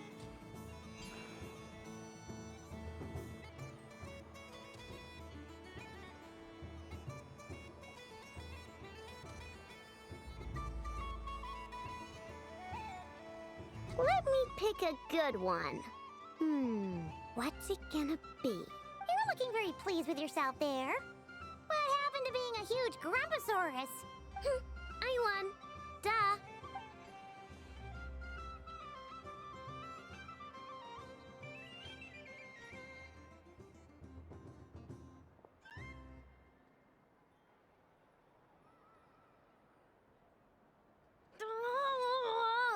Me again? Don't fidget too much, Ino, or the sticker's going to fall off. I don't care. If it falls off, it falls off. If a pair of Kuhengi get discarded, why not a pair of stickers? Huh? Huh?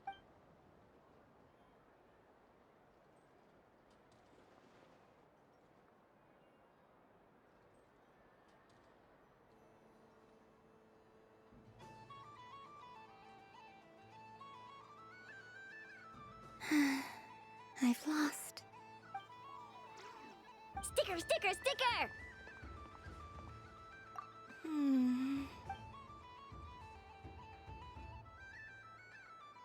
Cute! You think so? Shame. I can't see it for myself. What did Luanatar say? She said it looks so cute that she wants me to lose a few more rounds.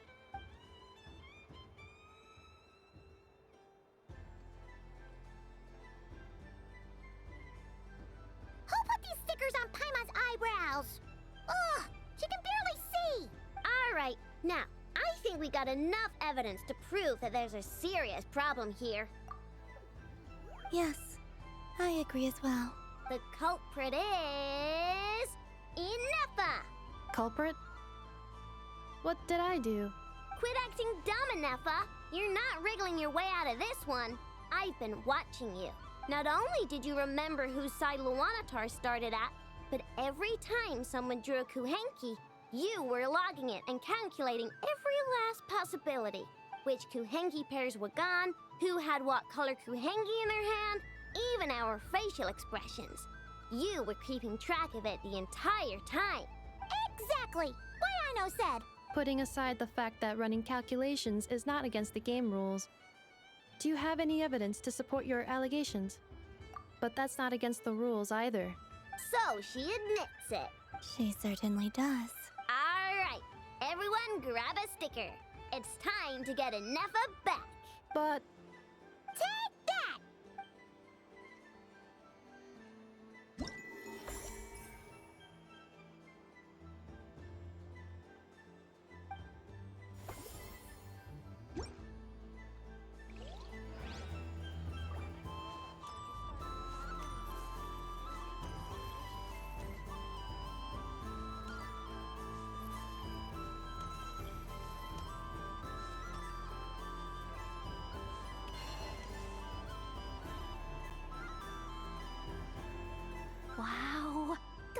Moon Scion's stall looks kinda plain, but it's pretty cool once you get into it.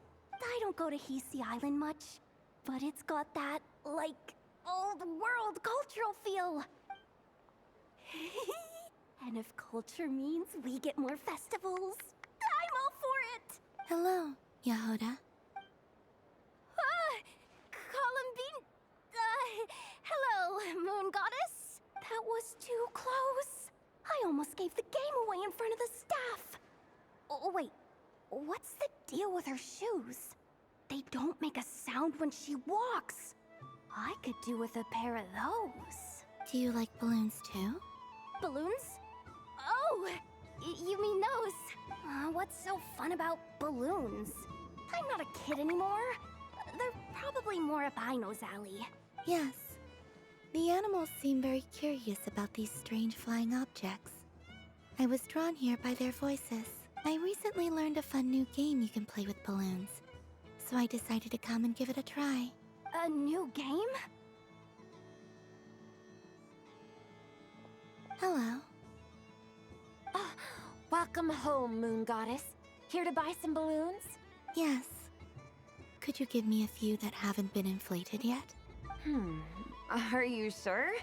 I guess it's not a problem, but... Yes, please. Thank you. Uninflated balloons? But those are just little rubber pouches. What does she want with those? Would you like to play the balloon game, Yehoda? Huh? Sure. I guess. How do you play it? Wait here a moment. Oh. This is so weird. What have I gotten myself into now? I thought I saw Columbina nearby. Uh-oh! That's the fourth Harbinger! Although she's helped us out quite a bit, she's good people, right? Is she looking for Columbina? Oh, guess that's my ticket out of here. I'm not sure my heart can take being sandwiched between two Harbingers. Which stall is she checking out? Oh, it's that other Frost Moon Scion's one. Try on the headgear, see what it's like having antlers or animal ears for a day. Oh, I wouldn't be caught dead wearing that stuff. So embarrassing. I have enough gear to carry as it is. Wait, what? She put it on? How peculiar. This would take some getting used to. I wonder if this is what it's like for Lynette. It really suits you, ma'am. What is this? She was so intimidating a moment ago, but now, dang, she's really rocking those ears. How does she make them look so cool? I suppose I may as well keep them on for now. She's coming this way. How do you do, Miss Yehoda? Oh, jeez. Don't talk to me while wearing that thing. Where am I supposed to look? Oh, hey there. I'm looking for Columbina. Have you seen her? She just... Huh? Wait, is that what she meant by balloon game?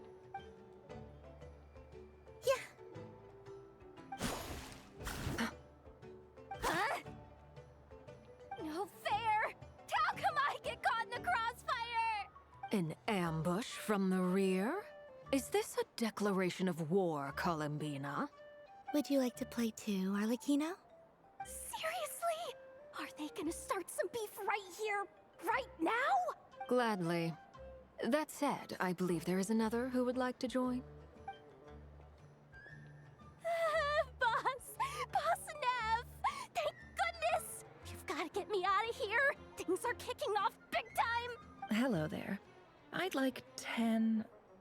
no, make that 20 balloons, please. Uninflated. What?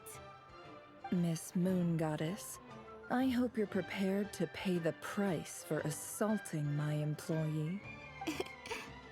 Welcome to the game, Nefer. Just to be clear, let's keep this a fair fight, okay? No strange powers, please and thank you. Naturally. Don't just stand there, Yehoda. Aren't you going to team up with me? Huh? Do I have to? Of course. Don't forget, the Curatorium has a reputation to uphold. I knew something like this was gonna happen.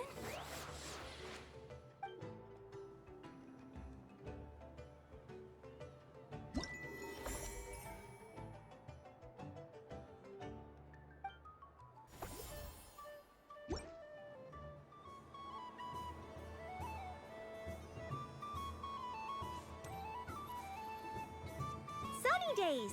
I prefer sunny days.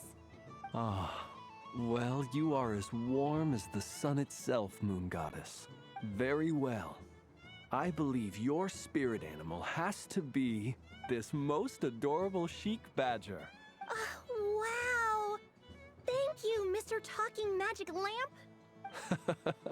Have a very happy festival, Moon Goddess. Flint? That's you, isn't it? Shh. It's our little secret, my dear traveler in Paimon. Okay, sure, but why are you here selling sugar sculptures? Everyone celebrates in their own way. After gazing into the abyss and spending time around gravestones all year, what better way to relax than to see sunny smiles on the faces of the living? Besides that, I like to think of myself as a fair judge of character.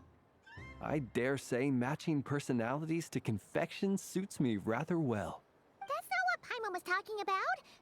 Aren't you afraid that your true identity might be exposed? Should I be? There is all manner of magic in the air this moon prayer night, thanks to the work of the great mages. I see Miss Columbina is hiding in plain sight. Why should I not do the same? Why miss this rare opportunity to enjoy a special evening in my true form? Fair enough. You got a point there. People who don't know you will probably think you're just a talking lantern. Well, now that we see eye to eye, what brings you here? Not a search for your spirit animal, I presume? Ah, well, actually... Here, see for yourself. Oh, this is... How wonderful. A beautiful idea. Yeah, we just met Barca, and he said that having everyone draw their own section was kind of boring. So, he did your bit for you. Ah, Varka. Ever the maverick. I see his artistic skills are truly one of a kind. In that case, I shall paint something on Mr. Albedo's behalf in a short while. What? Why not now? Ahem. Welcome home, Moon Goddess. Phew, that was close. Hello, Flint. She recognized you right away! What keen eyes you have, Miss Columbina. I did not see you. Rather, I sensed you. I can sense the fluctuations in Kuvaki all around me. One would expect no less of the Moon Goddess. Might I interest you in some candy? Yes, please. Excellent. I shall make some for you right away. Something the matter, Miss Columbina? What about my spirit animal? All the other children carrying sugar sculptures are talking about it. Wait, is she taking the test seriously? Ah, my apologies. How could I neglect that? You are quite right, Miss Columbina. Every one of us has a magical creature living in their heart. Would you permit me to help you find yours? Yes, please. Do you prefer the day or the night? Night. Which of the 4 seasons is your favorite? Winter. Think of a perfect day. What is the weather like? Sunny, rainy, or perhaps cloudy? Rainy in the morning, sunny at night. What kind of answer is that? Forests, lakes, and open seas. Which do you prefer of these? I like them all. Imagine you opened your very own shop. What would you sell there? Moonlight, I think. Wow! Paimon would totally shop there. It wouldn't cost anything. You'd just need to visit. Aha! I believe I know what your spirit animal is. Here, for you. Oh, it's a Kohenki! Indeed. A free-spirited being with a deep love for all things here in Nodcry, who selflessly lends her aid to as many people as she can reach. It is the perfect fit for you, Miss Columbina. Thank you. It would be my honor. But you shall have to forgive me. We have known each other for quite some time. I doubt there is any answer I could give that would come as a surprise to you. So instead, would you accept this sugar sculpture as a token of our friendship? It's a lantern. Hey, why don't you two go enjoy your candy over there? Paimon wants to try out this spirit animal thing too. Right, Flints? Come on, play ball. Gotta get this drawing done. But I want to hear Paimon's answers. But it'll probably take ages. Paimon's a complex soul. And we don't want your candy to melt while you wait, huh? Oh. Okay then.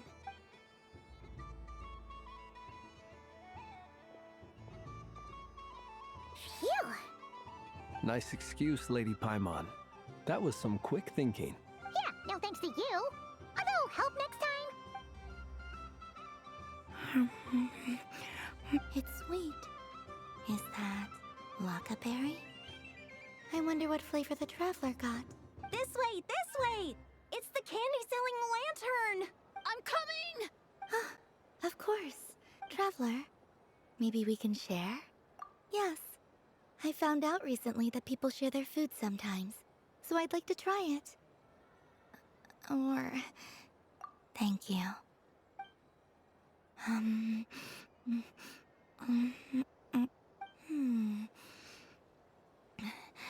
Yours is a little more sour than mine. Here. Amazing. My sugar sculpture has shrunk, yet my heart is filled with feelings of sweetness. I will remember this feeling. Sure.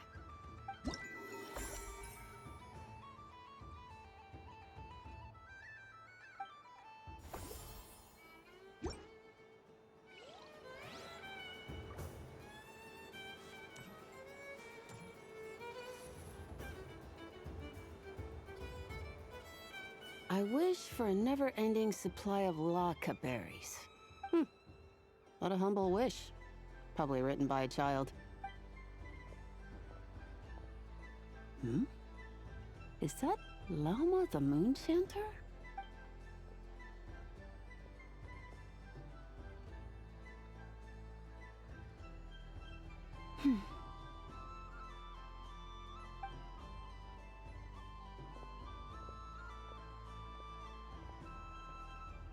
I wish that the long plume ibises would stop biting me.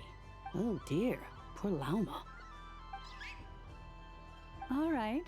I'll write that one down for you. I got it. While everyone else is celebrating Moon Prayer Night, you're as busy as ever. I don't mind. It's rewarding work. A good kind of busy. My antlers are at their heaviest tonight, and the Kuvaki waves are especially strong. But as I help these dear friends hang their wishes up, I feel a great peace within myself that is hard to describe. You see, they are all such beautiful wishes, and they are ones that we can fulfill by our own strength. Do you blame me, Llama? I want to hear your honest answer. It is by the help of so many people that I can return to the moon. But I feel as though I've hardly done anything in return. You've done plenty, Columbina. I say this in earnest, both as someone who knows your history, and also as a friend who has seen what you've been through. What about as a moon chanter? I feel proud to honor our moon goddess's wish. And I'm sure any moon chanter in history would have felt the same way. Thank you for your kind words, Llama. But... since you asked for my honesty, I won't lie to you. My feelings are mixed right now. Besides pride, I also feel, I suppose it's a reluctance to let go. Once you return to the moon, we will be far apart and separated by a false sky. I'm sure those of us left behind will gaze up at that sky, yearning for the moon once in a while. I will miss you, Loma. I will miss you all. I hope to stay in touch. I will try and find some way to send messages down from the moon. Perhaps you could use Kuvaki. I've heard Yehoda say that signals can be sent using long and short waves, or strong and weak lights. That sounds a little complicated. What if we forget what the signals mean? We could prepare a codebook beforehand, but... You're right. It wouldn't really suit you. Still, whatever happens, I believe that you will find your own unique way of communicating with us. And now that I think about that, my heart feels lighter. Because you trust in me? Yes. I have faith in you, and in the power of truth. In my experience, the truth tends to be difficult. But that's what makes it stand out from what is false. So I'm confident that your thoughts and your love will shine through the curtain of lies. We will know it when we see it. Thank you. Now, could you help me hang up my wish? Is this? I wish that all who dwell in this moonlit world can find a place to belong. And I wish that I shall one day see my friends again. It's 2 wishes. I hope that's not too greedy of me. Not at all. And I think you speak for us all with the second one.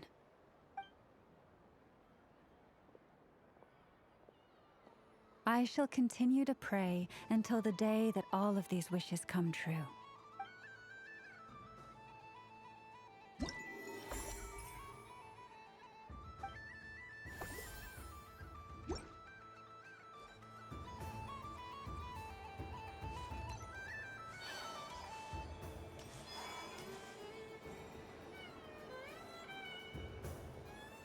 Dodoco's Whirligig! Come check out Dodoco's Whirligig! Ah, welcome home, Moon Goddess. Might I ask what this is? Ah, it's a very special amusement sponsored by the great mage herself. Ride on a soft and furry Dodoco and embark on an unforgettable adventure. I say that, but I'm just following a script here. Who is this mage, anyway? And what the heck is a Dodoco? I'd like to ride.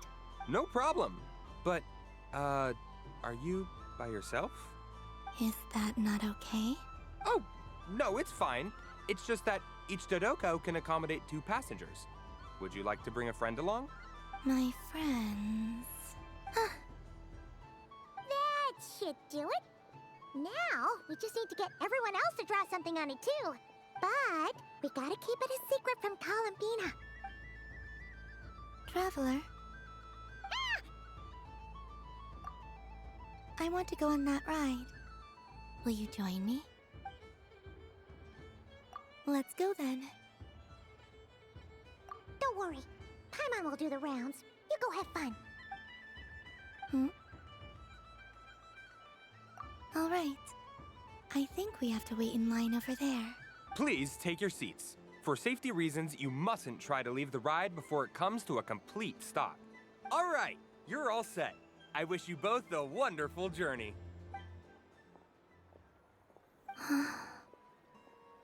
Not bad. It reminds me of riding a moon lane. Sometimes, the Kuhenki circle around me like this, playing their beautiful melodies. Yeah, I'm going to miss them.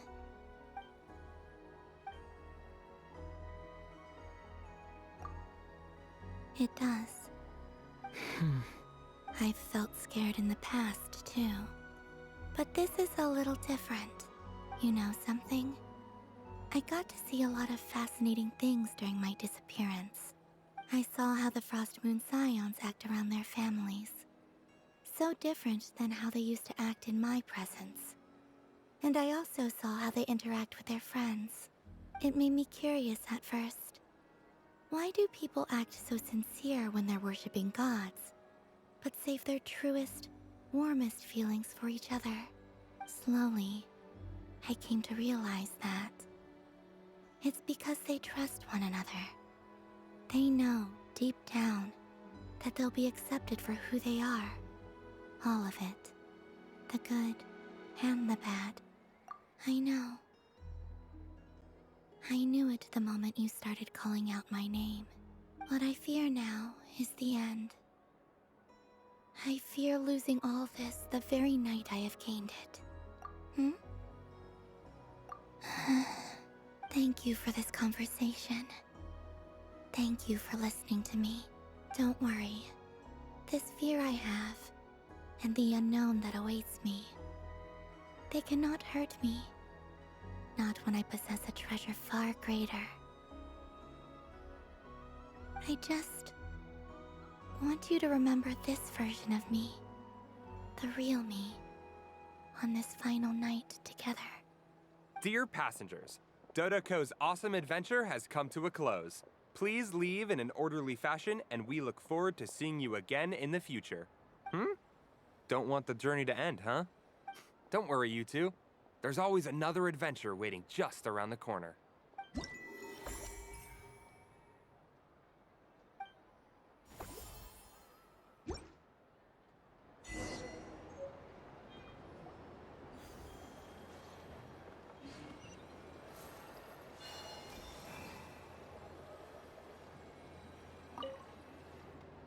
Traveler. Hey there, Columbina! Are you done checking out the festive amusements already? Are you sure you don't want to look around some more? You might not get another opportunity like this for a while. Right now, what I'd like to do is...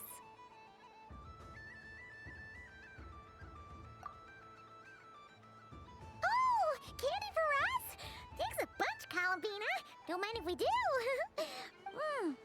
Whoa! This one's intense! But it's so tasty! What about you, Traveler? How does yours taste? Oh, sounds good! I'm drooling now! Are there any more Smetana candies in the box?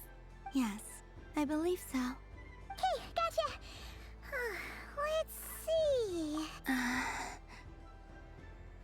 Sure! This one, and... Yep, this one looks right too. Okay, that's 3. Here we go. 1 per person. It's so sweet.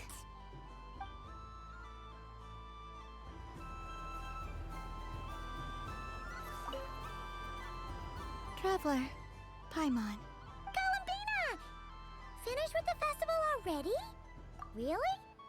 You're sure you don't want to have a little more fun out there? Final answer. Yes, I am sure.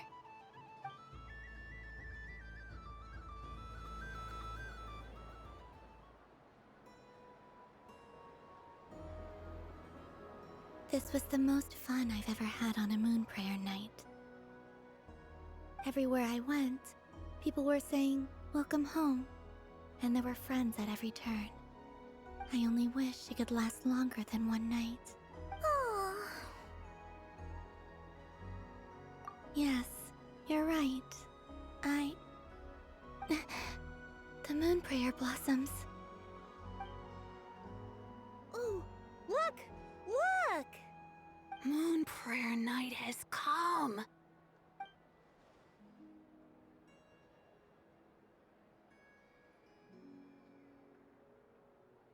The moon. It's so beautiful. Happy Moon Prayer Night, dear. Happy moon prayer night. Happy Moon Prayer Night.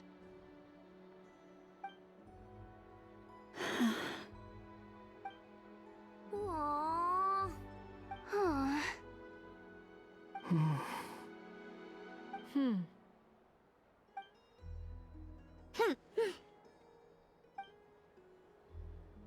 Time flies when you're having fun. Oh, looks like the time has come. Columbina. You're heading off then? Yes, to the ruins you mentioned. And from there, back home to the moon. Wait! final? At least... Take one of our craft shop's crumb cookies up to the moon with you. You know, for a snack. Sure. Why not? The Curatorium of Secrets believes in proper farewells. No story should be left without a satisfactory endnote. Never. Farewells are an important affair for the Ratniki, too. We never know when we might meet again. Haha! And here I thought grand farewells wouldn't suit tonight's mood. But I suppose friendly passion is not to be stopped, eh? We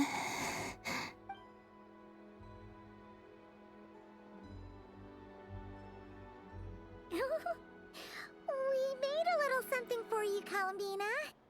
Ta-da! What is it? A Moonprayer Night greeting card with drawings by all of your friends.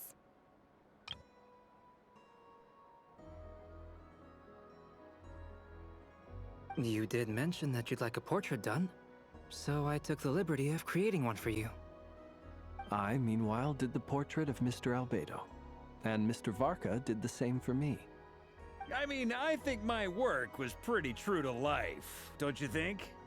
The picture of Ashru was my doing. The two of you seem to get along rather well.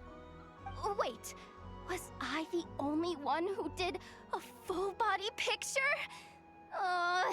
That's so embarrassing. I did pictures of me and Anefa. I did my own portrait and one for Hat Guy. Plus, there's the two mages, Arlecchino and Sandrune. So, if you ever miss us, just flip the card open and we'll all be right there with you. I don't know what to say. Thank you so much, everyone. This whole Moonprayer night was more than I could have ever asked for. It is the greatest gift I have ever received. Lama, I figured it out. Figured what out? Remember how the Frost Moon Scions used to use milk as invisible ink to write hidden messages?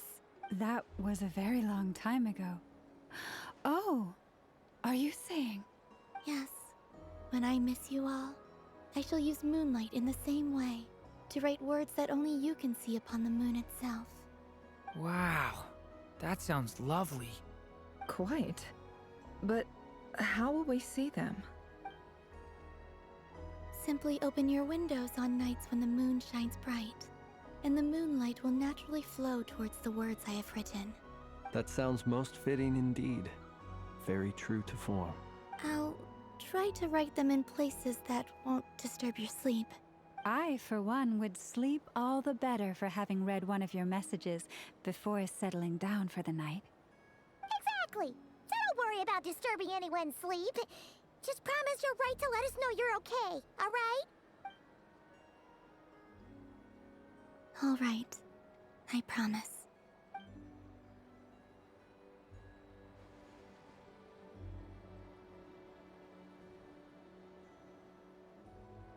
In that case, Columbina? I'm ready. Very well. Let's go.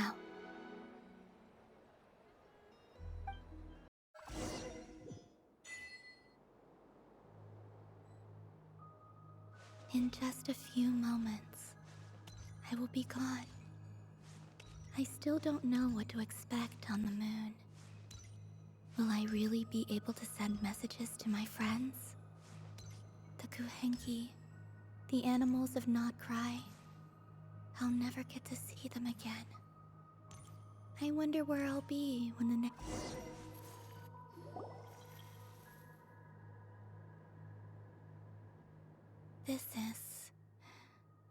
This is where the people of Hyperborea used to communicate with the moons. Eternal moon, frost moon, iridescent moon. When the power of all three converge, the gate to the moons shall open. Moon marrow preparations are complete. Only the final step remains. I'm sure Nasha Town is livelier than ever at this moment. Yeah. It's a shame you couldn't be there for it, but it's now or never, right? It's fine. I'm more than happy with this. My last piece of luggage. My only piece of luggage.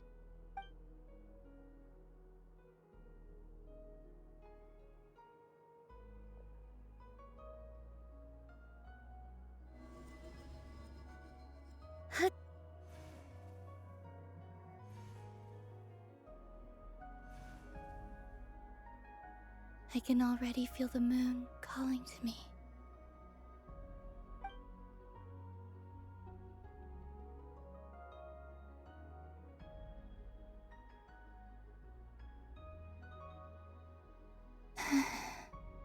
Your home lies on the far side of this light, Columbina. From now on, we will at last have a reason to pray to the true moon. Columbina, Yes?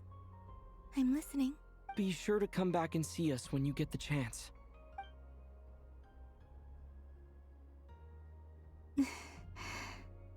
Of course. But if that chance doesn't come, then remember that you have friends on this planet. People who will miss Columbina. Yes, I will. Thank you for everything you've done for me. And remember, come night or day, the moonlight shall always connect us.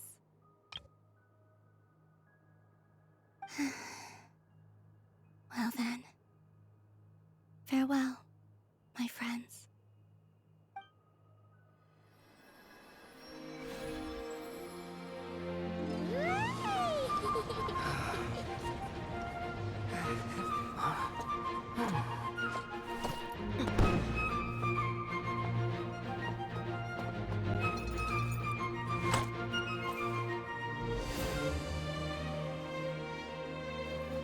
Thank you.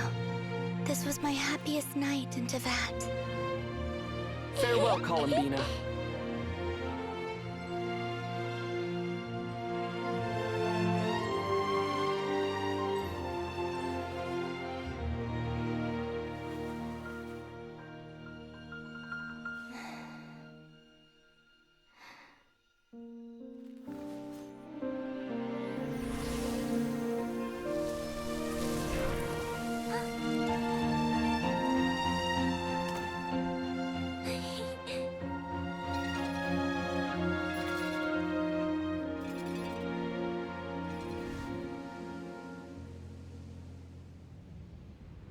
The moon really is closer than ever tonight.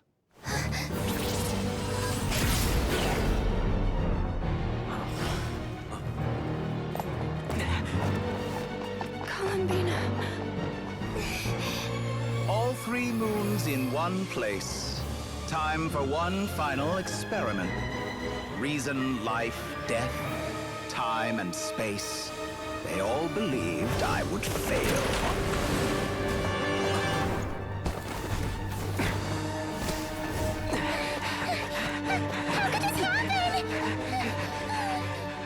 But Tevat's primordial power never did belong to the throne of heaven.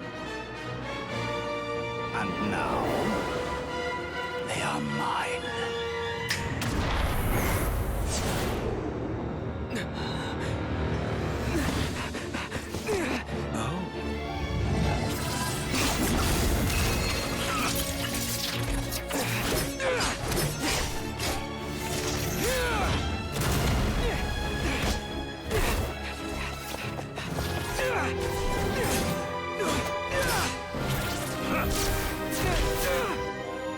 No, as long as I'm here. The Doctor is free to wield the 3 moons' power.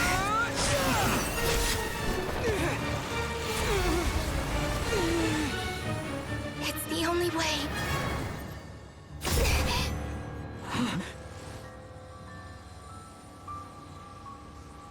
I guess I won't be going home today. Columbina! No!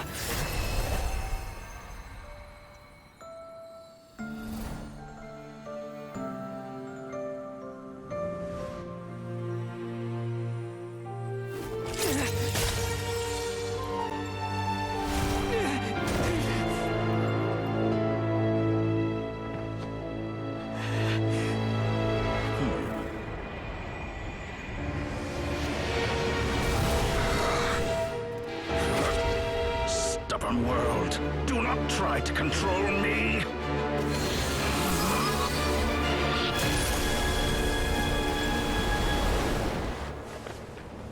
Columbina.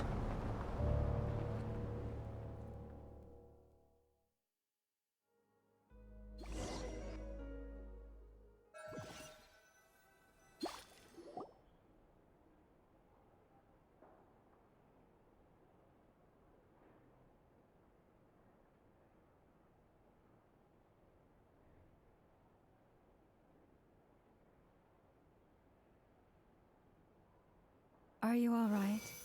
Do your wounds still hurt? I had someone prepare a little medicine that could prove effective. Take it if you need to. In that case, let me relate the contents of the call we made to Alice after the incident occurred. That Dottore is a crafty one. He distracted the Hexenzirkel by creating a huge fuss at Tevat's borders.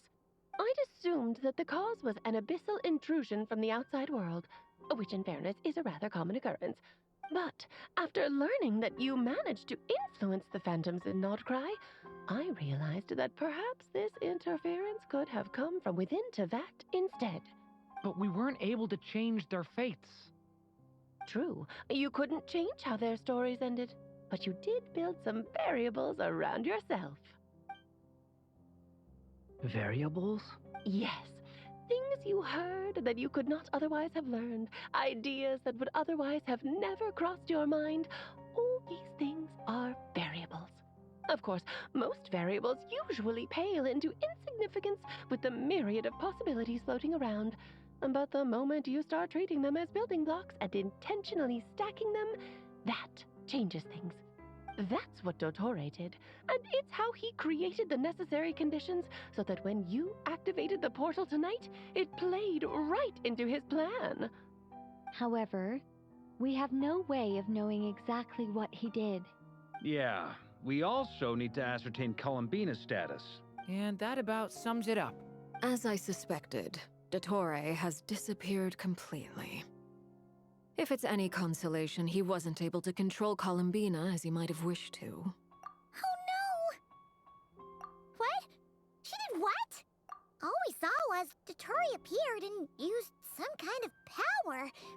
The next thing we knew, he and Columbina were gone and you were falling into the sea.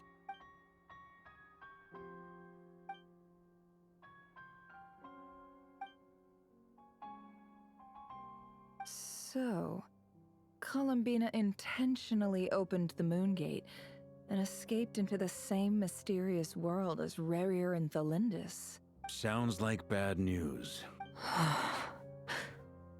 Seen in that way, the Trilunar Syzygy and Rerir's emergence, Dottore might have been pulling the strings in both cases. According to Miss Alice, he is attempting to transcend his destiny and finish an experiment that only a god might complete. An utter lunatic. Wait a sec, where's Hat Guy? Seems like he'd want to be here for this. He took off with a Dodo communication device after we spoke to Alice. He said he had a hunch that he wanted to investigate by himself. The look on his face was terrifying. I've never seen him like that before.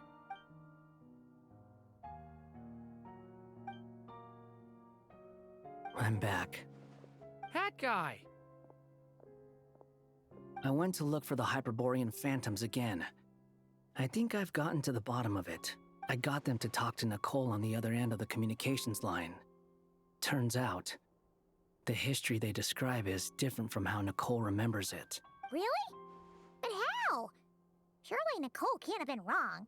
Because the phantoms are the ones who are deceived. They speak of a savior who appeared in their history. One who never should have existed. This savior promised to create a new moon within the false sky, and even bring back their moon goddesses. Foolishly, they believed in him, and told him everything he wanted to know about the moons. It's obvious that this was Dottore's doing. Now you mention it, the first time we entered the Hyperborean ruins, we heard the phantoms discussing their history, and I remember Nicole commenting that something sounded a little strange. Dottore shouldn't have been able to get in there in the first place. He didn't. Nicole said that this was an anomalous state triggered by disruptions in the causal connections between phantoms from the same era. The variables that Dottore put in place were substantial enough that they even affected phantoms that he never met. So it's not that their memories were unclear. They'd been tampered with.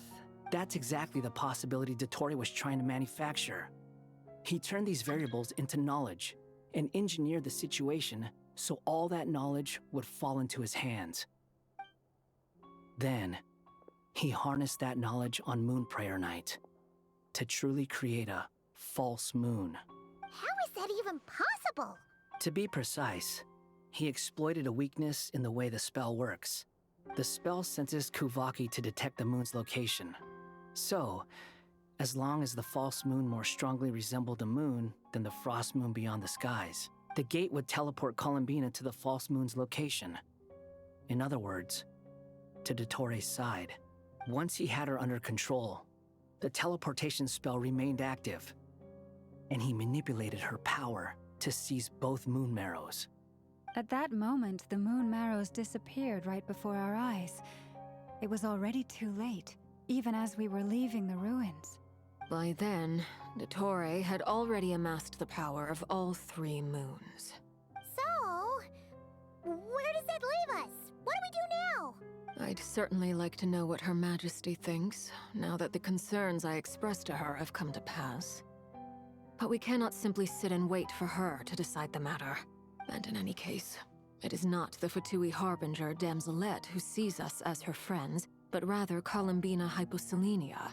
If, even in such extreme circumstances, Her Majesty will not lift the prohibition on Harbingers drawing steel against one another, then I will do as my heart demands.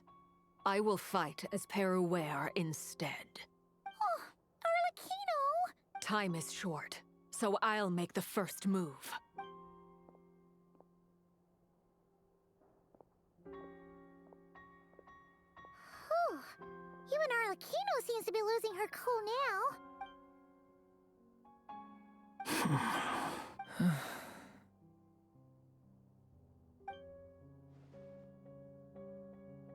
All right. Lose those dejected looks for a moment and let me get a word in. It looks bad, I won't lie. Very bad, in fact. So Dottore's pulled some real dirty tricks to gain the upper hand. For now.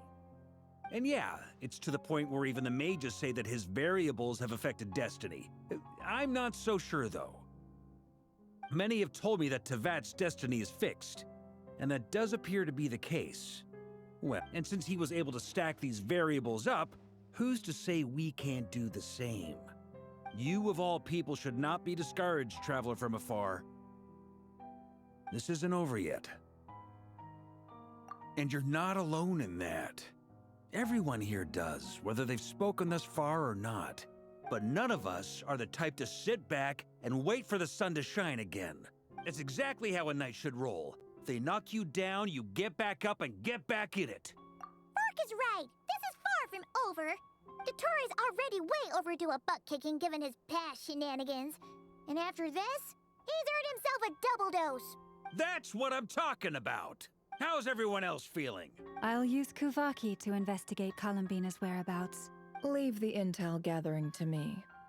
Whatever happens within Nodcry's borders, when the Curatorium of Secrets wants to be in the know, we always find a way. Aino and I will do all we can to support you. We will attempt to reverse engineer Dottore's actions and seek a breakthrough that way. Alice and Nicole are busy dealing with an emergency at Tevat's borders, but they're both very angry about this. They've asked Albedo and me to act on the Hex and Zircle's behalf and do everything in our power to fight back against Dottore. Are you ready then? We're going to have to conduct a lot of research. I'll do my best. As for me, I'm pretty familiar with Dottore's way of doing things, so I can try to predict his next move. I'll help with your investigation. Nice! Looks like we have our basic division of labor. I'll get in touch with Flints and Itlua, get them to have a chat with their Starshiner. It couldn't hurt to bring the Lightkeepers on board as well. At the same time, I'll pass on instructions to the Knights present in Nodcry to assist the Lightkeepers and other organizations in ensuring the safety of those living here.